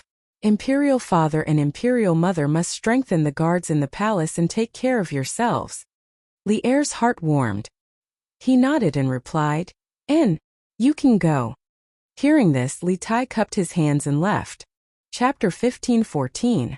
Your Majesty, General Li has infiltrated the Heavenly Dragon sect, and is thinking of a way to bring back a bowl of Jade Lake holy water for Divine Dr. Sun. In the Sweet Dew Hall, after hearing Li Er's order, Zhao Song said with some difficulty, Not too long ago, Li Er had given Li Junxian a secret mission. He was to find a way to obtain the Jade Lake holy water that the people of the Heavenly Dragon sect were going crazy over, and deliver it to the Great Tang Alliance Clinic for Sun Simiao to study. However, only the official disciples of the Heavenly Dragon sect had the qualifications to obtain the Yaoqi holy water. Moreover, this kind of elixir, that could cure all kinds of illnesses, had to be drunk on the spot in order to maintain the best medicinal effect. Therefore, no matter how much money one had, one would not be able to buy a bottle of Yaoqi holy water. This was also one of the main reasons why those rich merchants and nobles fought to join the Heavenly Dragon sect. In order to complete Li Er's saint mandate and obtain the Jade Lake holy water, Li Junxian could only infiltrate the enemy camp and become a spy. Oh, we actually forgot about this. Li Er slapped his head in understanding and asked, Has Li Junxian already infiltrated the Heavenly Dragon sect? Zhao Song clasped his hands and replied, Your Majesty, General Li has already infiltrated the Heavenly Dragon sect, but according to the latest news he sent back, he is only an outer sect disciple of the Heavenly Dragon sect, and does not have the right to obtain the Jade Lake holy water. Outer sect disciple? What does that mean? Li Er frowned in confusion. Zhao Song hurriedly explained, Your Majesty, the Heavenly Dragon sect did not have an outer sect disciple or inner sect disciple in the past, but as more and more people wanted to join the Heavenly Dragon sect, they began to divide into inner and outer sect disciples. Then what's the difference between inner sect disciples and outer sect disciples? How can an outer sect disciple become an inner sect disciple? Li Er asked with a frown. Zhao Song replied, Your Majesty, in the Heavenly Dragon sect, only inner sect disciples can enjoy the Jade Lake holy water once every 3 days. Outer sect disciples can only enjoy it once every half a month. As for how an outer sect disciple can become an inner sect disciple, I heard that the Heavenly Dragon sect has a judge in charge of this matter. As long as you pay enough money, you can become an inner sect disciple at any time. If you don't have the money, You can only slowly become an inner sect disciple by completing missions. A small sect like the Heavenly Dragon sect is actually robbing the people of their wealth. Their greed is insatiable, and they have accumulated so much wealth. What are they trying to achieve? Li Er coldly snorted. Find a way to get in touch with Li Junxian and have him work with Lu Dui. Today we must capture all the important members of the Heavenly Dragon sect. Zhao Song bowed and said, "This old servant obeys. You must also pay attention to the investigation of the officials and eunuchs. I don't want Chang'an to be in chaos." Li Er added. "Here." Zhao Song's heart trembled as he replied. "Quick! Surround the entire Heavenly Dragon Temple. Don't let anyone escape." At 4 p.m., Lu Dui led a group of Supreme Court runners and 2,000 Imperial Army soldiers to the Heavenly Dragon Temple in Xinfeng County. Lu Dui waved his hand and said coldly, "Here." More than 2,000 soldiers and runners answered in unison, then quickly divided into two groups and surrounded the newly renovated Heavenly Dragon Temple. Why would the army of the Imperial Court surround the Heavenly Dragon Temple? That's right. This Heavenly Dragon Temple has Master Du Yi, the reincarnation of a Buddha. Why are these soldiers surrounding the Heavenly Dragon Temple? This is disrespect to the Buddha. That's right. Why are you surrounding the Heavenly Dragon Temple? You will suffer the wrath of the heavens. Surprisingly, when the Imperial Army surrounded the Heavenly Dragon Temple, the first to stand up was not the monks of the Heavenly Dragon Temple, but the people outside the temple, or rather, the followers of the Heavenly Dragon sect. If it was in the past, they would definitely not have dared to speak up against the Imperial Army. However, at this moment it was as if they were possessed. In their hearts, the Heavenly Dragon sect was their #1 priority. They were willing to die for their beliefs. Lu Dui frowned and shouted, "This official is Lu Dui of the Supreme Court. Du Yi, the monk of the Heavenly Dragon sect, used secular tricks to confuse the people and claimed to be the reincarnation of a Buddha. He lured countless people to join the Heavenly Dragon sect. His intentions are punishable and the evidence is irrefutable. Today, this official is under the orders of the Emperor to capture Du Yi and the head of the Heavenly Dragon sect." Hearing this, the people outside the Heavenly Dragon Temple were silent for a moment. Then someone raised a question. "What secular tricks? Master Du Yi used immortal magic. He is the reincarnation of a Buddha. Your Excellency, you can't be disrespectful to the Buddha." "That's right. No one can be disrespectful to the Buddha. Not even the Imperial Court." Yes. Withdraw immediately." The people who were silent for a moment soon became a pot of porridge. Lu Dui, who was at the center of the storm of public opinion, frowned deeply at this moment. Only when he experienced it himself could he understand the horror of the Heavenly Dragon sect. For the Imperial Court, for the Imperial power, the religious power must not be too great. Otherwise, there would be a situation like this, where the people openly went against the Imperial Court in order to protect their faith and religion. Now they were just talking, but who knew if they would use knives in the future? Directly raise a rebellion? Silence! Lu Dui's face darkened and shouted with all his strength. Whether Du Yi of the Heavenly Dragon sect is using secular tricks to deceive the people, this official already has conclusive evidence. After he is arrested and brought to justice, there will be someone who will go to court with him. At that time, if he is really wronged, this official will naturally let him go. Now that the Supreme Court is handling the case, all unrelated people must stay away. Otherwise, don't blame this official for the crime of disturbing the public order. Lu Dui's face was stern and his voice was low. His shout frightened many people. At this moment, a carriage from the Wonderful Taste Pavilion drove over. Lu Dui glanced at it and saw the curtain open. Li Tai, Sun Zifan, Di Jixuan, and Yuchi Baolin came out of the carriage. Lu Dui quickly went up to them and asked, "Your Highness, why are you here?" Li Tai smiled and said, "This prince expected that someone would obstruct Minister Lu from handling the case, so I specially came here. I can take advantage of today's opportunity to expose Du Yi's deceit and let the people see the true face of the fake Buddha." Lu Dui's eyes lit up and he said with surprise, "Oh, Your Highness is already prepared?" If he could directly let the people see Du Yi's deceit, it would be the best for Lu Dui. After all, in many cases, blindly using force would not solve the problem. Li Tai smiled confidently and said, "Yes, this prince is ready." After that, he turned and took out an iron cylindrical object from the carriage. If the people present were from the Han village or Plum village, they would definitely recognize this object. That's right, this object was a loudspeaker, the workshop's newest secret product. Baolin, help me hold the loudspeaker in a while. Jishu and Ziffin, bring the things and come with me. Today, we will let these people who have been deceived wake up. Li Tai waved his hand and arranged. Yes. Okay. Everyone answered and came to the place where Lu Dui was standing earlier. Yuchi Baolin placed one end of the loudspeaker next to Li Tai's mouth. Seeing that the people in front of him were looking at him and talking about him, Li Tai coughed softly and said, "Cough, cough. Silence. Silence."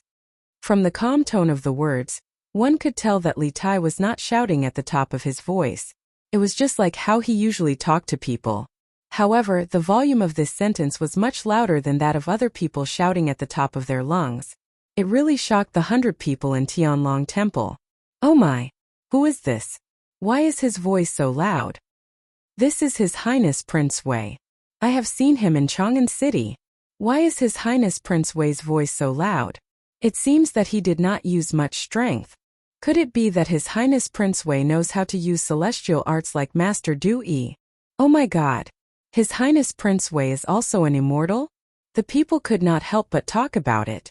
Li Tai continued to shout into the loudspeaker. Okay. Everyone was silent. I am the current Prince Wei.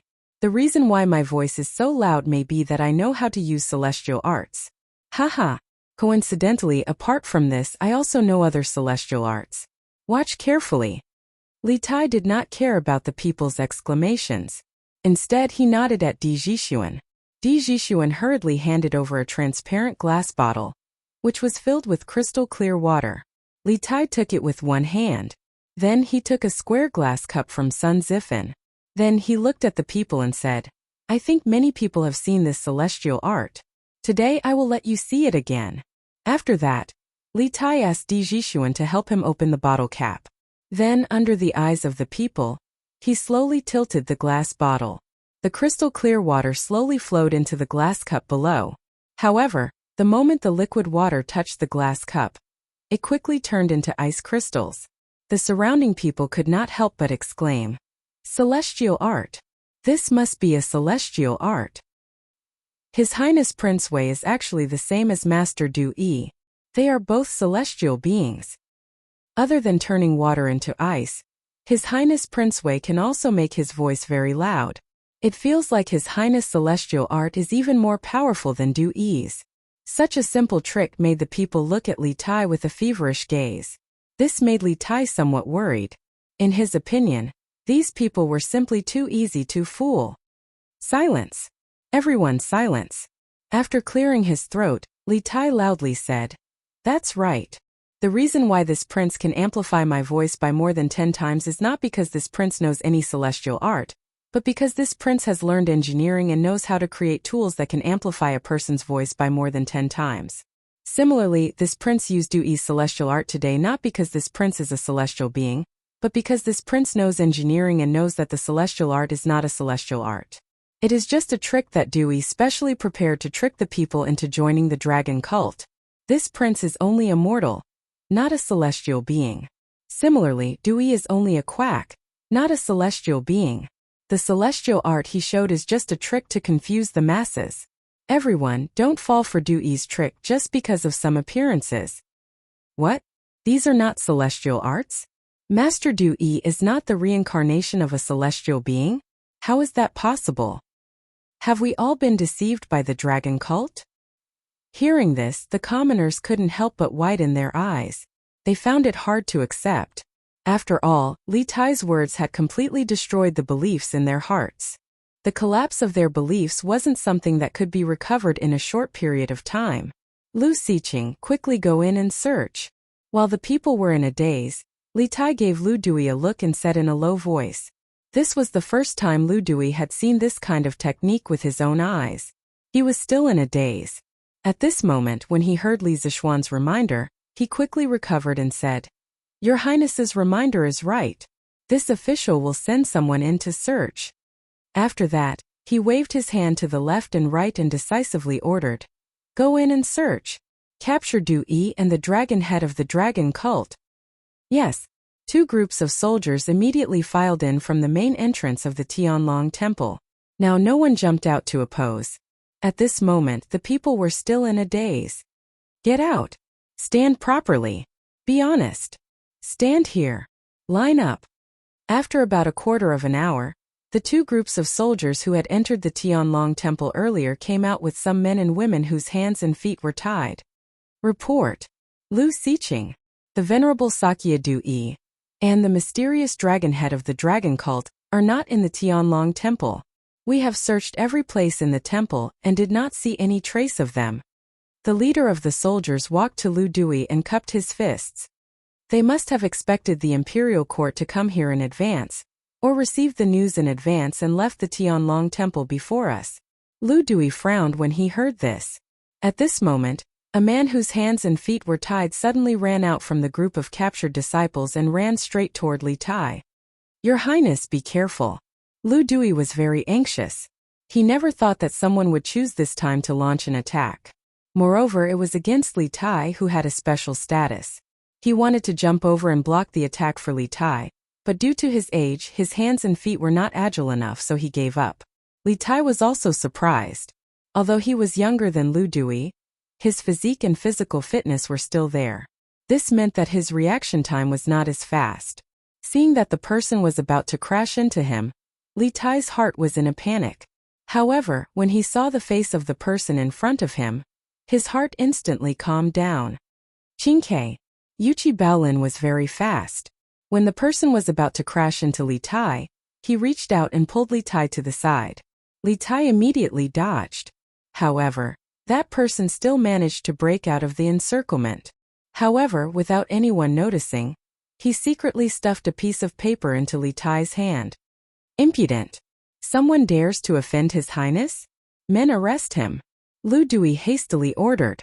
Li Tai caught a glimpse of Lu Dui's faintly discernible smile and understood that Lu Dui also knew the man's true identity. He looked at the people and used the loudspeaker to shout, "Today you have all seen that Du Yi's immortal arts are just tricks to deceive people. Now Du Yi and the dragon head of the heavenly dragon sect have fled in fear of punishment. What does this prove? It proves that they have a guilty conscience. If they were the reincarnations of gods and Buddhas, how could they have a guilty conscience?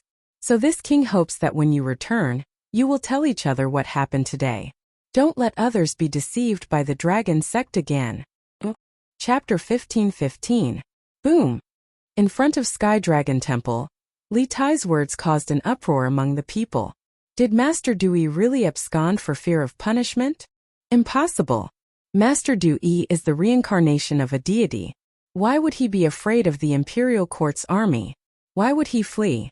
Master Du Yi must have left Sky Dragon Temple because of something. Heh, reincarnation of a deity? Du Yi's ice freezing technique and His Highness Duke of Wei have already shown it to prove that he's not the reincarnation of a deity.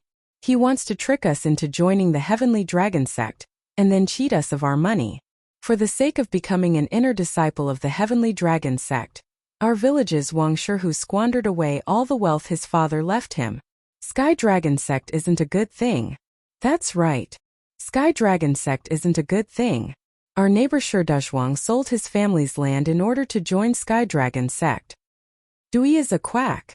Sky Dragon Sect is a liar. Bullsh *T. Why would Master Du Yi lie?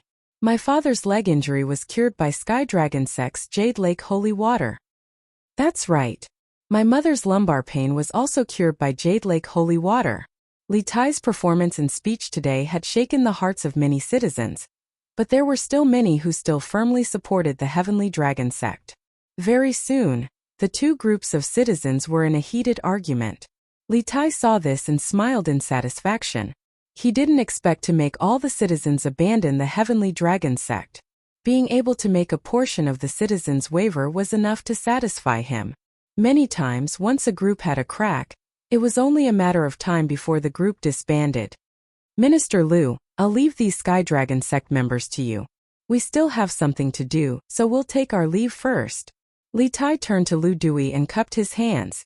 Lu Dui returned the greeting and said, "Thank you for your help today, Your Highness. Otherwise, these commoners would definitely have clashed with the imperial army. At that time, things would be troublesome." There was a hint of respect in his tone. If this had happened in the past, it would have been impossible.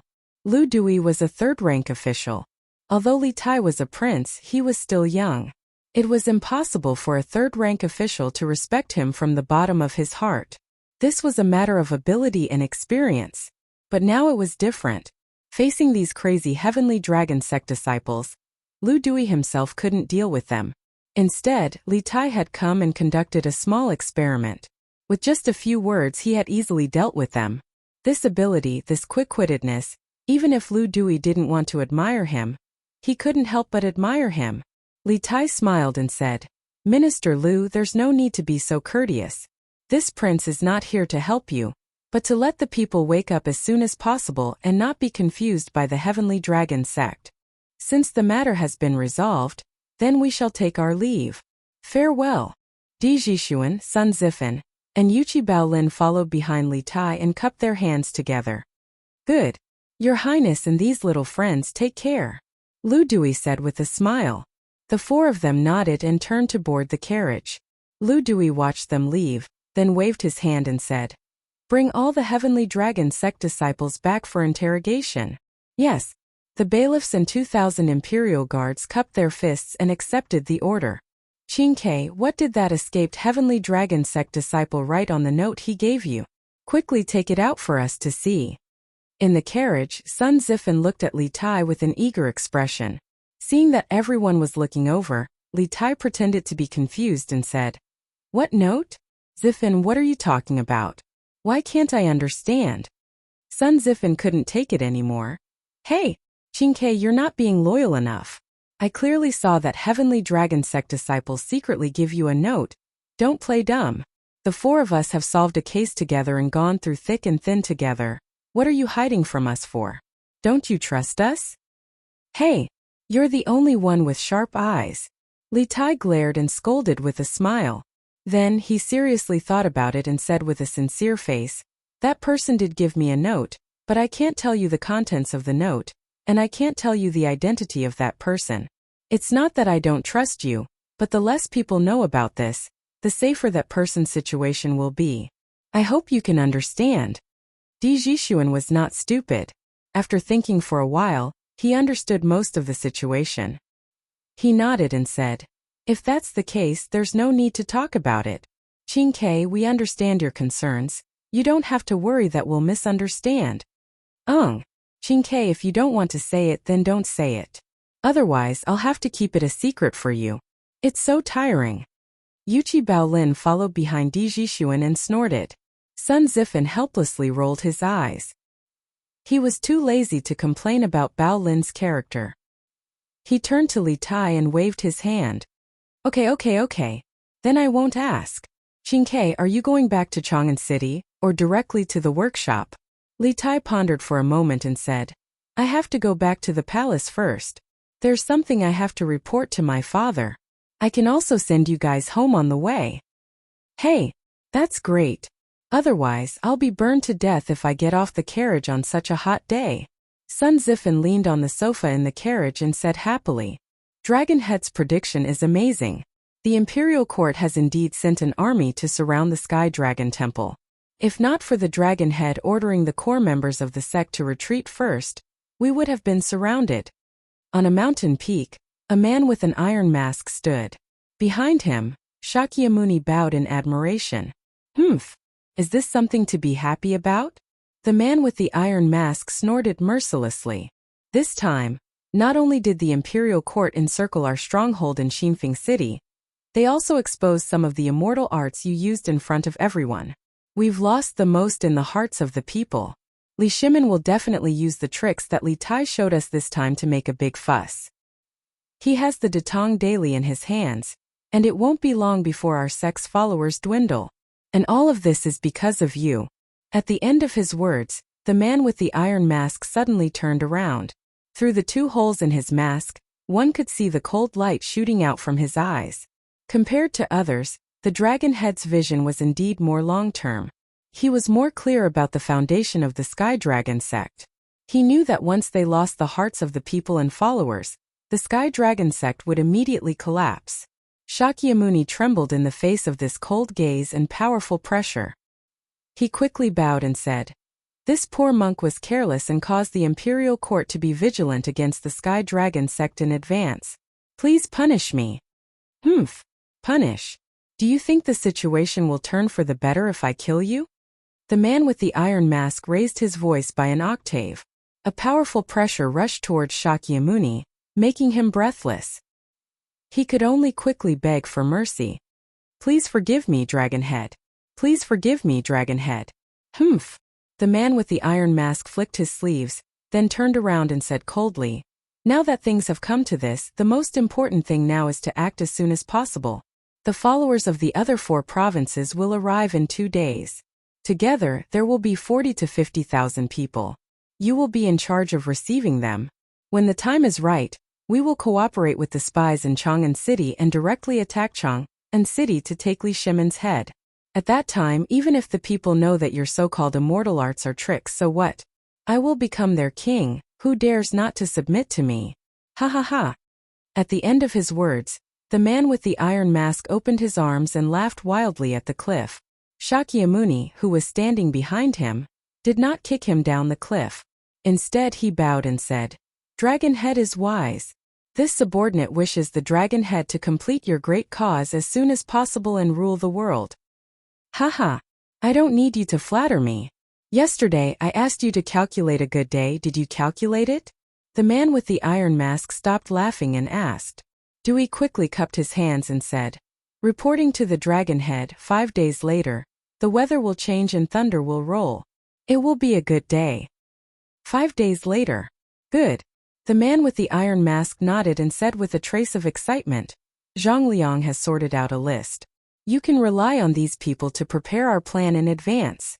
When he spoke up to hear, he withdrew a bright yellow silk and a command token from his pocket and passed it to Dewey.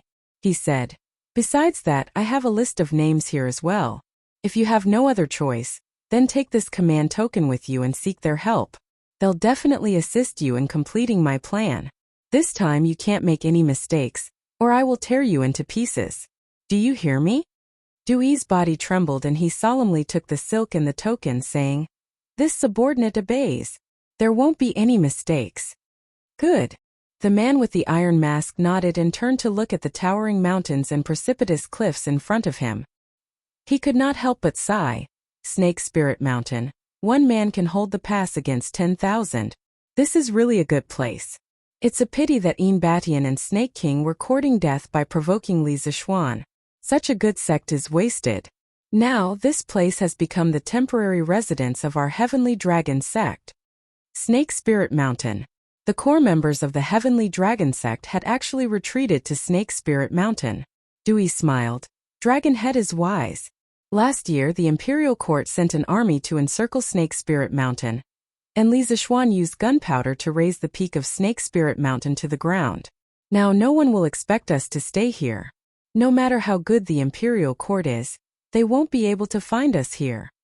Kiki, the most dangerous place is the safest place. I will start from this Snake Spirit Mountain and conquer this world." The man with the iron mask laughed proudly. "Report." At this moment, a Heavenly Dragon sect member behind the two ran over and bowed. "Reporting to Dragonhead, there is an outer disciple of our sect in Wainan County who is inquiring about the whereabouts of Dragonhead and Venerable One. He said that he has something extremely important to hand over to Dragonhead and Venerable One. We have locked him in the Wu Manor at the foot of the mountain. Dragonhead, please make the decision." "Something extremely important?" Dewey frowned slightly, his face full of displeasure. "Why don't you just snatch it from him? Can't you see what the situation is now? If we are not careful, we will attract the Imperial Court's army." The disciple looked troubled. "Venerable One, that person said that he didn't bring that thing with him. He will only take it out after he is sure that he can see Dragonhead." "Humph, this person is so cunning. It is very likely that he was sent by the Imperial Court. Let's kill him before he knows where we are." Hearing this, a trace of viciousness flashed across Shijaya De's face as he coldly said, This? The disciple hesitated, not knowing if he should obey the order. Then the man with the iron mask said, "Wait." After a pause, the man with the iron mask continued, "Take my order and bring that person up the mountain." Dragonhead, what if this person is a spy sent by the imperial court? Won't our whereabouts be exposed? Dewey hurriedly said. The man with the iron mask snorted. If this thing is extremely important to our heavenly dragon sect, what should we do? Besides, even if he is a spy from the imperial court, I don't believe that he can send a message to the imperial court under my nose. You hurry up and go. With that, the man with the iron mask pointed at the disciple who gave the order. Yes, Dragonhead. The disciple received the order and left. As the sun set, a few men in gray clothes suddenly came to a village outside the mountains. They walked to a small dilapidated house beside the village and asked, "Is that kid still inside?" The two young men guarding the door quickly said, "Still inside. Still inside. Brother Meng, wait a moment, we will bring that kid out." The man in the lead responded softly. The two young men pushed the door open and walked in. After a while, the two of them walked out with a handsome young man who was dressed somewhat shabbily. The man in the lead shouted, "Li Junjian, you brat! Quickly hand over the thing, or don't blame me for being rude." The man named Li Junjian raised his head and looked at the man with the surname Meng indifferently. He said without fear, "I said this thing is very important to me. I can only hand it to you, Dragonhead. I don't trust anyone else. You can kill me or cut me up, but it is impossible for me to hand over the thing." "Yo, you're quite tough, brat. This young master likes your temperament. Let's go. Take your thing and come back with me to see Dragonhead." The man with the surname Meng laughed and said. Li Junjian was unmoved and said indifferently, "Humph, how do I know if you're lying to me? If I take out the thing and you want to snatch it, then I won't have a share of the credit at that time. I'm not going." "Hey, you're quite cautious, brat." The man with the surname Meng laughed, then took out a token from his pocket and waved it in front of Li Junjian's eyes. He said, "See? This is Dragonhead's personal token. Seeing this token is like seeing Dragonhead. Now do you believe that I was sent by Dragonhead to pick you up?" Li Junjian looked at it seriously. After pondering for a moment, he said, "Okay, I'll go with you. But I have to take the thing out first. You're not allowed to follow me." The man with the surname Meng thought for a moment and said, "Okay, then hurry up. I don't think you can escape from me." Chapter 15-16. Dragonhead. Li Junjian has arrived. The Heavenly Dragon sect member surnamed Meng led Li Junjian to the Iron Masked Man's thatched hut and bowed. Last year, Li Zishuan had used gunpowder to flatten the summit of Snake Spirit Mountain, so the huts that the 7 cultivators of Virtue sect had built on it were naturally gone. The Heavenly Dragon sect had only moved in at noon today, so there was no time to repair the huts, so they could only erect a few thatched huts. You're dismissed." The Iron Masked Man nodded and said indifferently, "Yes, Dragonhead." The member surnamed Meng clasped his hands and left. "I hear that you have something very important that you wish to hand over to this god? Take it out." Once the member left, only Dewey the Iron Masked Man and Li Junjian were left in the hut. The Iron Masked Man turned to Li Junjian and sternly said, "Correct. But how do I know that you're the dragon head of my sect?" Li Junjian fearlessly raised his head to the Iron Masked Man. In truth, his mind was already in turmoil. He had never imagined that the Heavenly Dragon sect would choose to settle down on Snake Spirit Mountain. Yes, he knew that this place was called Snake Spirit Mountain because he had another identity. Commander of the 100 Cavalry Department Li Junxian. The name Li Junjian was just something he had made up on the spot to infiltrate the Heavenly Dragon sect. Although Li Junxian had not personally participated in last year's Snake Spirit Mountain battle, he had sent people to help Li Zishuan find the location of the 7 cultivators of Virtue sect. It had been nearly a year since the 7 cultivators of Virtue sect's destruction, and Snake Spirit Mountain had long ago vanished from the memory of the people. For the Heavenly Dragon sect to choose Snake Spirit Mountain as their base, Li Junxian had to admit that this was an excellent choice, as the people of the Imperial Court would never have thought of this place. "Impudent! You dare to disrespect the dragon head in front of you!" Dewey, who was standing at the side, shouted. Paying respects to the Venerable One. Li Junxian first clasped his fist and bowed to Du Yi, and then he bowed to the masked man. Since Venerable One says that Sir is the Dragon Chief, then Sir must be the Dragon Chief. This subordinate has never seen the Dragon Chief's true appearance, and the item in this subordinate's hands is of great importance. Thus, I had no choice but to confirm the Dragon Chief's identity. The metal-masked man gave Li Junxian a profound glance as if he wanted to see through him. After a long while he finally said, "Hand over the item. If it's really as you say, that it's an extremely important item, then I'll spare your life." Li Junxian hastily bowed. "Many thanks, Dragonhead." After saying this, he took out a book with a blue cover from his bosom and raised it over his head with both hands. Reporting to the Dragon Chief at noon today, Sir and Venerable One left in a hurry and left this account book in a secret room of the Heavenly Dragon Temple. After you left, the Imperial Court sent an army to encircle the Heavenly Dragon Temple. This subordinate felt that this account book must be of great importance, so I took it with me and charged out of the encirclement while the soldiers were unprepared. However, this subordinate was worried that something might happen to the account book with me, so I asked around for Dragon Chief's whereabouts, wanting to personally hand the account book to Sir. Now that I've finally met Sir, this subordinate can finally rest easy. The metal-masked man's eyes were like lightning bolts. He first coldly glanced at Du Yi, and then he turned to Li Junxian. "You're saying that the item in your hands is the account book of my sect?" Li Junxian bowed. Reporting to Venerable One, when this subordinate picked up the account book, I subconsciously flipped through a page and saw that it said that Jin Wanfu, the manager of the Yanhuang Bank of Xinfeng County, had paid a tribute of 4,000 Tang Yuan in the second month and 5,000 Tang Yuan in the third month. Thus, this subordinate guessed that this was probably the account book of my sect. But this subordinate did not intentionally flip through it. "Dragon Chief, please forgive this subordinate." "Humph. Hand it over." The metal-masked man could no longer suppress his anger. "Yes." Li Junxian carefully took the account book and walked up to the metal-masked man. As he got close, Li Junxian sensed powerful ripples of energy. He couldn't help but be confused. Logically speaking, shouldn't the Dragon Chief of the Heavenly Dragon sect be a powerful martial artist? How else could he convince the masses? Or could it be that this person's cultivation had already reached the martial grandmaster level, so he couldn't sense any ripples of energy?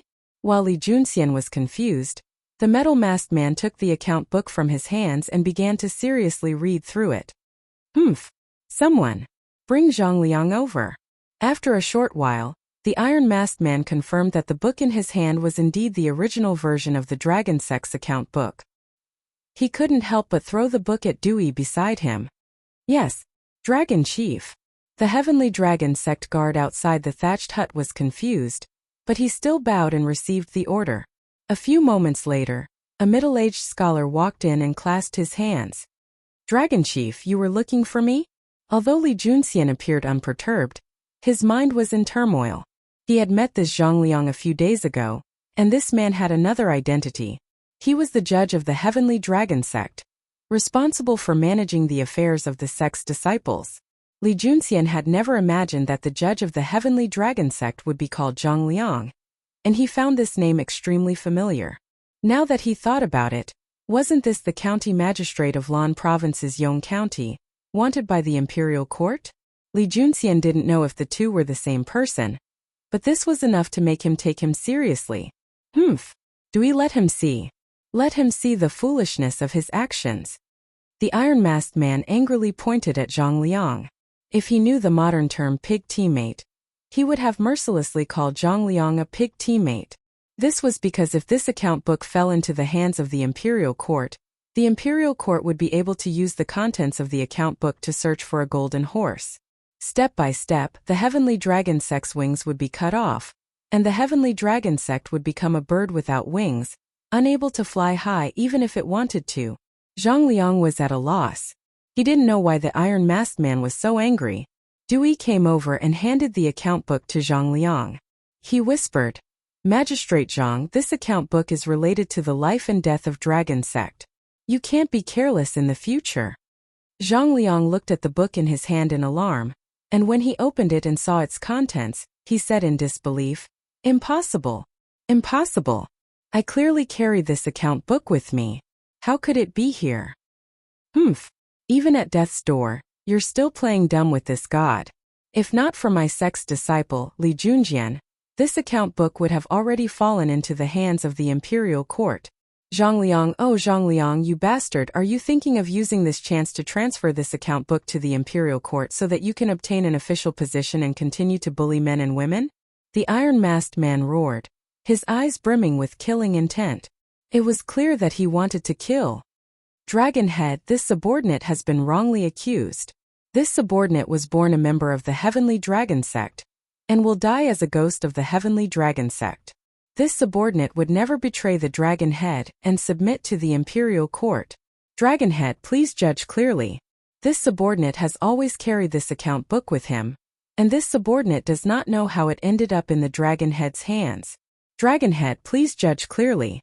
Sensing the cold killing intent in the iron-masked man's eyes, Zhang Liang hurriedly got down on his knees and begged for mercy. Humph. You still refuse to admit your guilt? Li Junjian, tell me, where did you find this account book? The iron-masked man angrily harumphed as he turned to the silent Li Junxian. Let's return to the Dragon Head. This subordinate found this account book in the basement of the Heavenly Dragon Temple. Presumably, Lord Judge was careless and forgot to take it with him. Li Junxian stepped forward and clasped his fists. Nonsense. You're speaking nonsense. You're lying. This old man clearly remembers that I took the account book with me when I left. Stop making false accusations, or else don't blame this old man for being rude. Zhang Liang was exasperated when he heard this. Li Junxian pursed his lips, a timid expression on his face, but he did not retort. What he said just now was naturally a lie. As a judge of the Heavenly Dragon Sect, Zhang Liang naturally could not have left something as important as the account book at the Heavenly Dragon Temple. He truly had taken the account book with him when he left, but he had bumped into Li Junxian as he was leaving the temple. What sort of expert was Li Junxian? Wasn't it easy for him to steal something from a weak scholar who didn't know any martial arts? Thus, Li Junxian had managed to steal the account book that Zhang Liang had taken with him. Fortunately, Zhang Liang had been in a hurry and had not had time to carefully examine Li Junxian's appearance. Otherwise, he would definitely have suspected that Li Junxian had stolen his account book. Enough. The iron-masked man saw that Li Junxian did not retort his fear of Zhang Liang's authority, and did not dare to retort.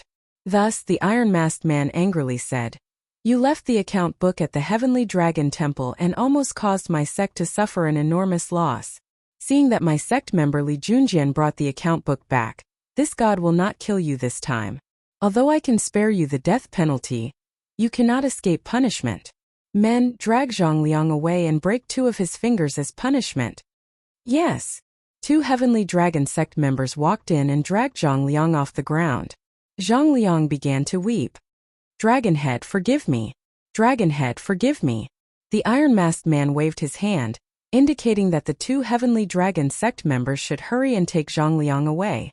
A few moments later, a wretched scream came from outside. My hand! My finger! Inside the room, the iron-masked man turned his gaze to Li Junxian. After a long while he said, Li Junjian, you said that you took the account book and escaped from the encirclement of soldiers. Does this mean that you know martial arts? Li Junxian's heart trembled as he hastily bowed and replied. Replying to the Dragonhead, this subordinate's family was poor when he was young, so he often followed his father into the mountains to hunt. As a result, he spent many years interacting with tigers and other vicious beasts. Thus, he has learned a few fighting techniques, but I don't think he knows martial arts. The iron-masked man chuckled, and then he glanced at Dewey. Dewey immediately understood, and then his staff howled toward Li Junxian's face. Li Junxian was already prepared. When the staff was less than a foot away, he rolled to the ground and narrowly dodged Dewey's attack. Dewey then smashed the staff at Li Junxian. Li Junxian seemed unable to dodge, but he leaped up from the ground like a carp and used both hands to meet the golden staff. Whoosh!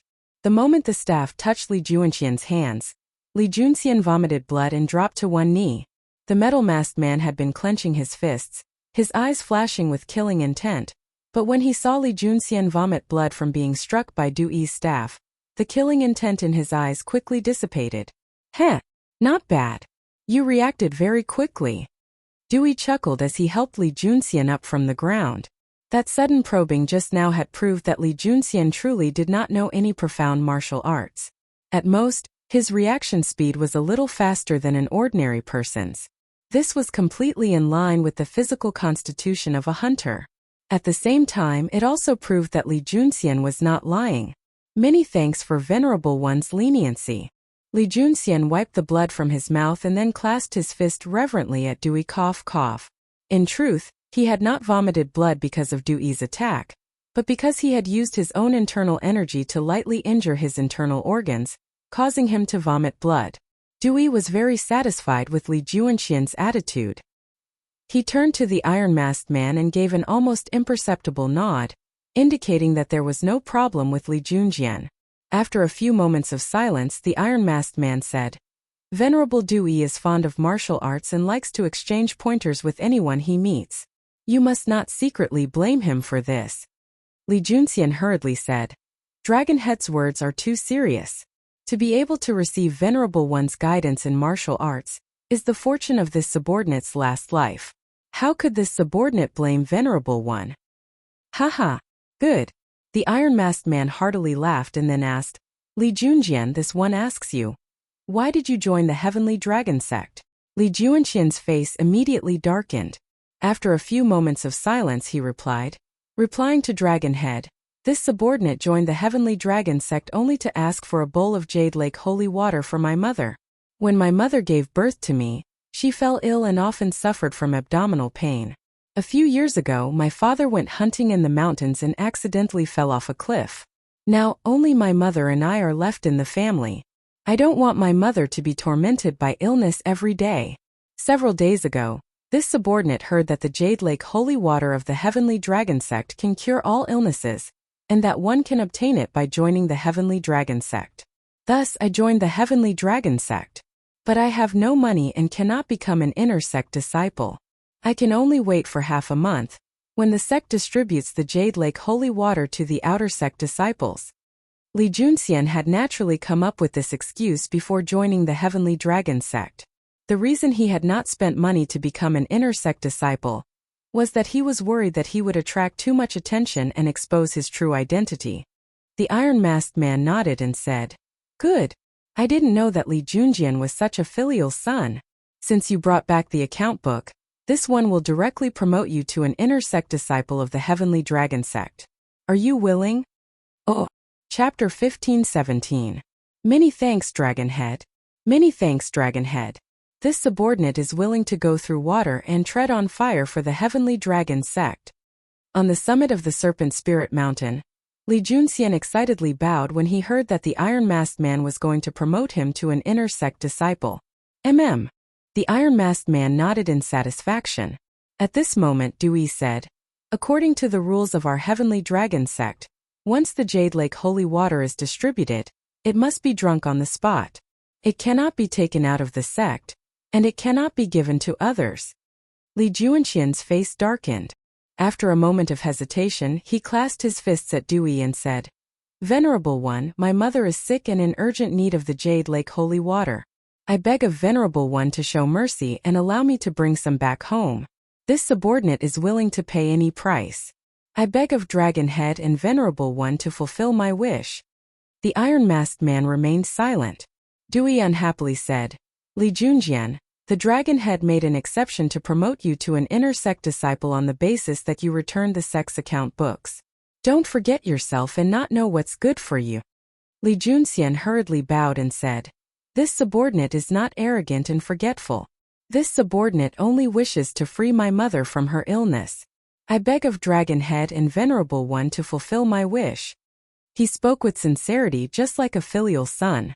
For a moment, Shakyamuni and Dewey found it difficult to reprimand him. Work hard in the Heavenly Dragon Sect and make more contributions. Once you become a member of the Heavenly Dragon Sect's Earth Fiend group, you will be able to obtain a lot of Jade Lake holy water. You can also bring it out of the sect. The iron-masked man finally spoke. "Earth Fiend group?"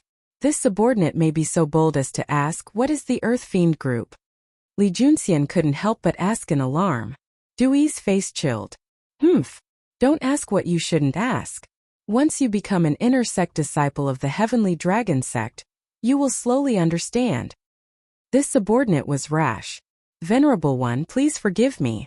Li Junxian was slightly disappointed, but he still put on a fearful expression and hurriedly bowed. Heh, there's no harm in telling you. Unexpectedly, the iron-masked man explained.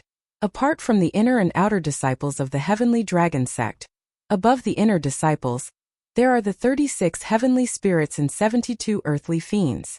These people are all top experts and each of them has a well-trained and strong team. If you can make outstanding contributions to the Heavenly Dragon sect, this seat will transfer you to the Earthly Fiends group. Li Junxian was flabbergasted.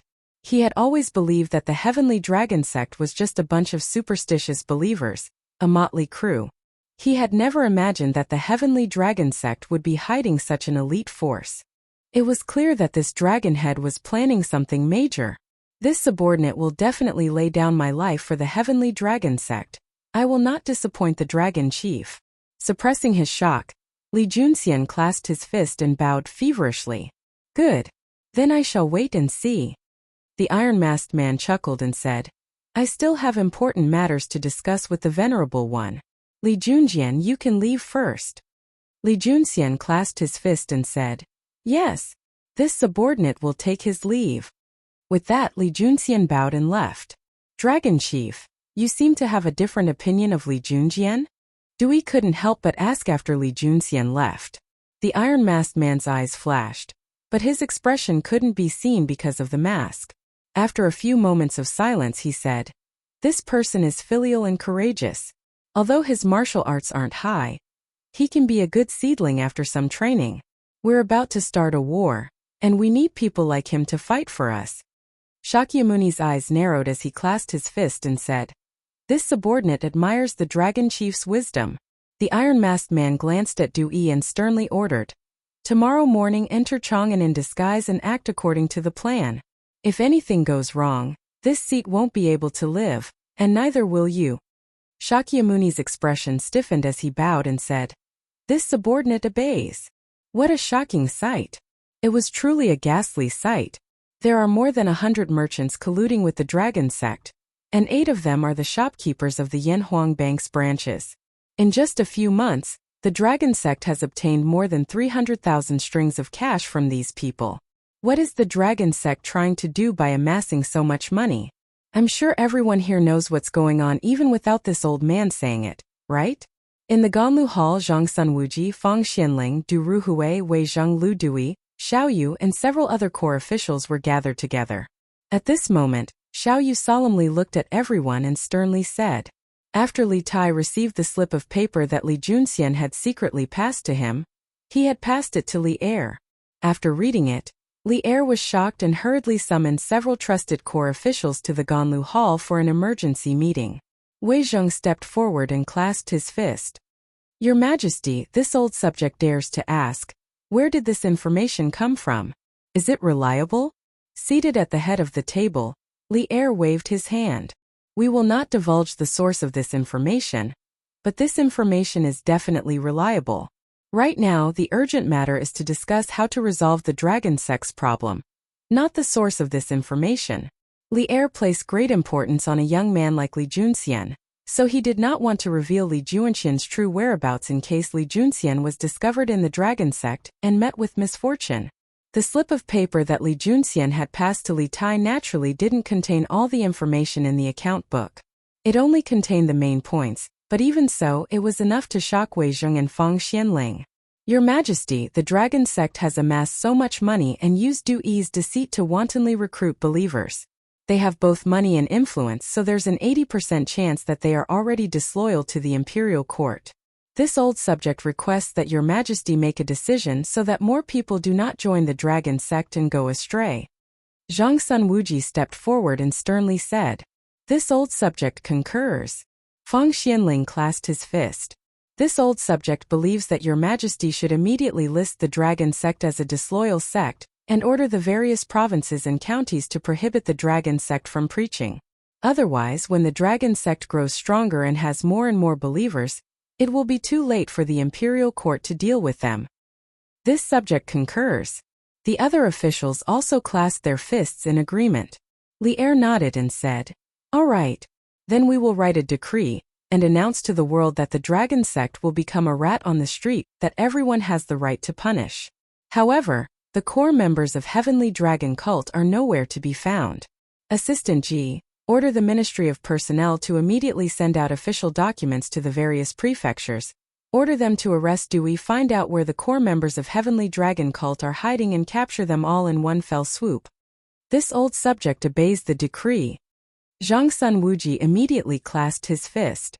Lu Dewey then said, "Preventing the people from talking is more important than preventing the river from flowing. This old subject believes that if we force the people not to join the dragon sect, it will likely cause the world to criticize us." Previously, His Highness King Wei publicly exposed Dui's deception of pretending to be a reincarnated Buddha, causing the people of Xinfeng County to be completely suspicious of the dragon sect. This subject believes that this method is the best way to completely wipe out the dragon sect. We should use Datong daily to publicize this and continue to imitate it. Li'er agreed. What Minister Lu said makes sense. Later, we will let Datong daily publicize this matter and continue to expose Dui's other deceptions. Your Majesty is wise, everyone said in unison. In addition to these merchants and the dragon sect, there are many officials in the imperial court who have secretly joined the dragon sect. We hope that from tomorrow onwards, you will carefully investigate which officials have joined the dragon sect. Before sunset tomorrow, you must give us a result. After a moment of silence, Li'er added. Everyone knew that Li'er was going to reorganize the court officials and their hearts trembled. They clasped their fists and said, "This subject obeys the decree." Sold newspapers. Sold newspapers. The latest issue of Datong Daily. His Majesty has decreed that the dragon sect is a disobedient sect, and everyone has the right to punish it. From today onwards, the people are not allowed to join the dragon sect. Sold newspapers. Sold newspapers. Dragon sect Shakyamuni Dewey is not a reincarnated Buddha. His immortal techniques are all lies. Those who want to read, quickly buy a copy of the newspaper. The next day early morning, the latest issue of Datong Daily was open for sale. The cries of the newsboys in the streets woke up one city after another. The people who woke up early were all shocked after hearing the contents of the newsboys' cries. What? His Majesty said that the dragon sect is a disobedient sect? Little doll, quickly give this young master a copy of Datong Daily. A young man who had just walked out of the shop with a somewhat lame leg heard the newsboy's cries and quickly stopped in his tracks and shouted at the newsboy. Speaking of which, he had recently planned to join the dragon sect to ask for the Jasper Lake holy water. He did not expect to hear the news that the dragon sect was defined as a disobedient sect by the imperial court. He could not help but be shocked. In fact, he was not the only one who was shocked. Recently, the dragon sect could be said to be incomparably popular around Chang'an City. From 70 to 80-year-old people to 6 to 7-year-old children, there was no one who did not know about the dragon sect. It was precisely because more people knew that the dragon sect was being encircled and annihilated by the imperial court that the people were even more shocked and incredulous. Dragon sect is a disobedient sect. How is this possible? Little doll, quickly give this old man a copy of Datong Daily. Dui's immortal techniques are all lies? Little doll, quickly give me a copy too. In less than an hour on the streets and alleys, almost everyone who had the means had a copy of the newspaper. As more and more people read the contents of the newspaper, the discussions between the people became more and more intense. If the dragon sect is a disobedient sect, then we can't join them anymore. If you don't want to join, then don't join. The dragon sect isn't anything good. Didn't you read the newspaper? The dragon sect recruited the people just to accumulate wealth. I heard that many people squandered their family fortune in order to become an inner disciple of the dragon sect. The dragon sect deserves to die. A bunch of nonsense. The dragon sect's Yaoqi holy water has saved who knows how many people. How can you make sarcastic remarks here? That's right. My father's leg disease was cured by the dragon sect's holy water. Then what about the newspaper saying that Dui's immortal techniques are all lies? What's going on? That's all nonsense, there's no proof. Bullshit. What nonsense was that? Yesterday I heard that His Highness Wei Wang used Dui's touch water ice technique in front of hundreds of people in Xinfeng County. It's not as mysterious and difficult as you think. Therefore, the immortal arts that Dui had used earlier were all lies. The dragon sect wants to cheat everyone of their money. There's still no proof. These must be made up by the Datong Daily.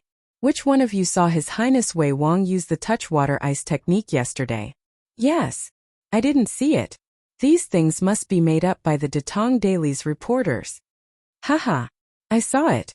Not only did His Highness Wei Wang use the touch water ice technique in front of everyone, he also used an immortal instrument that can make the sound very loud. I think His Highness Wei Wang is the reincarnation of a Buddha. At that time, all the core disciples of Heavenly Dragon Temple had left in advance. If that's not running away, what else can it be? I believe in the Dragon Sect. I believe that the Venerable One is the reincarnation of a Buddha. I believe in the Dragon Sect. Fight the Dragon Sect. In a short period of time, the people expressed their opinions about the Dragon Sect. Some of the more radical ones almost started a fight. But without exception, there were people who stood firmly on the side of the Dragon Sect. Chapter 15:18. Greetings, Lord. At the peak of Snake Spirit Mountain, in the middle of the thatched hut, a burly middle-aged man in black walked in and bowed to the iron-masked man. Lord. He actually called the iron-masked man Lord. The iron-masked man's back was facing the door, but when he heard this, he quickly turned around and took 2 steps forward to personally help the middle-aged man up. We're all family, General Luo. There's no need to be so courteous. This attitude was completely different from before. Or rather, the iron-masked man's attitude was also very different from before. It was obvious that General Luo had a very important position in the iron-masked man's heart. Etiquette cannot be ignored. It's one thing for Lord to think highly of me, but that doesn't stop me from respecting Lord. The man surnamed Luo said respectfully. The iron-masked man said helplessly. General Luo's stubbornness is still the same as before. Since that's the case, I won't persuade you anymore. Have a seat. With that, he pointed to the bench at the side. Thank you, Lord. The man surnamed Luo cupped his hands and walked to the bench, sitting upright. After the iron-masked man sat down, the man surnamed Luo asked, "What orders does Lord have for calling me here today?" The iron-masked man chuckled. There are no orders, but there are some situations that I would like to understand from General Luo. The man surnamed Luo hurriedly cupped his hands. Please speak, Lord. The iron-masked man pondered for a moment before saying, I just received news that Li Shimin has already designated the Dragon Sect as a disobedient sect, and announced to the world through Datong Daily that the common people are prohibited from joining the Dragon Sect. As a result, the Dragon Sect can no longer expand rapidly like before. General Luo, what do you think? The iron-masked man was quite well informed. Snake Spirit Mountain was more than 30 miles away from the nearest county of Weinan County. The Datong Daily had just been released today, and he already knew about it. There must be someone in the city. Luo's face darkened and he said, My lord, the only evidence the imperial court has is that Dui used spells to deceive the people. Why would they suddenly go to war and label the Dragon Sect as a disobedient sect? The iron-masked man shook his head. This king is also puzzled about this. I thought Li Shimin would wait until he had more evidence before making a move against the Dragon Sect. I didn't expect this day to come so soon. The man surnamed Luo frowned at first, then smiled in relief and said, My lord, there's no need to worry. Even if Li Shimin takes action in advance, it won't have much impact on our great cause.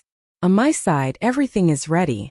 I'm just waiting for my lord's order, and the 20,000 troops can kill their way into Chang'an City at any time. 20,000 soldiers.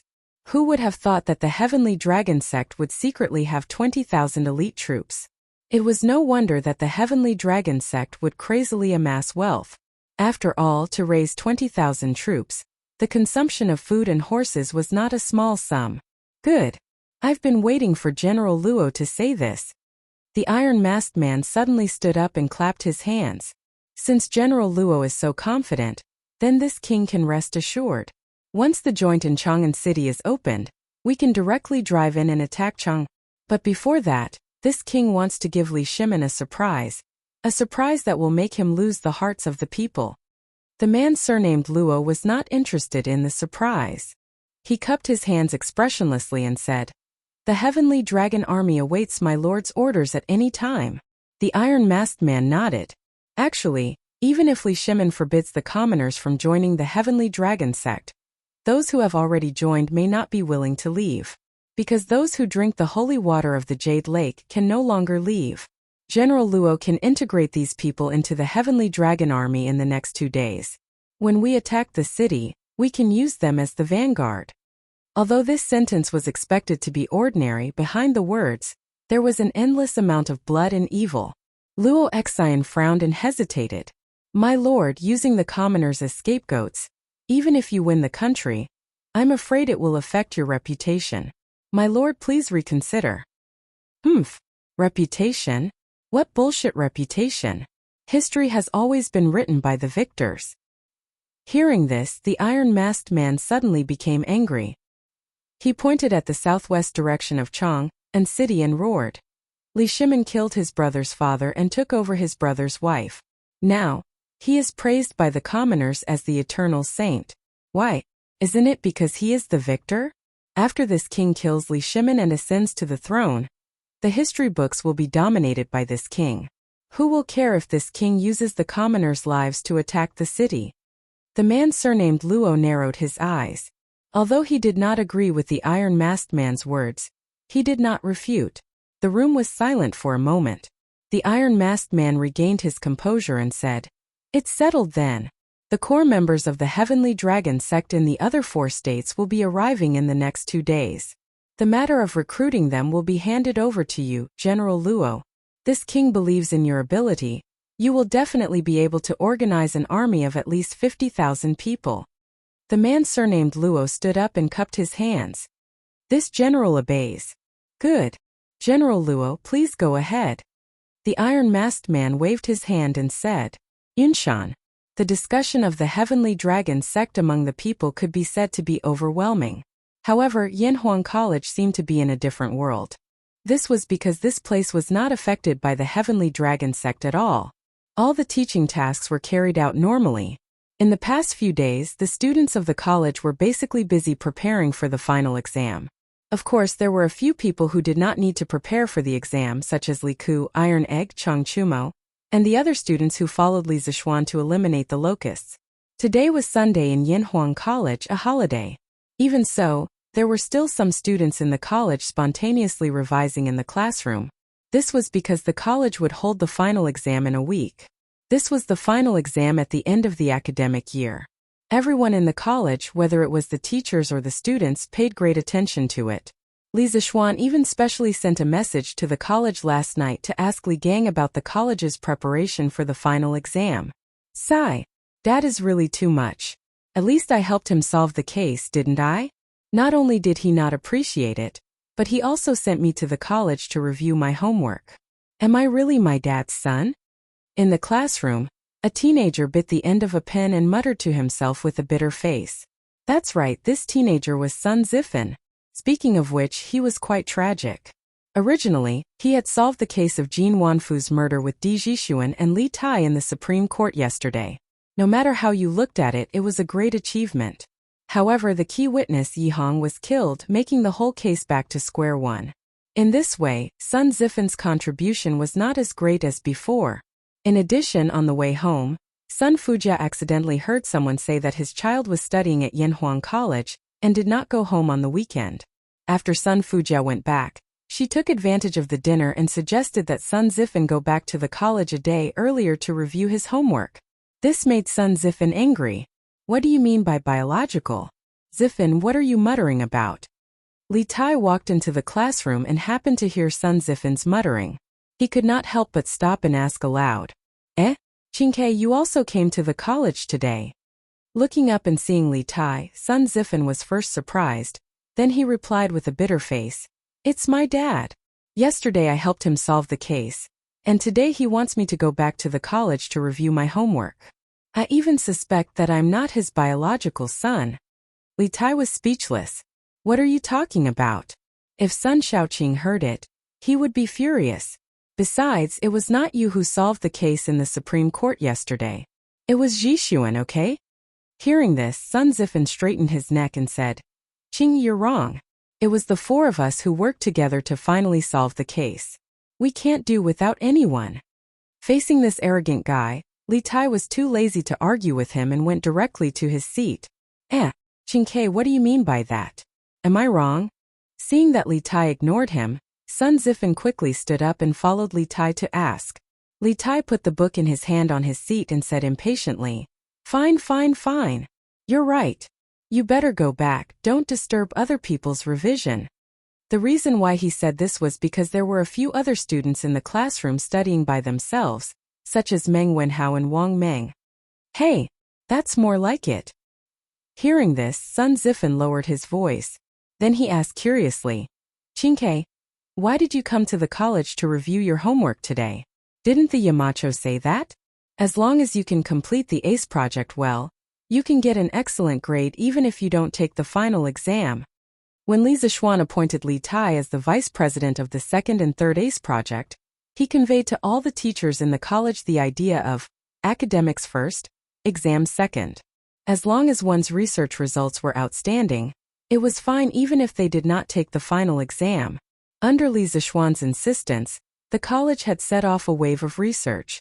Many students were actively involved in the research and development of the ACE project. Li Tai looked at Sun Zifan and said faintly, I don't want to just get an excellent grade. I want to be first in the college. Sun Zifan was silent for a moment and said, Damn, forget I asked. You can study by yourself. After that, he turned around and prepared to roll back to his seat. However, he was stopped by Li Tai and said, Zifan, wait. I've missed a lot of classes in the past 2 months. You heard everything. Come and help me make up for it. Sun Zifan thought for a moment. If the student he taught ended up doing much better than him, then as the master, wouldn't his face be very embarrassed? Thinking of this, he quickly shook his head and said, Who heard everything? I also skipped a lot of classes. Qing, go find Wenhao. After saying that, this guy hurriedly slipped away. Li Tai gnashed his teeth in anger. But there was nothing he could do about this guy. Looking at the time, Yamacho should be back next week, right?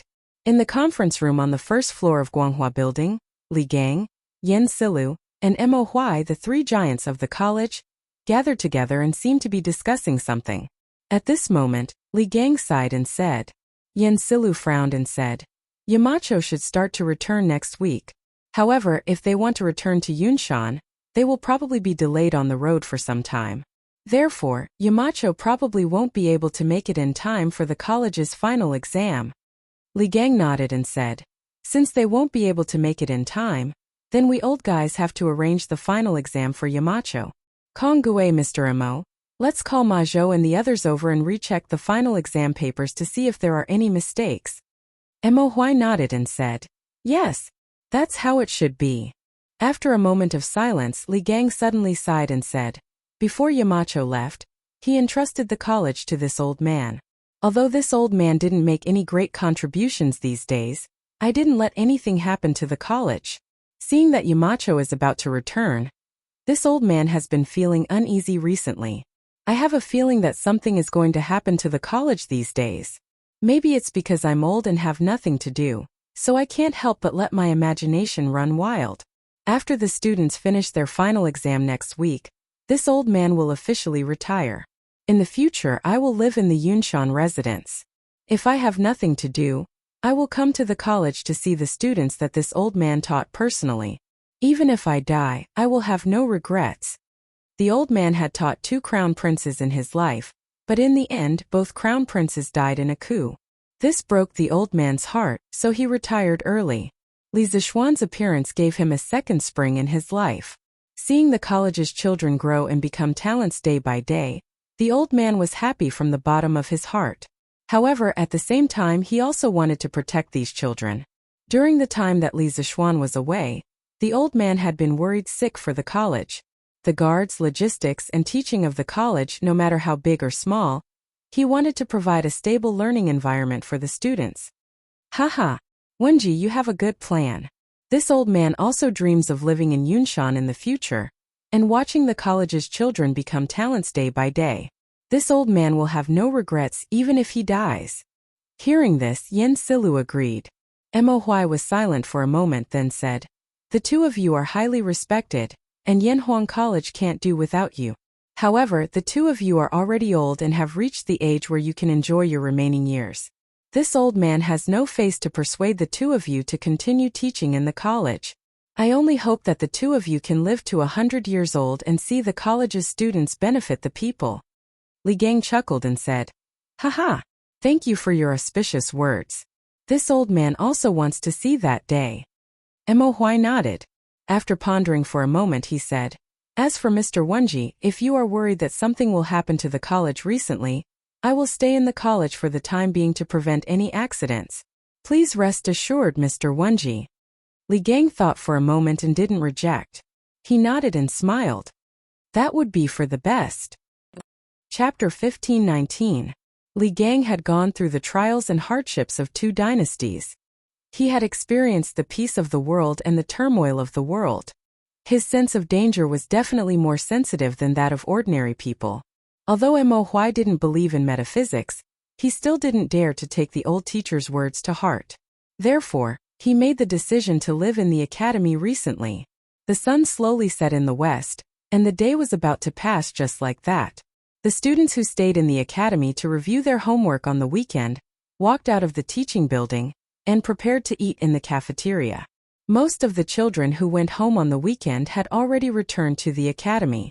Since the beginning of this month, the academy had evening self-study every Sunday night. The students had to rush back to the academy before sunset. All of this was ultimately because the academy now had electric lights. Today, the students who felt that the electric lights were quite fresh now somewhat hated them, because if there were no electric lights, how could they have evening self-study? Facing the afterglow of the setting sun, the students walked in groups of 3 to 5, chatting and laughing together. What a harmonious scene in the academy. After an hour, the sun finally gave up its last trace of resistance and completely fell from the west. The sky became dark. The electric lights all over Yanhuang College also lit up. The top of the mountain was brightly lit. From afar, it looked like a celestial palace above the clouds. It was gorgeous and resplendent. The other places are as dark as ink, but this place is brightly lit as if it's daytime. Yanhuang College is indeed a magical place. In a pine forest to the west of the Cloud Mountain, a mysterious man in a black robe stood on the tallest and largest pine tree. He crossed his arms in front of his chest and looked down at the brightly lit academy in the distance. He muttered to himself. His voice was a little hoarse, as if his vocal cords were about to crack. His condescending posture was like a giant eagle hovering in the sky staring at its prey on the ground. This was a kind of confidence that belonged to the strong. Of course, this was also an unprecedented crisis for Yanhuang College. Time passed slowly.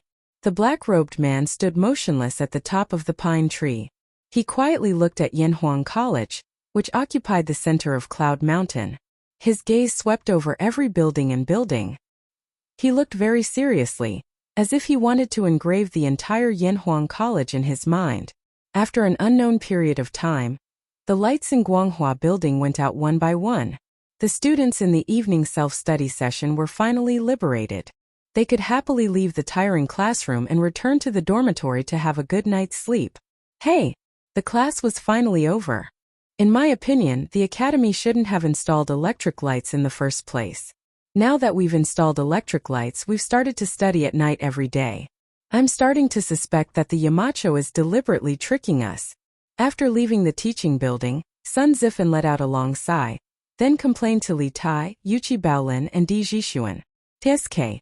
When the academy first installed electric lights, I wonder who was the one who went to look and touch the electric lights as soon as he returned to the dormitory. When Li Tai heard this, he mercilessly attacked with his words. Damn! Isn't this different from the past? Who knew that after the Yamacho installed electric lights in the academy, they started a self-study session at night? What is this called? Isn't this giving us a sweet date first, then giving us a slap in the face? Sun Zifan straightened his neck and said. Li Tai shook his head and said, You should think about it this way. If there's no self-study session at night, why would the Yamacho install electric lights in the academy? Could it be that they're for you to sleep in? Are they afraid that you won't be able to sleep in the dormitory because it's too dark? Sun Zifen opened his mouth and said in a daze. Damn! Qingke, now that you've said it, it does make sense. In front of the Yamacho, we're still too inexperienced. In other words, he was saying that Li Zishuan was a sly old fox. Li Zishuan, who was thousands of miles away, sneezed again and thought to himself, which little bastard is scolding me again? It can't be those little bastards in the academy, right? Needless to say, this subconscious guess of his was indeed correct. Cuckoo! At this moment there was a strange noise among the group. After looking at each other, they finally locked their eyes on Yuchi Baolin. Yuchi Baolin rubbed his stomach with one hand and scratched his head with the other. He said embarrassedly, I'm hungry. Qingke, why don't you guys go back first? I'll go to Aroma Shop to buy some food. Hey, let's have supper. I'll go too. Hearing this, Sun Zifan hurriedly said excitedly. Li Tai thought for a while and said, then I'll go too. Zhishuan, do you want to go too?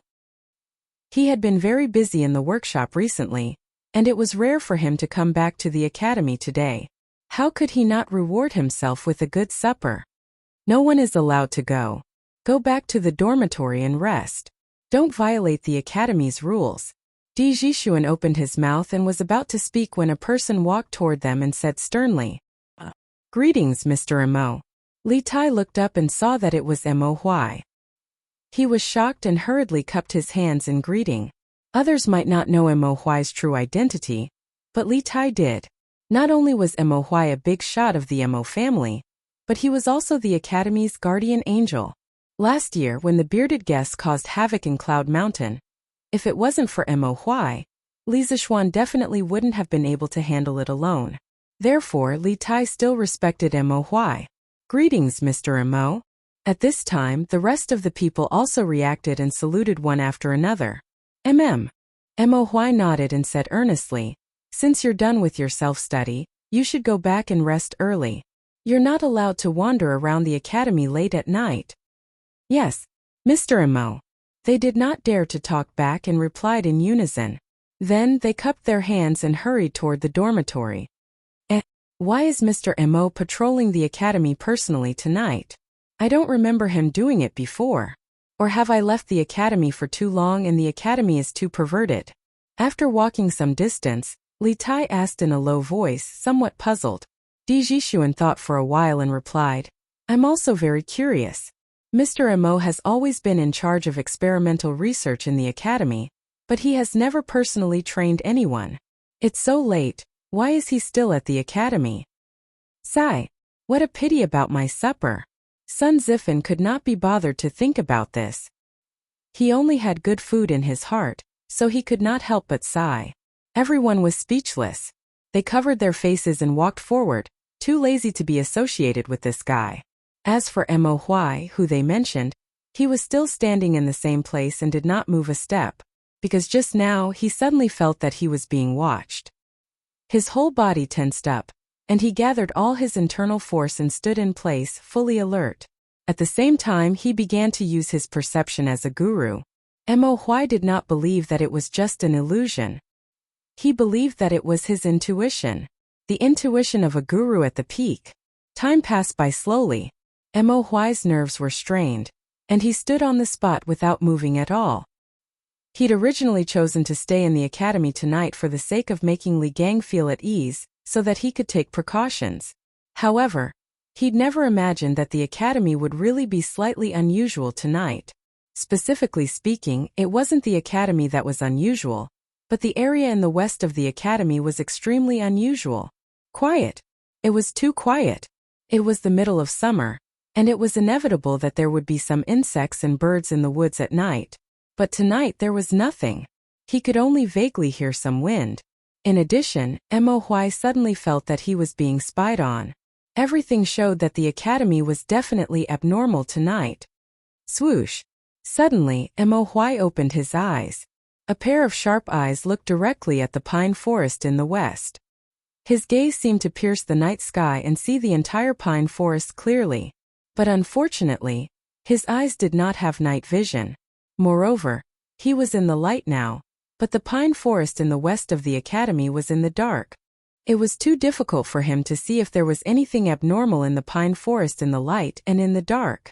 But at this time, if one looked at it from a god's perspective, they would find that Mo Huai's eyes just happened to meet Black Robe's eyes. Their eyes met, but there were no sparks of friendship. There was only, I can see you but you can't see me. After a long time, Mo Huai did not find anything abnormal. He could only look away and then slowly leave the place. This person is quite interesting. Yanhuang College has a deep foundation and actually has a martial arts master at the peak of the guru realm. He must be the big son of the Mo family, right? At this moment, the mysterious Black Robe at the top of the pine forest looked at Mo Huai's back and sighed softly with his hoarse voice. Although Mo Huai was far away, Black Robe did not immediately go down. Instead, he stood on the top of the tree and waited silently. At this time he was like a very patient lone wolf, quietly waiting in the dark for the best opportunity to kill his prey. After another hour, except for the street lamps on both sides of the main road, all the lights in all the houses in the academy were turned off. At this time Black Robe bent his knees and then used the rebound force from the bottom of his feet to leap into the air. He flew straight in the direction of the academy, or more accurately, in the direction of Guanghua Tower. Bang! A moment later, the black-robed man landed in front of the Guanghua Tower and made a dull thud on the ground. The sound was neither loud nor soft and could only be heard for about 2 meters. Of course, this was not the main point.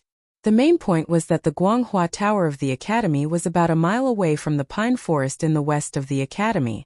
However, this mysterious black-robed man, standing on the top of a tree, leaped lightly and crossed the distance of more than a mile. With such strength and lightness skill, he was definitely a top master. After landing, Black Robe went straight to the front door of Guanghua Tower. The teaching building of the academy was usually locked at 9:45 every night. Therefore, even if Black Robe came to the front door of Guanghua Tower, he could not enter. But how could a mere lock stump a peerless powerhouse? Black Robe pressed the iron lock hanging on the door and gently pinched. Gotcha! The iron ring on the lock broke with a sound. It was said that this iron lock came from the Mo family. Ordinary people could not open it without a key. Chapter 1520. Mo Huai had stood outside Guanghua Tower for a long time, but he didn't see anything unusual in the west side of the academy, so he had to return to the dormitory built for the teachers. But as soon as he lay down on the bed, Mo Huai felt uneasy. Thinking of the feeling of being spied on just now, the ominous premonition in his heart grew stronger and stronger. Finally, he couldn't bear it anymore and directly pushed open the door and walked toward Guanghua Tower. As soon as he reached Guanghua Tower, Mo Huai saw the iron lock on the ground at the door. He couldn't help but be shocked and quickly walked in. Following the rustling of documents, Mo Huai came to Li Gang's office. Facing the faint moonlight outside the window, he saw the black-robed man lying next to the document cabinet, crazily sweeping through the top-secret documents of the academy. Mo Huai was shocked and angry. Without hesitation, he stood up and attacked the black-robed man. As a martial arts master at the peak of the grandmaster stage, Mo Huai was not arrogant enough to think that he was invincible, but he also didn't think that there were many people in the world who could hurt him. Even if there were, they could be counted on one hand. But unfortunately, today he met someone who could hurt him. Moreover, it was someone who could hurt him so casually. Mo Huai really couldn't think of anyone other than a grandmaster who could have this kind of extraordinary strength. But how rare was a grandmaster in the world? In the past 100 years there had only been 3. The publicly recognized #1 person in the world, spiritual master Ling Su, who was also Li Zishuan's master. The other was Abbot Xian Kong of the Shaolin Temple, who did not care about worldly affairs. The last one was the mysterious Tujue state preceptor Wu Jia. Thinking of this, Mo Huai wiped the blood from the corner of his mouth, looked at the black-robed man and asked word by word, "You are Wu Jia?" With the death of spiritual master Ling Su last year, there were only 2 grandmasters in the world, and Abbot Xian Kong of the Shaolin Temple would definitely not be interested in the technical information of Yanhuang College. The only explanation was that the man in front of him was the state preceptor Wu Jia. Ho ho! Good eyesight. But even if you know, what can you do? You will die tonight. Everyone below the grandmaster level is an ant. The black-robed man looked at Mo Huai with a ridiculing expression as he spoke indifferently. However, there was a burning killing intent hidden in his indifferent tone. You really are the Tuju estate teacher. What audacity! This is the Great Tang. Not a place for a Turk like you to behave atrociously. When Mo Huai heard this, his eyes widened in shock. Who could have imagined that the state teacher, second only to the Turks and above all, would sneak into the Great Tang alone, and even come so close to the capital? In the eyes of ordinary people, what else could this be but seeking death? Even so what? Other than you, no one else on Cloud Mountain has the ability to resist me. As long as this old man is willing, there won't be anyone left alive on Cloud Mountain tonight. Wu Jie waved his hand and said casually. Although these words were very inhumane, Mo Huai had to admit that Wu Jie was telling the truth. Although Yanhuang College had guards, those guards were only at the Qi transformation stage and were completely useless in front of a martial grandmaster. They didn't even have the ability to block a martial grandmaster for a moment. Thus, if Wu Jie really wanted to go on a killing spree in Yanhuang College, no one would be able to stop him. But even so, what could they do? Although Mo Huai was a patriarch of the Mo clan, he had spent nearly a year at Yanhuang College and had long since become a part of the academy. When the students saw him, they would respectfully call him Mr. Mo. He enjoyed this kind of life. He liked the children of the academy, and tonight, he would fight for them. Even if he died, he would not regret it. As long as this Mo still has a breath left, I will not allow you to harm a single student of the academy. Moreover, there are several thousand elites arranged by His Majesty at the base of Cloud Mountain. As long as this Mo can hold out until reinforcements arrive, you, the state teacher of the Turks, can only be buried in the Central Plains. Mo Huai straightened his body, his posture once more as tall and straight as a pine tree. He looked fearlessly at Wu Jie, his face resolute. These words were not made up to disturb Wu Jie's mental state. Li Er really had arranged for more than 2,000 Imperial Army soldiers at the base of Cloud Mountain. Not only were there soldiers at Cloud Mountain, but also at the Curious Pavilion. Their purpose was to protect the newest technology developed by the Academy.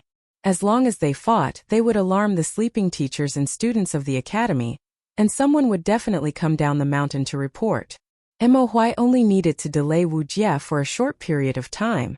This was very difficult because the gap between Peak Grandmaster and Martial Grandmaster was simply too great. This was a chasm that almost all cultivators could not cross. If one could cross it, they would be above others, but if they couldn't, they would be nothing more than ants in the eyes of those above them. But no matter how difficult it was, Mo Huai had no choice but to stand. Behind him were more than 600 students, the future of the academy, and even the future of the Great Tang. For the sake of the words Mr. Mo, that the children often called out, Mo Huai had no choice but to put his life on the line. Do you think you can hold out until reinforcements arrive? Wu Jie coldly snorted, and then he disappeared from where he stood. A moment later he was right in front of Mo Huai. Pung pung pung. Wu Jie's palms flashed, and in the dim moonlight, one could only see a series of afterimages in the air. In the blink of an eye, Wu Jie's palms fiercely slammed towards Mo Huai's chest. Mo Huai's nerves tensed, and his hair stood on end. He didn't dare to be careless, because in the exchange just now, he had already experienced the strength of his opponent. This was a master who was not only fast but also powerful. He didn't dare, nor did he have the qualifications, to use his own body to meet force with force. At this critical moment, Mo Huai channeled all the inner energy in his body into his legs. The Mo family's lightness godly steps was fully utilized by Mo Huai as he retreated rapidly. After exiting Li Gang's office, he kicked the door frame and used the rebounding force to head towards the other direction of the corridor, which was the direction of Guanghua Building's main entrance. He wanted to pull the battlefield to an open area so that he could use more space and delay Wu Jie for a while. In addition, only by fighting outside could they cause a big commotion and wake up the sleeping students and teachers, so that they could go down the mountain to call for reinforcements. Although Wu Jie knew what Mo Huai was planning, he didn't care because he didn't think Mo Huai could withstand his next move. When the two arrived outside Guanghua Hall, Mo Huai took the opportunity to draw the weapon at his waist. The Mo family great son's black snow sword. Haha. Good sword. This master will be accepting this sword. Seeing the ink-black sword in Mo Huai's hand, Wu Jie's eyes couldn't help lighting up. Letting out a hoarse laugh, he also pulled out a weapon from behind his back. Only then did Mo Huai notice that Wu Jie had always been carrying a weapon on his back. It was a lengya list as thick as an arm and covered in sharp iron spikes. Under the moonlight, the tips of these spikes reflected a cold light, causing one's hair to stand on end. Pulling out his mace, Wu Jie didn't hesitate, taking 2 steps forward and leaping into the air. He raised his mace with both hands and smashed it down towards Mo Huai's head. He wanted to smash Mo Huai's head with his mace. Simple and violent. Compared to the dazzling sword skills, blade skills, and palm skills of the Central Plains cultivators, Wu Jie's moves were very simple and direct, but even so, almost no one could resist his moves. It was precisely because of their simplicity that they were pure. Pure moves coupled with pure strength. This combination was even more difficult to resist. Black Snow Sword Cry, only the heart moves, harmony under the heavens. Mo family sword style, love not offense. Facing Wu Jie's extremely pure and powerful move, Mo Huai didn't choose to dodge because he knew he couldn't. So Mo Huai directly used the Mo family sword style's most famous sword style, love not offense. This was the Mo family's strongest defensive sword style, and at the same time it was also the core ideology of MOZ. As soon as this sword style was used, the air seemed to stagnate and the mace in Wu Jie's hand seemed to slow down a bit. Wu Jie's brow furrowed slightly, but he still swung his mace towards Mo Huai. Although he felt that Mo Huai's sword style was a bit strange, he didn't take it to heart because he believed in his own strength. Reality proved that he had the qualifications to be so confident. Just as Mo Huai completed his sword move, the mace smashed heavily onto Ink Snow Sword. The qi and blood in Mo Huai's chest suddenly stagnated, and he quickly retreated. Then, he felt a sweet taste in his throat and spat out another mouthful of blood. Not enough. It's still not enough. Mo Huai anxiously shouted in his heart. Thinking back to when the dragon-bearded guest had come to Yunshan to cause trouble, Mo Huai had only used this love impartiality sword skill to block the dragon-bearded guest's storm-like attacks. But now that he had displayed this sword skill with all his strength, it seemed so fragile in front of Wu Jie, causing Mo Huai's heart to sink. Mo Huai's heart ached when he saw the small dents on the inky snow sword caused by Wu Jie's mace. This inky snow sword was MOZ's personal sword in the past, and it had been passed down for nearly 1,000 years. In the world's famous sword manual, the inky snow sword could be considered one of the top 10 swords. 1,000 years of wind and frost hadn't left a single mark on this sword, but today it had been damaged by a Turk. Mo Huai's heart was both pained and sad. He felt that he had let down the Mo family's divine ancestor, but he did not regret it. Today, in order to protect the Academy's secrets, in order to protect the Academy's future, he had to stand up. Judging from the current situation, he had to fight with all his might. Otherwise, he would die before the reinforcements could reach the mountain. Eat this teacher's staff again. Wu Jie hadn't expected that Mo Huai would be able to block his move, and he couldn't help but feel angry. Before Mo Huai could react, he soared into the air and swung his mace at Mo Huai's head again. Once again he used the same move. At his level of martial arts, the moves were no longer important. Whatever moves were convenient to use, whatever moves were the most useful, he would just use them. There was no need to think too much about it. Simple and straightforward. There were some moves that could be used all the time. But if Li Zishuan had been present when he said, "Eat this teacher's staff again," even though the situation was critical, he would have laughed. He even wanted to ask Wu Jie, "Are you a clown sent by the monkeys?" Chapter 1521. What a strange sword skill. Yanhuang Academy, in front of Guanghua Tower, Wu Jie's full strength attack was reduced by half by Mo Huai's Ink Snow Sword. This made him a little dissatisfied, but at the same time he was also a little surprised. Being experienced and knowledgeable, he almost instantly understood that there was something wrong with Mo Huai's sword technique. Mo Huai sighed lightly, but didn't say anything because he wasn't feeling well at the moment. Although he had reduced a large part of Wu Jie's attack, the gap in strength between the two of them was too great. Even if he had reduced a portion of the force, The remaining force was enough to make him suffer. Coupled with the fact that Mo Huai had already suffered heavy injuries in the previous rounds, it was already a miracle that he was still standing. He didn't know if he could block Wu Jie's next attack with his Taiji sword skill. However, it was also thanks to Li Zixuan's Taiji sword skill, otherwise, he would have already fallen. Let's see how many more rounds you can last under this master's hands. Wu Jie's eyes were like lightning as he saw through Mo Huai's current physical condition. With a cold snort, he soared into the sky and smashed his mace towards Mo Huai's head. The same move was used again by Wu Jie, causing Mo Huai to grumble in his heart. At the same time, a Taiji sword skill flashed through his mind.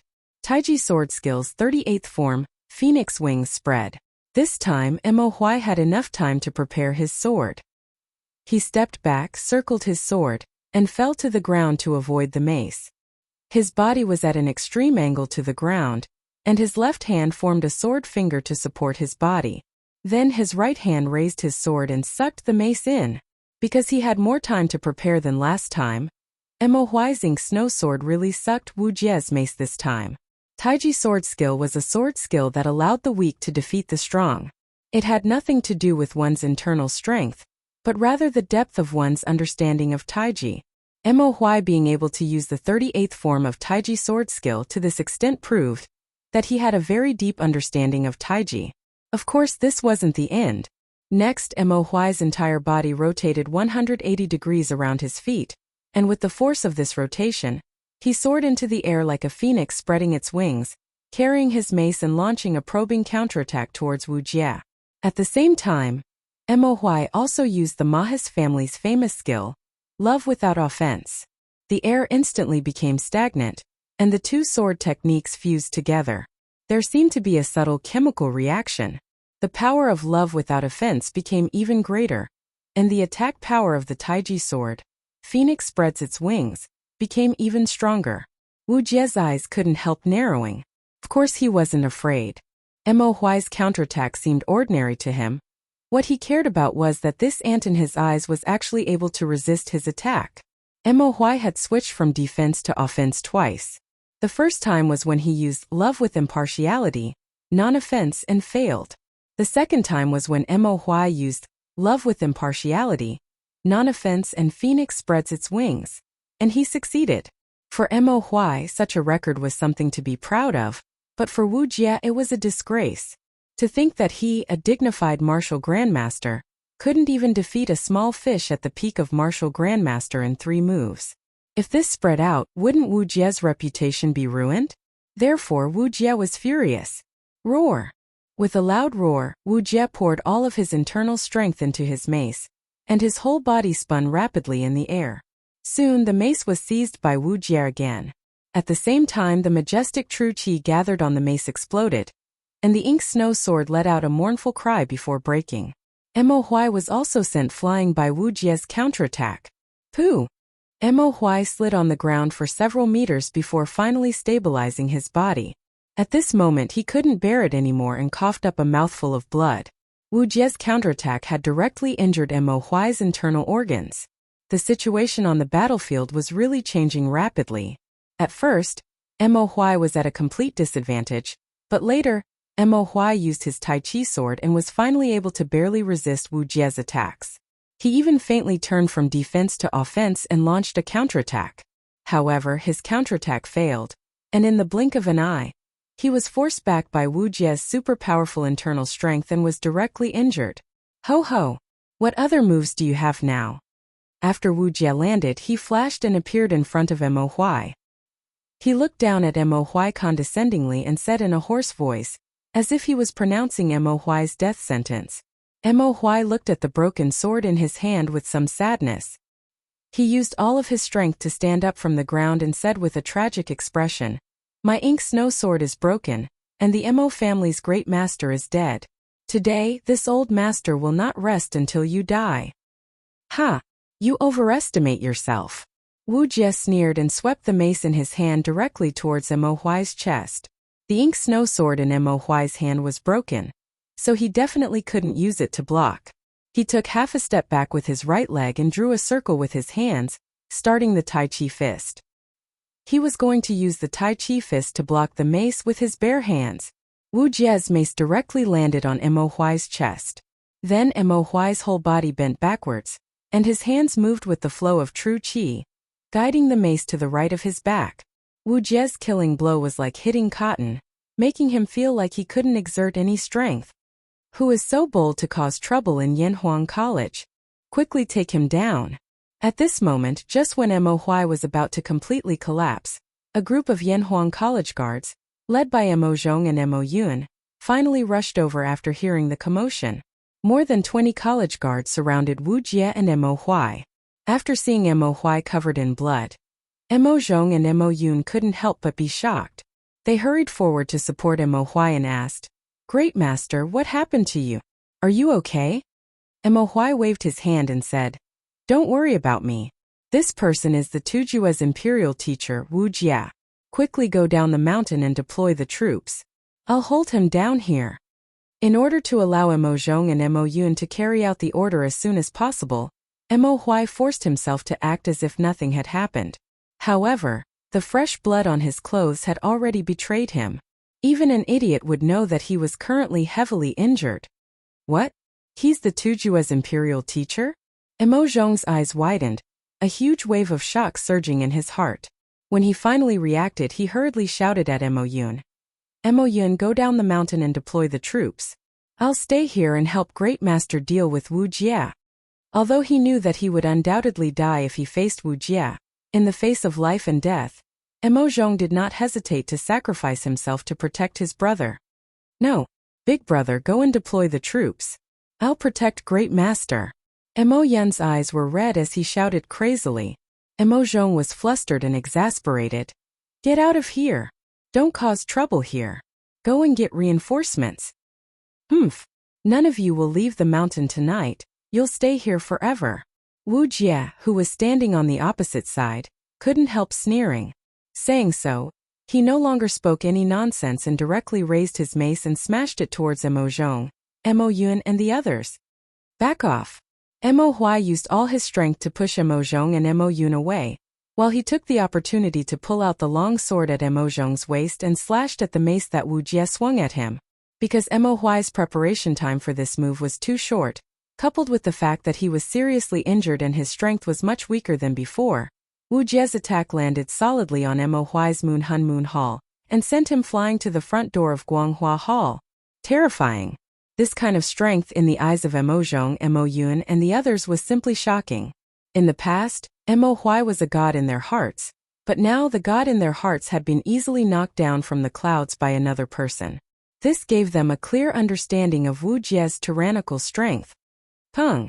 Mo Huai fell heavily to the ground, sending up a cloud of dust, and could no longer stand up. "Juzi!" Mo Zhong screamed at the top of his lungs, then shouted to Mo Yun behind him. "Quick! Go down the mountain and deploy the troops, or else Juzi and I will be killed by you." In order to get Mo Yun to agree as soon as possible, Mo Zhong had no choice but to threaten him. "Big brother, take good care of Juzi. I'll go down the mountain and deploy the troops." Mo Yun wiped his tears and made a prompt decision. He turned around and was about to go down the mountain when he was blocked by Wu Jie. "Humph! Your opponent is us." Mo Zhong picked up the long sword on the ground and stabbed at Wu Jie without thinking. At the same time, he shouted to the people around him. "The Turkic state teacher has infiltrated our Yanhuang College. He must be up to no good. We Han people should work together to kill him. Brothers, go. Buy time for Mo Yun." Wu Jie was furious. He didn't expect that a weakling like Mo Zhong, who couldn't even be considered an ant, would dare to stab him with a sword. In his eyes, this was simply a humiliation. Therefore, Wu Jie didn't hesitate to smash the mace in his hand towards Mo Zhong. Mo Zhong didn't have Mo Huai's profound internal strength, nor did he have Mo Huai's understanding of the Taiji sword. Facing Wu Jie's angry attack, he couldn't even put up a decent defensive move and was sent flying by the mace. "Big brother." Mo Yun, who had just run 2 steps forward, took a peek and suddenly felt like his courage was being torn apart. He and Mo Zhong were blood brothers, and at this moment, he only wanted to rush forward and fight Wu Jie to the death. But he knew that he had a heavy burden on his shoulders and couldn't act rashly. Quickly go down the mountain. Pooh! Mo Zhong supported his body and hurriedly shouted at Mo Yun. At the same time he couldn't help but spit out a mouthful of blood. Mo Yun wiped away his tears and then resolutely ran towards the entrance of the Cloud Mountain. Wu Jie wanted to chase after him, but the surrounding Yanhuang College guards didn't give him the chance. More than 20 guards poured all their internal strength into their swords and stabbed towards Wu Jie. Even though they knew they weren't his match, they still didn't hesitate, because their big brother had fought against the outsiders and was currently in a state of limbo. And when they saw Mo Huai and Mo Zhong knocked unconscious, the grief and indignation in their hearts couldn't be held back any longer. 23 sharp swords filled with boundless true qi and surging anger slashed towards Wu Jie from all directions. Faced with such a concentrated attack, Wu Jie had no time to deal with the escaping Mo Yun and could only focus on dealing with these ants around him. Chapter 1522. Will someone come to Yunshan Mountain to cause trouble at night? In Yanhuang College's dormitory 001, Li Tai sat up from his bed and looked out the window with a worried expression. The college has been standing aloof from worldly affairs for the past year, and there are more than 2,000 imperial guards at the foot of the mountain. If there's a ruckus at the gate, it's probably not a small matter. Qingke, why don't we go out and take a look? Qin Huayu frowned and suggested. Sure. Let's go out and take a look. Call Baolin. Li Tai thought for a moment and made a prompt decision. He didn't forget to think of Yuqi Baolin, who was sleeping soundly on the bed. After all, Cheng Chumo was out of town with Li Zixuan to kill locusts. The strongest fighter in their dormitory was Yuqi Baolin. A few days ago, when they were chasing Yi Hong outside the city, Yuqi Baolin showed his prowess at the crucial moment. Hey, Baolin! Wake up! There's drumsticks to eat. Seeing that Yuqi Baolin was still sleeping soundly, Sun Zifen, who had just gotten out of bed, couldn't help but push his arm and say, Huh? What? Where's the drumsticks? I want to eat drumsticks. Yuqi Baolin sniffled and propped his fat body up from the bed. He closed his eyes and said in a daze. Even though they knew that there was something wrong with the college, they couldn't help but laugh. Li Tai said angrily, The drumsticks are right in front of the gate. If you want to eat, put on your clothes quickly. Sun Zifen tried hard to hold back his laughter, but in the end, he couldn't hold it in and laughed out loud. Li Tai waved his hand in annoyance and said, Stop talking nonsense. Let's go. After saying that, he took the lead, opened the dormitory door and walked out. It was summer and they didn't have much to wear. After a while, Yuqi Baolin, Qin Huayu, Sun Zifen and the others followed them out of the dormitory area. However, they didn't see a single academy guard on night patrol. Li Tai couldn't help but frown. How strange. Along the way, he didn't see a single person. Usually, the academy would have guards on night patrol to prevent the students from not sleeping and wandering around the dormitory. What happened tonight? Qin Huayu frowned and listened for a moment. He said, Qing, it seems that there are fighting sounds at the gate of the academy. I'm afraid the academy is in big trouble. Let's go and take a look. Remember, we have to observe the situation clearly before deciding whether to go out and help or go down the mountain to call for reinforcements. Qin Huayu had a quiet personality and was very calm in the face of trouble. In an instant, he understood the severity of the situation and hurriedly said in a low voice. Yuqi Baolin was already awake. As a warrior, his hearing was sharper, and he could hear the fighting sounds at the front of the academy even more clearly. After Qin Huayu finished speaking, Yuqi Baolin said anxiously, There are people fighting at the gate of the academy. That person is very strong. I also heard Mr. Mo's voice. Qingke Huayu Zifen, don't go. I'll go save Mr. Mo alone. After saying that, Yuqi Baolin didn't wait for them to react. He took a big stride and ran quickly in the direction of Guanghua Tower.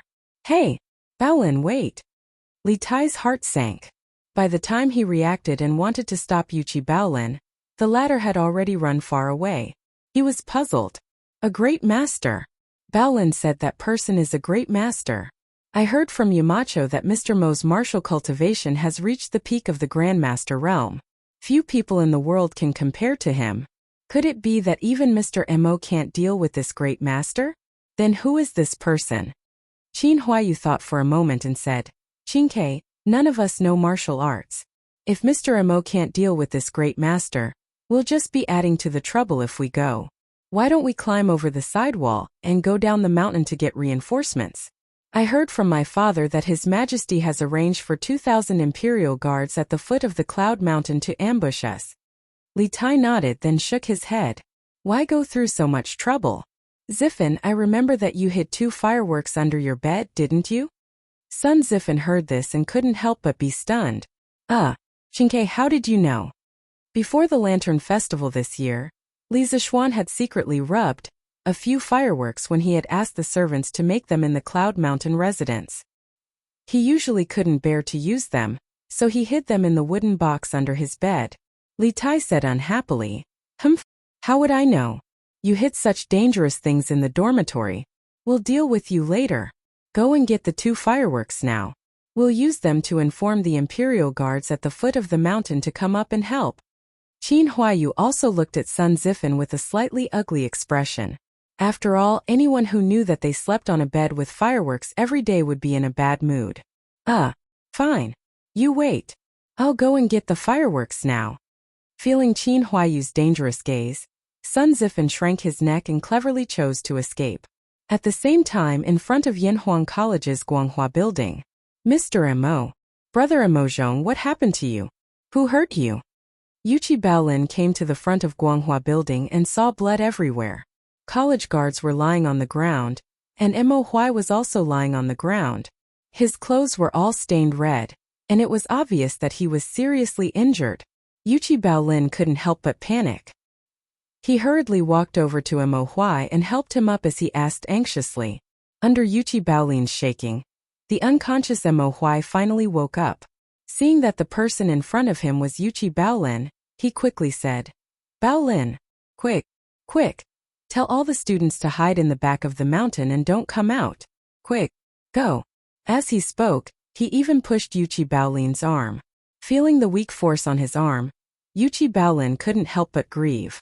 He was a warrior, and he knew better than anyone how powerful Mo Huai was. But now, Mo Huai didn't even have the strength to push someone. It was obvious how serious his injuries were. Boo-hoo. Mr. Mo. Who was it that injured you? I'll avenge you. Yuchi Baolin was a straightforward person. Seeing that Mo Huai's breath was weak, he couldn't help but cry and say angrily, listen to me. Quick, go. With that, Mo Huai couldn't hold on anymore and finally fainted again. Mr. Mo, wake up. Seeing this, Yuchi Baolin couldn't help but cry loudly. At this moment, the door to Guanghua building was pushed open, and a tall and thin man in a black robe walked out with a pile of books and manuscripts.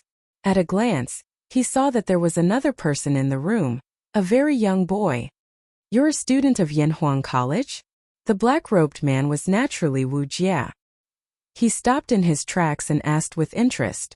Hearing this, Yuchi Baolin raised his head to look at Wu Jia. When he saw the bloody mace on Wu Jia's back, Yuchi Baolin's eyes immediately turned red. Gently placing Mo Huai on the ground, Yuchi Baolin stood up and looked straight at Wu Jia, enunciating each word clearly. Was it you who injured Senior Mo? Yuchi Baolin was a simple and honest person. Usually, even if others made fun of him, he wouldn't get angry. Now that he saw his teacher seriously injured on the ground, how could he hold back his anger? Even if he knew that he wasn't a match for the black-robed man in front of him, he still had to stand up and avenge Mo Huai. He liked Yanhuang College and respected these teachers who were like family elders to him. This teacher didn't want to hurt anyone. These people overestimated themselves and wanted to ruin this teacher's good fortune. Facing Yuchi Baolin's bloodthirsty gaze for some reason, Wu Jia didn't directly draw his sword, instead frowning slightly as he explained. You hurt Mr. Mo, you deserve to die. Yuchi Baolin clenched his fists and like a mad bull charged towards Mo Huai. He didn't have a weapon in his hand, so he used his own body as a weapon. He didn't want to kill Wu Jia. As long as he could injure Wu Jia slightly, he would be satisfied. He knew that he couldn't avenge Mo Huai. All he could do was collect some interest in advance. Wu Jia frowned. He had many books under his arms, so he couldn't pull out the mace from his back, nor could he use any moves to block Yuchi Baolin's charge. In the end, he chose to do nothing and just stood there motionless, waiting for Yuchi Baolin to hit him. Because in his opinion, a little Qi transformation cultivator wouldn't be able to break through his aura shield even with a sword, let alone this Yuchi Baolin who didn't even have a single weapon in his hand. However, he had to admit that this student in front of him was really brave. Peng! In the blink of an eye, Yuchi Baolin arrived in front of Wu Jie. Wu Jie had thought that this dark and fat boy didn't have much strength, but this collision actually forced him back half a step. Don't underestimate this half step. Wu Jie was a martial grandmaster level master. Even Mo Huai couldn't escape from him. Yuchi Baolin, on the other hand, was just a brat who had just broken through to the Qi transformation realm.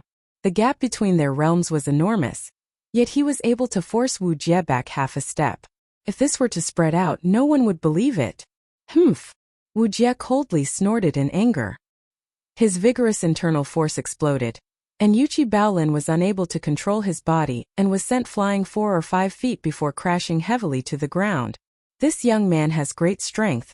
His body is even stronger than a Turkic man's. He's a good seedling. Although Yuchi Baolin was sent flying, Wu Jie didn't follow up with another attack. Instead, he looked at Yuchi Baolin thoughtfully. Qi! Peng! Peng!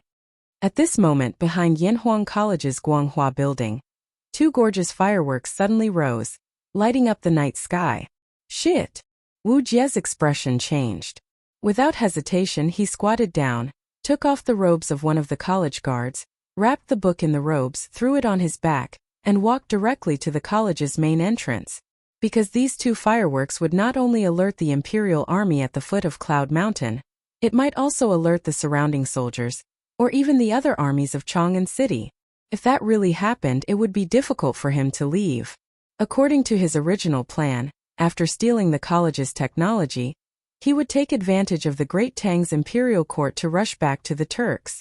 If the imperial court reacted too quickly and mobilized the armies of the various states to intercept him, then he might not be able to leave the Great Tang. Stop! Who dares to harm my Yanhuang College's students?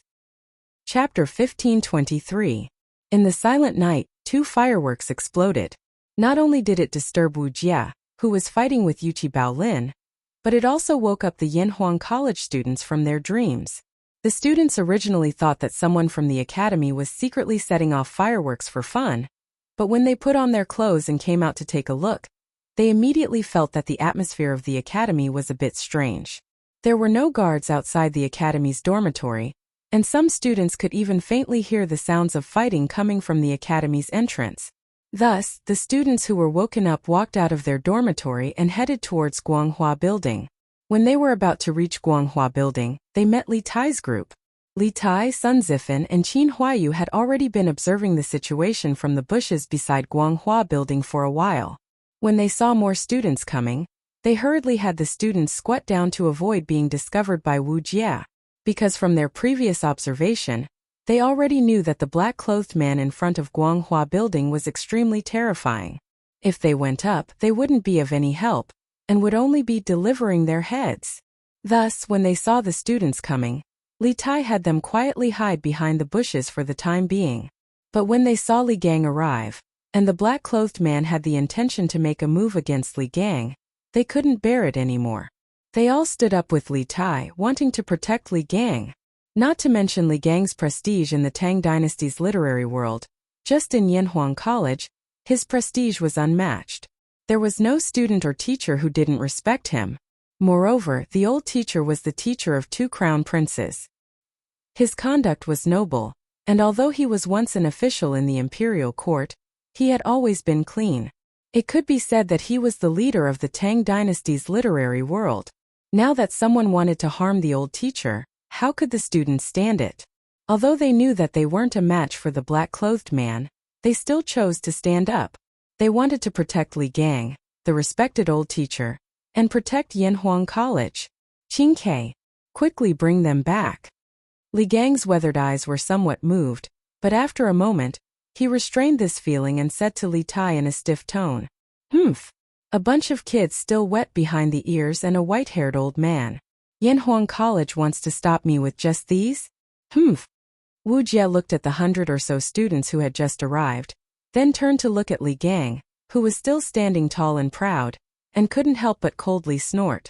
As his voice fell, his clothes fluttered without any wind. The surrounding students and Li Gang couldn't help but take a step back. This was Wu Jie releasing his qi. He wanted to shake off the people around him so that he could take all the technical information and leave Cloud Mountain as soon as possible. Because at this moment, he could faintly hear the dense footsteps coming from the mountain path. He was afraid that if he didn't leave now, he wouldn't be able to leave anymore. If you want to leave Cloud Mountain, you can, but leave behind the bag on your back. Wu Jie was just about to take the opportunity to walk out of the gate when suddenly, a tower-like youth appeared in front of him. It was Yuchi Baolin, who had just taken a palm from him. "HM? You're still not dead? Get out of my way. Don't overestimate yourself. Otherwise, don't blame me for being impolite." Wu Jie was slightly surprised, but on the surface, he coldly snorted. "No, I won't let you. Even if you beat me to death, I won't let you." Yuchi Baolin opened his arms and said stubbornly. Finally, he turned to look at Li Gang and said, "Mr. Li, this Turkic imperial teacher stole many books from our school. You can't let him go." Li Gang's face changed as he quickly stepped forward and said sternly, "As the Turkic imperial teacher, you actually ignored the treaty between the two countries and snuck into our Tang Yanhuang College to steal books. Are you representing Xieli to declare war on our Tang Empire?" Li Tai and the other students were shocked. Only now did they realize that this black-robed man in front of them was the legendary Turkic imperial teacher.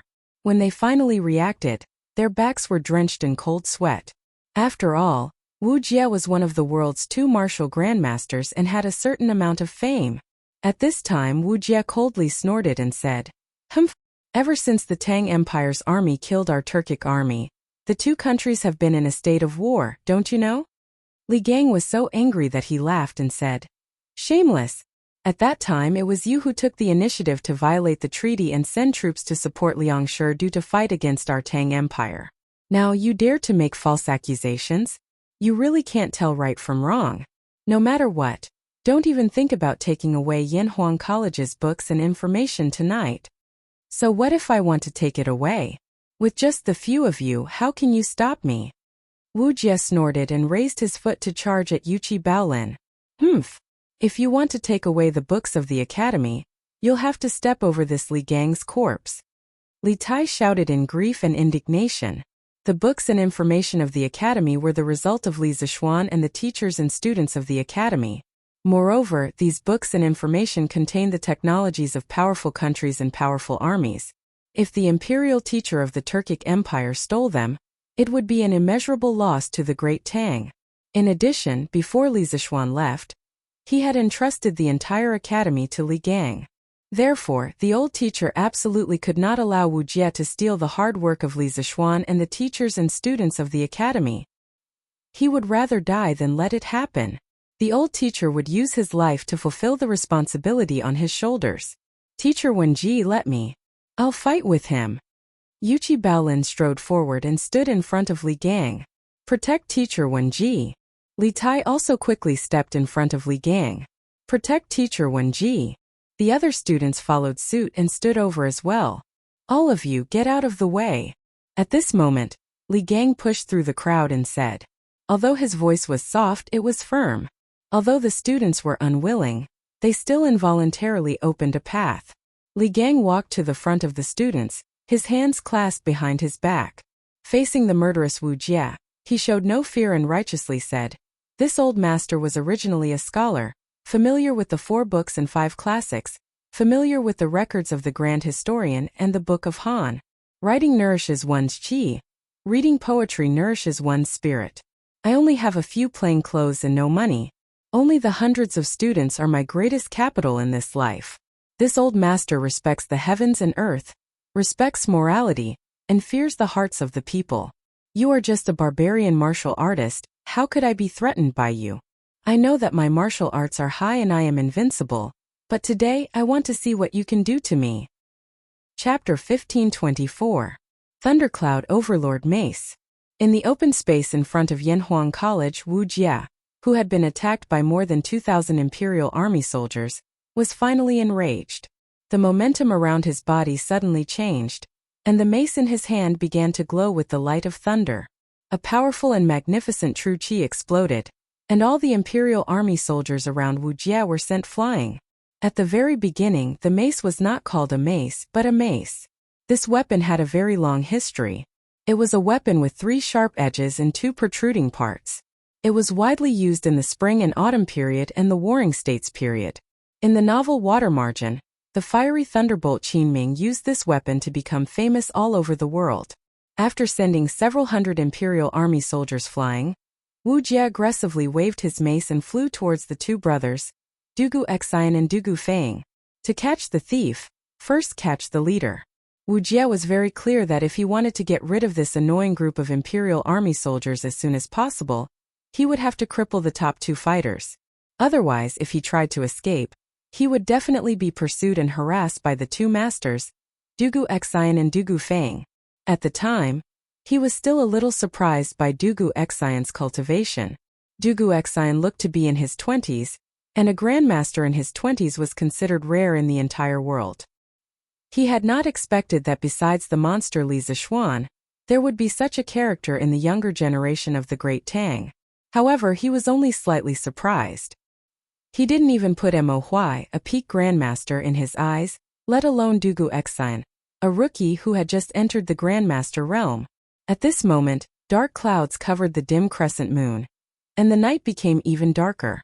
Everyone could clearly see that the mace in Wu Jie's hand was flashing with lightning, as he viciously swung it towards Dugu Xian's head. "Big brother, be careful."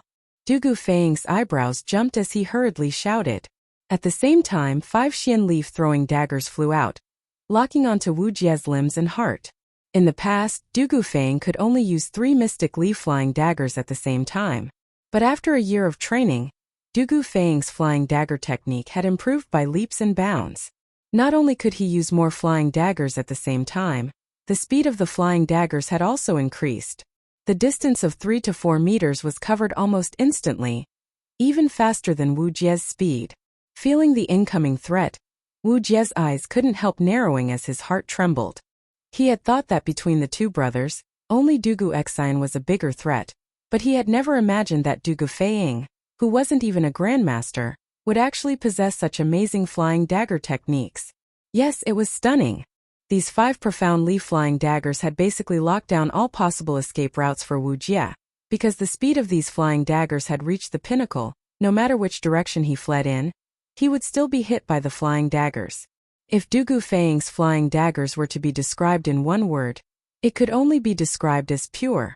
This was a flying dagger technique that had reached the pinnacle of perfection, as if his flying daggers had a life of their own. Wu Jie had never seen such fast flying daggers before, or rather, he had never seen anyone who could use flying daggers with such spirituality. Just by relying on this flying dagger technique, Dugu Feng had the strength to contend with an average grandmaster.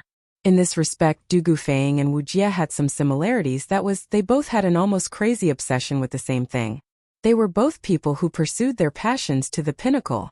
At this moment, although these 5 profound leaf-flying daggers had locked down all possible escape routes, this wasn't a problem for Wu Jie because he didn't intend to retreat at all.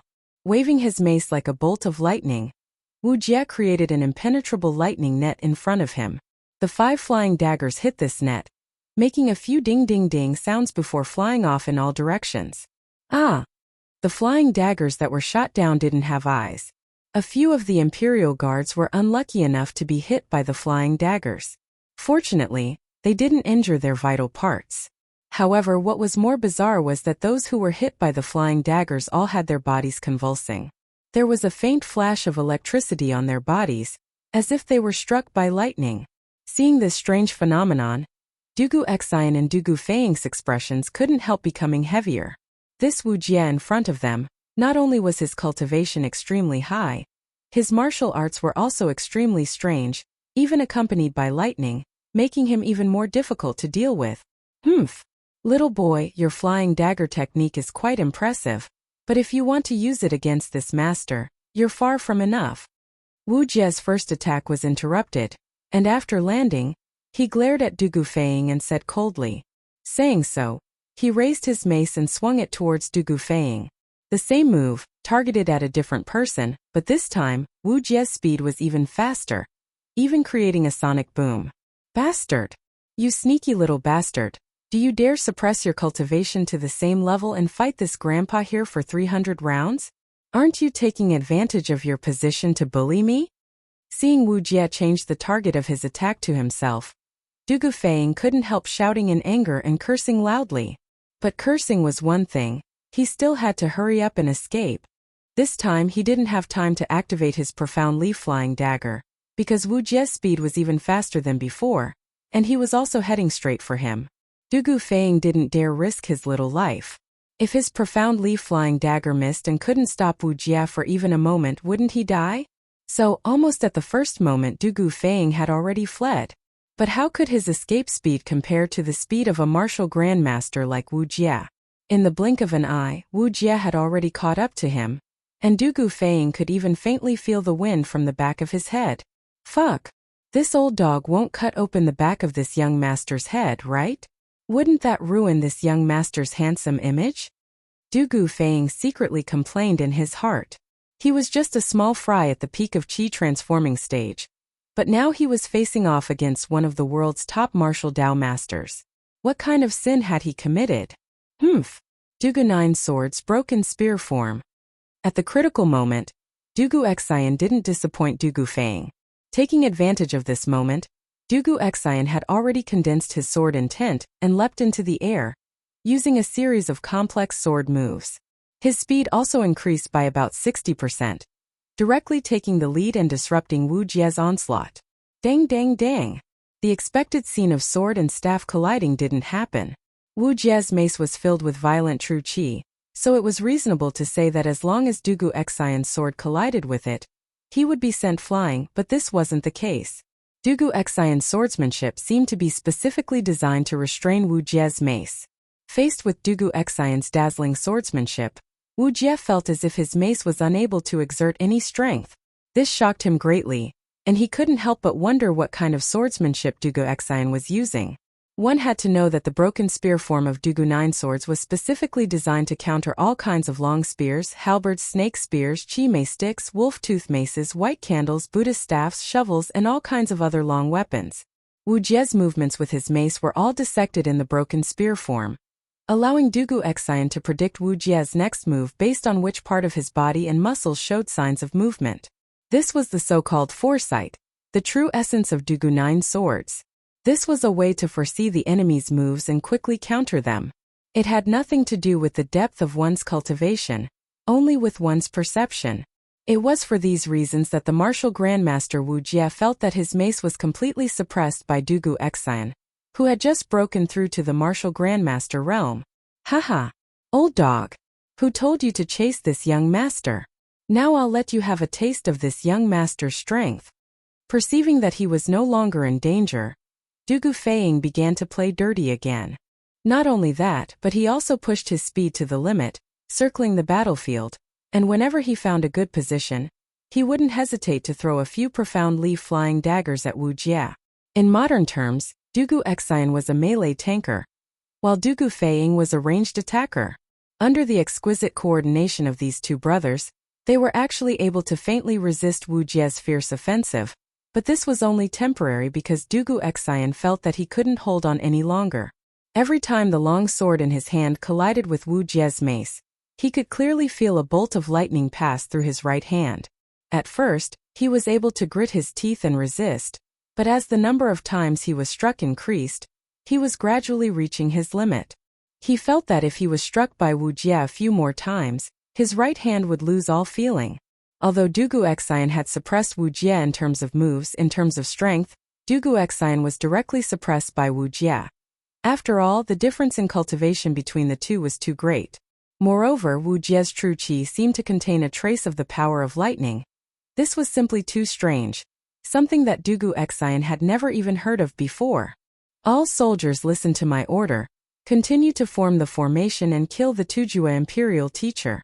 Taking advantage of the gap between retreating. Your Majesty. Your Majesty. There's an urgent report from Cloud Mountain. Late at night, Imperial Palace West Court.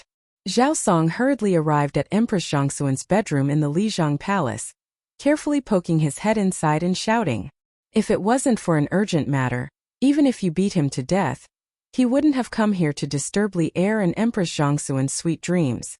After all, an emperor was also a person, and anyone who was disturbed while hugging their wife to sleep would naturally be angry. And once an emperor was angry, the consequences would be more serious. Therefore, in the entire imperial palace, basically no one dared to knock on Li heir and Empress Zhongxuan's door at this time. Zhao Song was more senior, and in addition to the urgent matter, he dared to do so. After a long silence in the bedroom, Li heir's voice finally came. What's the matter? Your Majesty, half an hour ago, 2 fireworks rose from Cloud Mountain. At first, this old servant thought that it was just a child playing around, but just now General Dugu sent a messenger to Chang'an City on a fast horse, saying that Yanhuang College was attacked by a great grandmaster expert, and requested for your Majesty to send troops to help as soon as possible. Zhao Song said with a worried face. Dugu Xian, who was guarding at the foot of the Cloud Mountain, had received Ma Yun's report that the academy had been attacked by the Tujue nation master. He hurriedly led his men up the Cloud Mountain to rescue the academy. At the same time, he also sent 2 soldiers to Chang'an on horseback to ask for help. Firstly, Dugu Xian had never faced a great grandmaster expert before, so he wasn't sure if the 2,000 people he brought with him could take down Wu Jie. Secondly, the Tujue imperial teacher, who was second only to one person, suddenly appeared near the Great Tang's capital.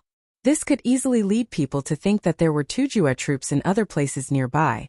So to be safe, Dugu Xian had to ask for help from Chang'an City. Chapter 1525. Junior. How does it feel to be struck by lightning? This master wants to see just how long you can last. On the summit of Cloud Mountain, more than 2,000 Imperial Army soldiers had surrounded Wu Jie, but they couldn't display the full power of the Mo sword array because Wu Jie was currently launching a fierce barrage of attacks towards Dugu Xian. The 2 of them were locked in a fierce battle, flying up and down, and the bystanders simply couldn't intervene. Even Dugu Feiying, who had been looking for opportunities to throw flying daggers, didn't dare to intervene because the battle between the 2 was too intense. If he threw a dagger, it was very likely that it would hit Dugu Xian's face. The 2 of them had fought for an unknown number of rounds, and Dugu Xian's right hand was gradually becoming numb. Seeing this, Wu Jie couldn't help calling out coldly. He had deliberately kept a very close distance from Dugu Xian in order to prevent himself from being surrounded by more than 2,000 Imperial Army soldiers. He wanted to take advantage of the situation to directly cripple Dugu Xian so that when he escaped, he would have one less tail to tail. The facts proved that his decision was correct, because at this moment Dugu Xian's face was pale. Obviously he couldn't hold on any longer. Dugu Xian pursed his lips and didn't speak because he really didn't have the strength to speak at this moment. In fact, with his martial Dao cultivation that had just broken through to the Grandmaster realm, it was already a miracle that he could last this long against Wu Jie. If it weren't for the Dugu Nine Swords broken spear style, which naturally countered Wu Jie's mace, he would have already fallen like Mo Huai. But even so, Dugu Xian was already exhausted. The main reason was that Wu Jie's mace was constantly sending out faint lightning bolts. In order to resist these lightning bolts, Dugu Xian had to use a portion of his true qi to dissolve them. As a result, although the Dugu Nine Swords didn't consume much true qi, the amount of true qi consumed to resist the lightning bolts was more than enough for Dugu Xian to bear. In fact, the amount of true qi consumed was far greater than the amount consumed by the Dugu Nine Swords. Big brother, get out of the way. I'll deal with this smelly old man. Dugu Feiying also saw that Dugu Xian couldn't hold on any longer, so he quickly shouted out. Dugu Xianzhong smiled bitterly. If he could get away, would he have waited until now? Dugu Feiying, on the other hand, couldn't wait any longer. He knew that if he waited any longer, his big brother would either die or be crippled. Rather than that, he might as well give it his all. Perhaps he could turn a bicycle into a motorcycle. No, he could find a chance to live. At some point, Dugu Feiying had summoned 5 flying daggers into his hands. At this moment, Dugu Feiying's aura changed, becoming like a proud and aloof eagle, his eyes fixed on Dugu Xian and Wu Jie as they flew through the air. Dong dong dong. Dugu Feiying's ears were no longer filled with the noises of the battlefield. All he could hear was his own heartbeat. He blocked all the sources of noise from the outside world and focused all his energy, vigor, and soul, looking for an opportunity to cut into the battle. Now! Suddenly, Dugu Feiying's eyes flashed and the profound leaf dagger in his hand shot out like lightning towards Dugu Exan. And that's right, it was aimed at Dugu Exan. The profound leaf dagger silently cut through the air, instantly arriving within 5 meters of Dugu Exan and Wu Jia. Dugu Exan's eyes narrowed and he couldn't help cursing in his heart. Dugu Feiying, this bastard, had actually caused the profound leaf dagger to miss its mark. Dugu Feiying's flying daggers were already fast to begin with. In addition, the 5 flying daggers in the air seemed to be driven by Dugu Feiying's extraordinary performance. Their speed was at least 30% faster than before. Dugu Exan, who had exhausted all his qi, would not be able to dodge these 5 flying daggers no matter what. Dying at the hands of Feiying is better than dying at the hands of Wu Jia. I just hope the family elders won't blame him for this. Death is at hand, Dugu Exan muttered in his heart as he gave up resisting. On the opposite side, Wu Jia also caught a glimpse of the 5 profound leaf daggers thrown by Dugu Exan from the corner of his eye. He couldn't help but sneer proudly, thinking that although Dugu Feiying's foundation wasn't bad, his mental state was really lacking. In his opinion, the 5 profound leaf daggers that Dugu Feiying had sent out were obviously due to his poor mental state, causing him to miss his mark. As such, he withdrew his attack on Dugu Exan and decided to watch these 2 great Tang youngsters kill each other with his own eyes. The surrounding Imperial Army guards and Yanhuang College's teachers and students all stared with wide eyes at the profound leaf dagger flying towards Dugu Exan in horror. Sun Zifan was also dumbfounded. Fuck! General Feiying, how could you miss like that? Where's the mark? What if * king trap? Fuck! Amazing! Amazing! But did Dugu Feiying really miss? Obviously not. Just as Wu Jia gave up on attacking Dugu Exan and was about to stop and watch the show, the 5 profound leaf daggers in the air suddenly changed direction and flew straight towards Wu Jia. Wu Jia was stunned at first, but when he reacted, he hurriedly swung his mace to block the incoming profound leaf daggers. But it was already too late. Ding ding ding. Poo-pee-you. Of the 5 profound leaf daggers, 3 of them were knocked away by the mace, but there were still 2 profound leaf daggers that couldn't be blocked. One of them cut Wu Jia's shoulder, while the other cut Wu Jia's trousers. Silence. The previously noisy Yanhuang College entrance suddenly fell into a dead silence. Everyone except Wu Jia stared at Dugu Feiying with wide eyes, their faces filled with disbelief. Although Wu Jia only suffered a minor injury, in this world, martial grandmasters were almost invincible existences.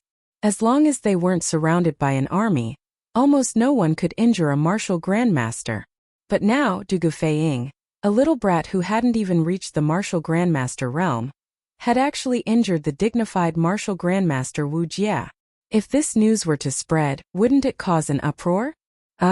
Shameless junior. You dare to sneak attack this martial grandmaster. Feeling the sharp pain in his shoulder, Wu Jia couldn't help but feel shocked. How long had it been since he was last injured? But now, not only was he injured, but he was also injured by a 20-year-old junior who hadn't even reached the martial grandmaster realm. This was simply a great humiliation. Bah! What sneak attack? This young master was just playing with profound leaf daggers in broad daylight. If you don't have the ability to dodge, who can you blame? Seeing that the profound leaf daggers that he had condensed all of his spiritual strength had successfully hit their target, Dugu Feiying felt a little smug. Facing Wu Jia's anger, he retorted, "Junior, this martial grandmaster will kill you today." Wu Jia's eyes widened in anger, his aura rising once again. Dugu Exan, who had taken the opportunity to withdraw from the battle, couldn't help but feel shocked. He discovered that Wu Jia hadn't even used his full strength just now. The current Wu Jia was more than twice as terrifying as before. Feiying, be careful. Imperial guards, quickly get into formation. Dugu Exan hurriedly shouted. Yes. The Imperial guards who had already formed a formation quickly moved towards Wu Jia, but Wu Jia didn't care about them at all. He directly rushed forward, wanting to smash Dugu Feiying's head with his club. Fast. At this time Wu Jia's speed was as fast as lightning. Just a moment ago he was still 100 feet away from Du Gufeng, but in the next moment, he was already above Du Gufeng's head. The spiked club, which was flickering with blue lightning, smashed directly at Du Gufeng's head. At this moment time seemed to stand still. Everyone held their breaths and closed their eyes, because no one could bear to see what would happen next. However, Du Gufeng's eyes didn't close because he hadn't given up resisting. In this life and death crisis, Du Gufeng pulled out 5 more profound leaf daggers from his sleeves and quickly retreated while facing Wu Jie's attack. Ding ding ding. Unfortunately for Wu Jie, these hastily summoned flying daggers didn't pose any threat to him and all of them fell to the ground.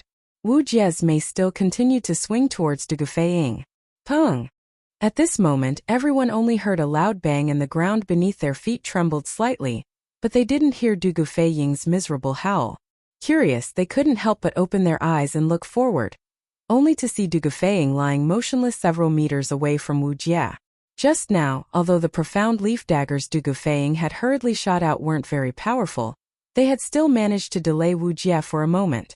Using this moment, Du Gufeng had retreated a short distance, allowing Wu Jie's killing blow to land less than half a meter in front of Du Gufeng. However, even if this club didn't hit Du Gufeng, the huge amount of true qi it released had sent Du Gufeng flying. Not only that, Du Gufeng's 5 viscera and 6 bowels had also suffered internal injuries. The angry strike of a martial grandmaster was truly terrifying. With one strike, Du Gufeng had lost all ability to fight. Feng! Du Guxian's face was filled with nervousness as he hurriedly shouted to the surrounding Imperial army. Get into formation. Capture the Tujue Imperial teacher. Yes. In such a short time Wu Jie had once again fallen into the Imperial Army's encirclement.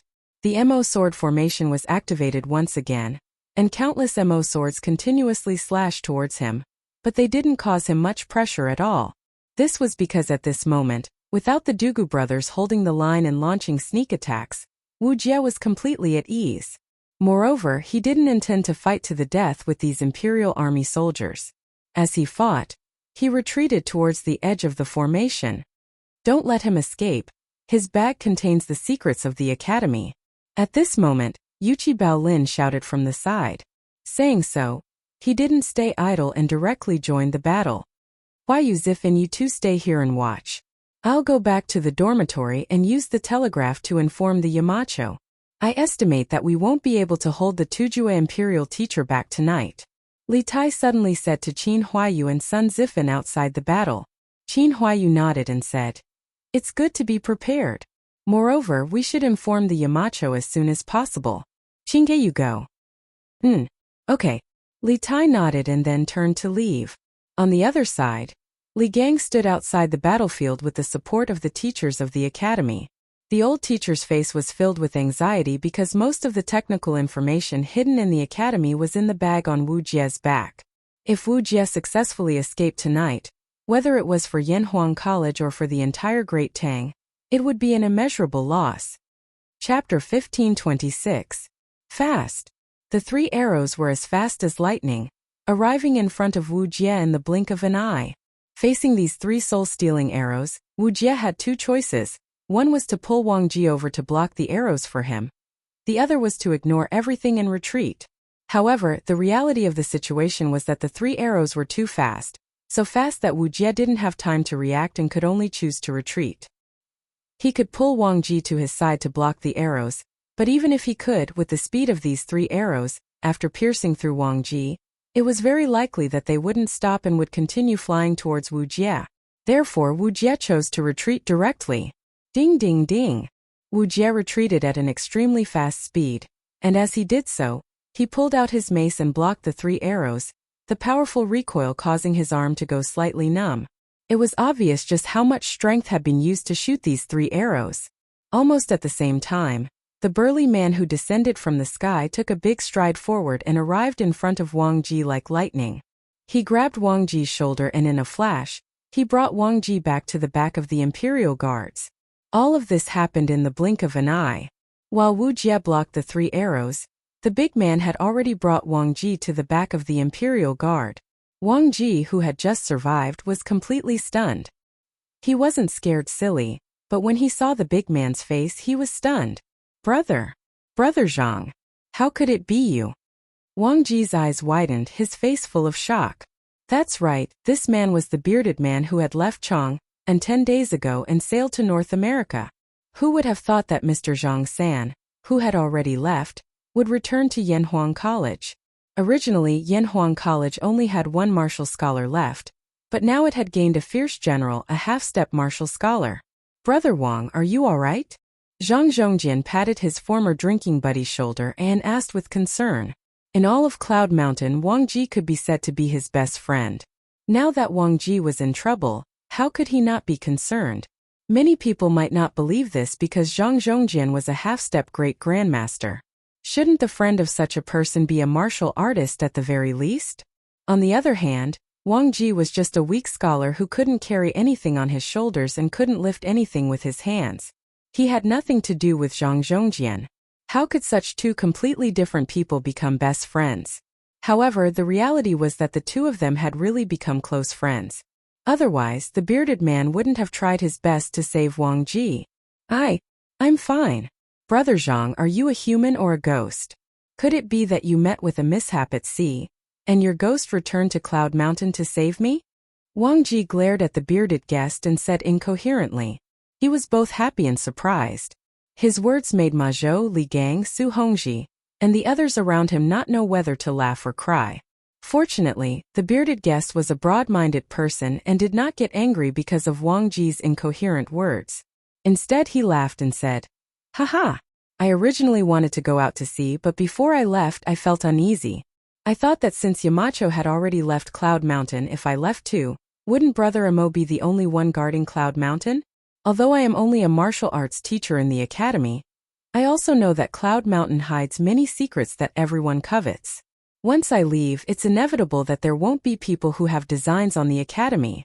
Therefore, I stayed around the academy for a few more days. For a full 4 days, everything was calm. On the 5th day, when I was about to leave completely, I suddenly felt a faintly discernible aura locking onto the academy. I felt that something was wrong and postponed my plans to go out to sea. Fortunately, I didn't go out to sea. Otherwise, Brother Wang would have been killed today." Hearing this, everyone rejoiced in their hearts. Li Gang said with a gratified face, "It's good that you're back. It's good that you're back." After sighing, the old man's face suddenly changed and he said, "Mr. Zhang San, the hard work of all the teachers and students of the academy this year is all in the bag carried by the Turkic imperial teacher. I hope that Mr. Zhang San can take it back and not let outsiders steal our Yanhuang divine artifact." Hearing this, the bearded guest nodded and said with a dignified face, "I will do my best." Although those 3 arrows had forced Wu Jie to retreat, if it was a real battle, the dragon-bearded guest wouldn't have the slightest chance of winning. However, he wasn't afraid at all. After drifting on the sea for so long, the word adventure had been deeply engraved in his bones. For him, adventure meant opportunity and great harvest. Specifically speaking, facing Wu Jie was indeed a big risk, but currently, there were only 2 martial grandmasters left in the world. To be able to exchange blows with a martial grandmaster was a rare opportunity in the bearded guest's eyes. Moreover, the abbot of the Shaolin Temple didn't care about worldly affairs, and only knew how to pray and recite scriptures all day long. He, the bearded guest, couldn't directly challenge him? Now that Wu Jie had taken the initiative to deliver himself to his door, to the bearded guest, this was an excellent opportunity to hone his martial arts and improve himself. If he could gain some enlightenment in this battle, he would very likely directly step into the martial grandmaster realm. However, although the harvest was great, the risk was also great, because if he made a mistake, he could very well die. Half-step martial grandmaster? You're Zhang Zhongjian?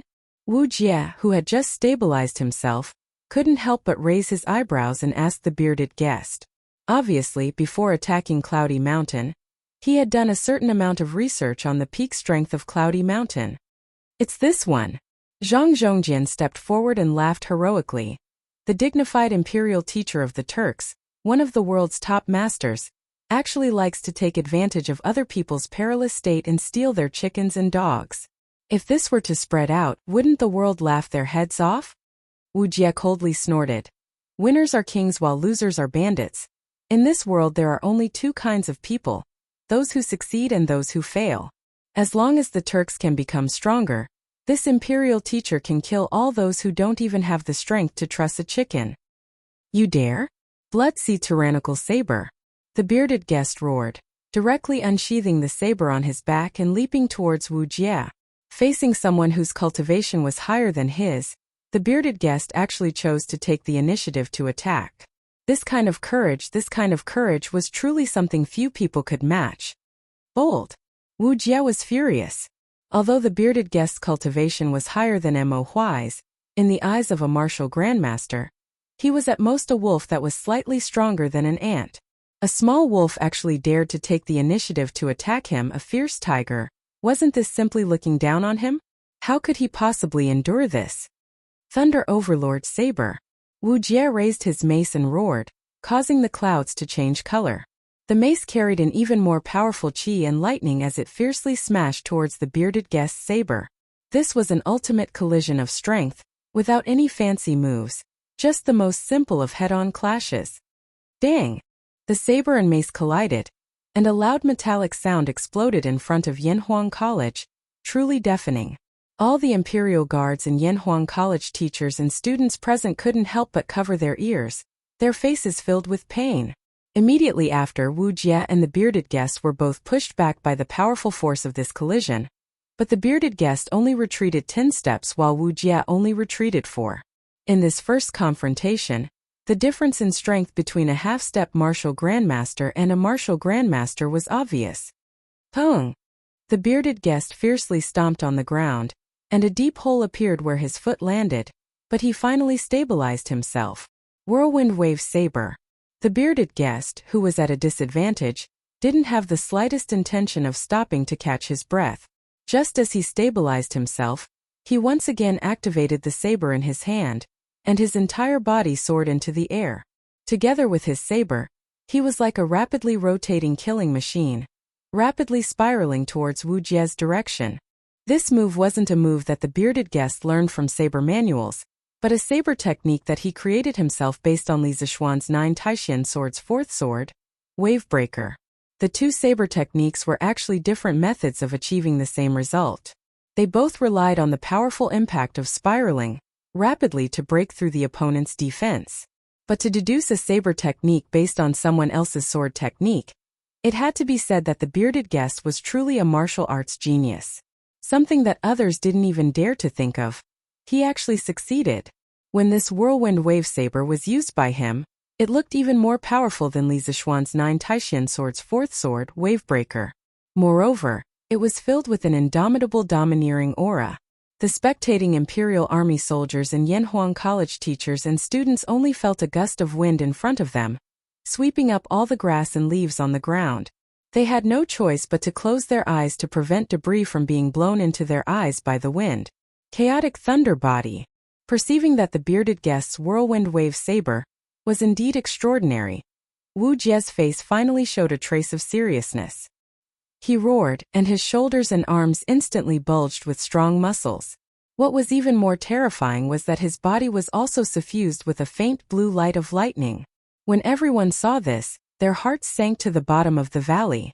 Even a fool could see that the current Wu Jie was even stronger than before, so strong that it made people feel despair. The most important thing was that up until now, no one knew where Wu Jie's limit was. How many cards did he still have up his sleeves? This person's strength was like a bottomless pit, unfathomable. Wu Jie's momentum rapidly rose, and at the same time he didn't stay idle. His whole body soared into the air, and he viciously smashed his mace towards the whirlwind. Smash! In Wu Jie's world, there seemed to be only one action, simple and violent. In his hands, the mace was simply used as a sledgehammer. He didn't have any fancy moves, nor did he have any secret of using softness to conquer strength. His world only needed this kind of powerful strength, so powerful that no one could resist. Pung! Another deafening sound rang out, but this time it was even more serious than the previous one. Chapter 1527. Beep beep beep. Taiyuan Prefecture, an inn in Shouyang County. Li Zishuan had just fallen asleep in the dead of night when a series of rapid DDD sounds suddenly came from a metal box on the table. Li Zixuan, who was in the middle of his sleep, was immediately roused from his slumber. He rushed to the front of the table in a flash. "Qingke, why is this child sending me a telegram at this hour?" After verifying the sender's identity through the header code, Li Zixuan couldn't help but frown. It was almost 11 p.m. at this time. In modern times, this time wasn't considered late. Many 996 coders hadn't even gotten off work yet. However, in ancient times, most people would be asleep at this time. Suddenly, he thought of a possibility. His expression changed slightly. Could it be that something happened at the academy? Li Zixuan hurriedly sent a string of codes to verify his identity. He then asked, "Qingke, why are you sending me a message so late at night? Is there something urgent?" After sending the message, Li Zixuan waited anxiously for a long time. However, he still didn't receive a message from Li Tai. It couldn't be helped. There was a huge difference between their reaction speed and the speed at which their brains processed information.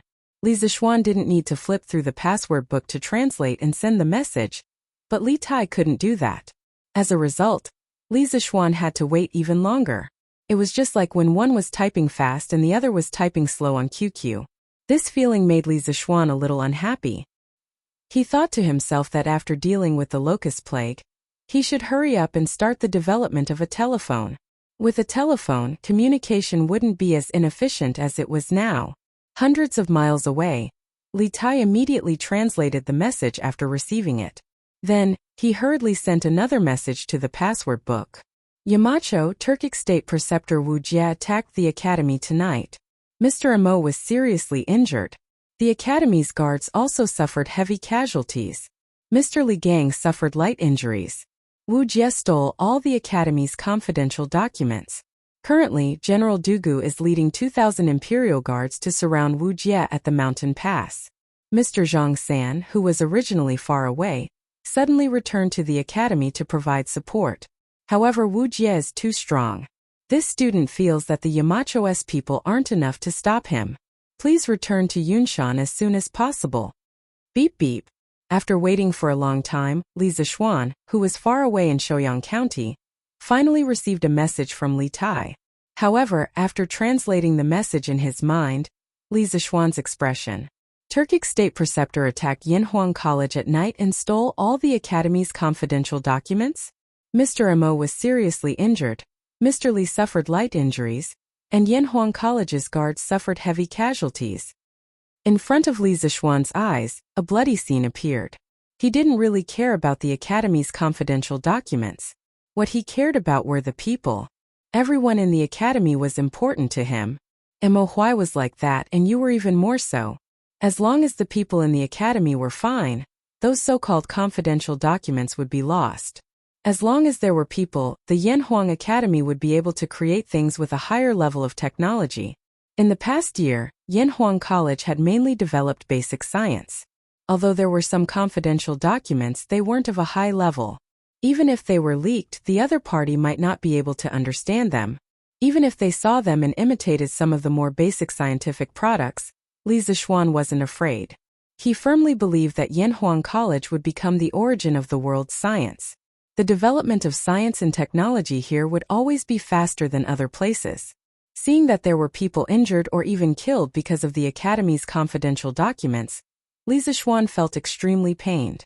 Did the imperial court send reinforcements? Although he was extremely anxious, as the saying goes, distant water couldn't quench a present thirst. Li Zixuan could only ask about the specific situation first through a telegram. After a long time, Li Tai sent a message and replied. Before General Dugu led the army to climb Yunshan, he sent a messenger back to Chang'an to ask for reinforcements. The reinforcements sent by my father should be on their way now. But now that both Generals Dugu are seriously injured, it's still unknown whether Mr. Zhang San can hold on until reinforcements arrive. After receiving the message, Li Zixuan's expression changed. After a while, he gritted his teeth and tapped his finger lightly to send the message. Quickly carry away the seriously injured for treatment. The academy's confidential documents are lost. As long as I'm here, as long as the Yanhuang College's teachers and students are here, these documents can be rewritten. The academy can also create greater glory. Human lives are important. There's no need to let Mr. Zhang-san die to save Wu Jie to avoid accidents. In addition, I'll immediately set off and return to Chang'an. Li Zixuan was actually very surprised by the sudden appearance of the bearded guest. However, to let the bearded guest, a half-step great grandmaster, take something from a great grandmaster expert who had been famous for many years, this was a bit too much. If things went wrong, the bearded guest might even lose his life. This was a situation that Li Zixuan really didn't want to see. Therefore, instead of letting Wu Jie go, it would be better to have the dragon-bearded guest let Wu Jie go. Not letting the casualties increase was already the best result. After all, there were still many powerless teachers and students in the academy. If Wu Jie was really forced into a corner and he started a massacre, the academy's losses would be even more disastrous. As for Wu Jie's night attack on the academy, Li Zixuan would definitely return the favor when he had the chance. The most important thing now was to preserve the academy's strength, not to chase after the academy's confidential documents. On the other side, after Li Tai translated the code, he couldn't help but be silent for a moment. Then he replied, "Tai will go and pass on the Yamacho's instructions." After confirming that Li Zixuan didn't have any other instructions, Li Tai put down the telegraph, turned around, and quickly walked towards the entrance of Yanhuang College. Roar! At the entrance of the academy, the bearded guest lost again and again, but the more he fought, the more excited he became. At this time he was already in a state of excitement. Although his clothes were torn and he had many injuries on his body, he didn't suffer any fatal injuries. At most he just consumed a bit of his true chi. Emperor Tsunami Blade. At this time the bearded guest first used the Lion's Roar technique, then used his strongest skill Emperor Tsunami Blade. In today's battle with Wu Jie, the dragon-bearded guest had finally experienced a feeling of contentment. Although he had been suppressed in terms of cultivation, this kind of opportunity to fight across realms and display his full strength was a rare opportunity for him to encounter. The Lion's Roar technique carried a powerful sound wave that indiscriminately penetrated the eardrums of everyone present. Everyone quickly covered their ears. They saw the bearded guest swing his blade 3 times in a row in Wu Jie's direction. 3 seemingly solid blade chi flew towards Wu Jie like a chain of giant waves on the sea. The bearded guest didn't stay idle at this time. He became one with his blade, and like a stream of light, he chopped towards Wu Jie's head. Heaven Earth Thunder. Wu Jie circulated his chi on his mace, causing the lightning at the tip of the mace to flicker even more fiercely. His whole body soared into the air, and the mace in his hand rotated into a large airtight disc.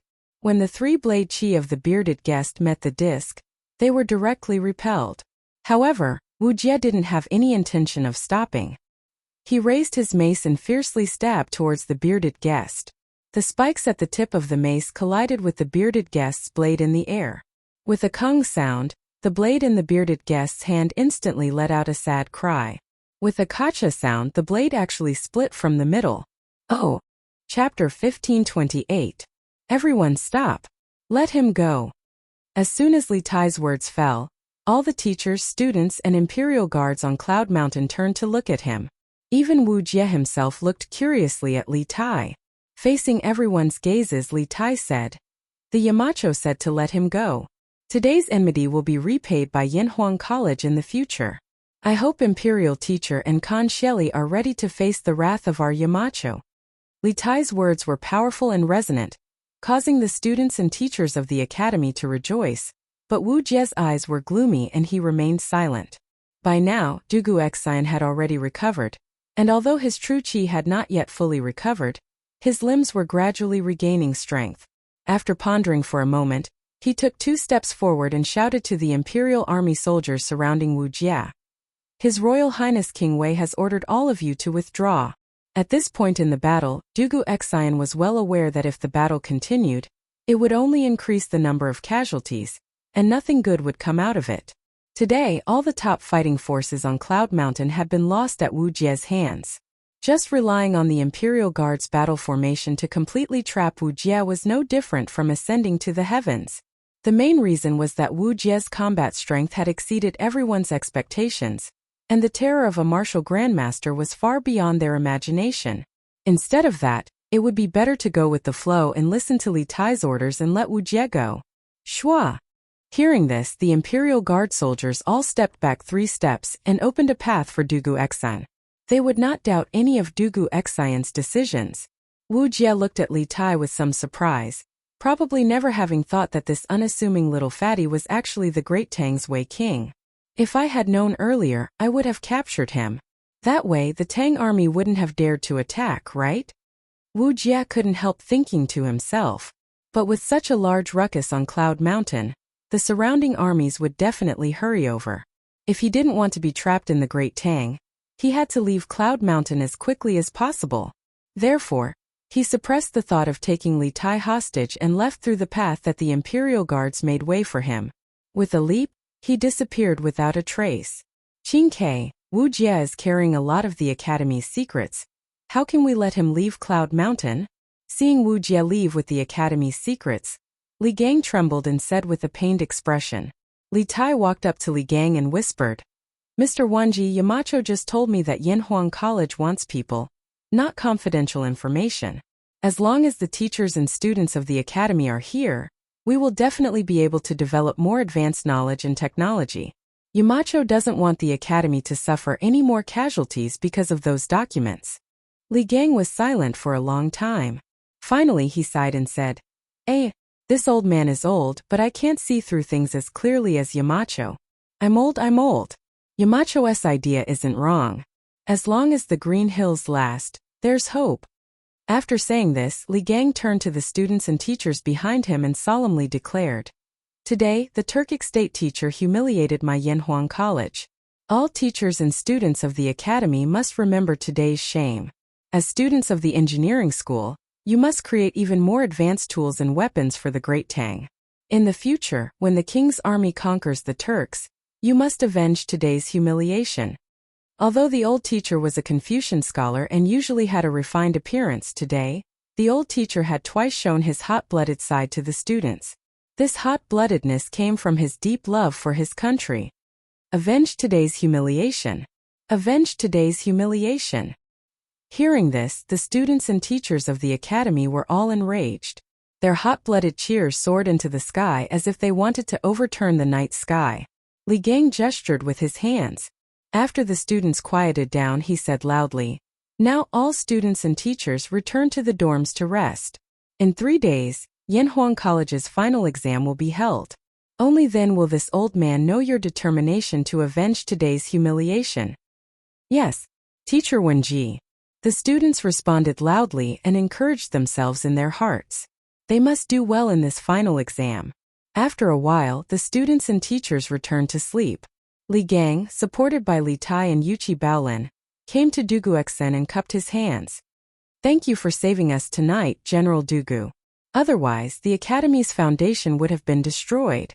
Dugu Exen quickly turned around and cupped his hands. Teacher Wenji's words are too serious. Protecting Yanhuang College is this general's responsibility. But in the end I couldn't stop Wu Jie. This general is truly ashamed. A trace of pain flashed across Li Gang's eyes, but he still waved his hand. This isn't General Dugu's fault. Wu Jie is too strong. The Imperial Army has already suffered many casualties because of this. The most important thing now is to send Mr. Mo and the others to Dr. Sun for treatment as soon as possible. I'll have to trouble General Dugu to send people to help move the injured. That's what this general should do. Dugu Xian nodded and said, "You guys quickly come and help." 2 teams of Imperial Army guards hurriedly stepped forward and lifted up all the warriors of the Academy, including Mo Huai, as well as the injured Imperial Army guards, including Dugu Feiying, and carefully walked towards Sun Simiao's residence. Bang bang bang. At this moment, a flurry of footsteps came from the mountain path. Li Gang and Dugu Exen looked at each other and said in unison, "Reinforcements are here." Sure enough, as soon as their voices fell, many cavalrymen riding on war horses appeared on the mountain path. All of them were wearing Mingguang armor. Obviously, they were all elite soldiers. The leader of the cavalrymen was a handsome and extraordinary general. The man rode his horse until he was 5 feet away from Li Gang. He quickly dismounted and said, "Greetings, Teacher Wenji." "Greetings, Your Highness King of Wei." Li Gang and Li Tai said in unison, "General Li, there's no need to be so courteous. The one who had come was Li Junxian, who had brought 300 elite cavalry with him. After bowing, Li Junxian looked at the devastated academy gate. It was clear that a great battle had taken place here. He couldn't help but ask in confusion, "Where is the Turkic state preceptor Wu Jie?" Dugu Xian lowered his head in shame. Li Gang sighed and said, "Wu Jie's strength is tyrannical, and the people of Cloud Mountain were unable to stop him. He has already escaped from Cloud Mountain." "What? Wu Jie has already escaped?" Li Juanxian's eyes widened in shock. He quickly asked, "Then, did Wu Jie take away the confidential information of Yanhuang College?" After serving Li Er for so long, Li Junxian knew what Li Er cared about the most, so he asked this question urgently. Li Gang nodded and said sadly, "They were all taken away. All of them." "They were all taken away by him?" Li Juanxian's face was filled with shock. Dugu Xian said in shame, "This matter is due to this general's incompetence. 2,000 Imperial Army soldiers were unable to take down the Turkic state preceptor, and allowed him to escape unscathed after stealing the academy's information. When this general returns to Chang'an, he will definitely ask for His Majesty's forgiveness." Li Junxian was just about to console him when Li Tai said, "General Dugu, there is no need to blame yourself. Since this king had you release the Turks, this king will naturally personally explain this matter to Imperial Father." Li Junxian was so frightened that he almost staggered. His mind was in turmoil. The mighty king of Wei had intentionally released the Turkic state preceptor. If this news were to spread, it was inevitable that people would label Li Tai as a traitor. But seeing how confident Li Tai was, Li Junxian didn't ask any more questions. After all, Li Tai was Li Er's son. Even if he had made a mistake, it should be handled by the imperial clan's ancestral temple, not by him. Thus, he cupped his fist and said, "Since Wu Jie has already left Cloud Mountain, this general will lead some men in pursuit and see if we can recover the academy's secret information." Li Tai nodded. Then General Li, you must be careful." Li Junxian grunted and then hurriedly turned around and led the 300 horsemen down the mountain. "Young master, it's so late. Where are you going?" Taiyuan Prefecture, Shouyang County, in an inn. Li Zishuan had simply packed his luggage and was carrying a bundle as he knocked on the door of the room next door. Hu Hanyun sleepily opened the door. When he saw Li Zishuan fully dressed and carrying a bundle, Old Hu couldn't help but ask in confusion. Li Zishuan expressionlessly said, "Uncle Hu, something urgent has cropped up at the academy. I must return now. This way, I'll have to trouble you to take care of the children in the Sky Rooster Brigade, and bring them to meet up with Little Ka Sky Rooster Brigade." Hu Hanyun couldn't help but be shocked by these words. "Young master, how is the academy? What urgent matter has cropped up?" Li Zishuan shook his head. "Uncle Hu, you don't need to worry about this. I will take care of it myself. But after I leave, I'll have to trouble you with the children." Hu Hanyun had already recovered from his shock. He helplessly nodded and said, "Young master, be at ease. Old Hu will definitely take good care of the children. Young master can leave without worry." Then I'm relieved." Li Zishuan nodded and turned to leave. Old Hu hurriedly called out from behind, "Young master, be careful." If not for the fact that he had to stay behind to take care of the children, Old Hu would definitely have followed Li Zishuan back to deal with that so-called urgent matter. From Li Zishuan's expression, it was easy to see that the urgent matter at the academy had something to do with martial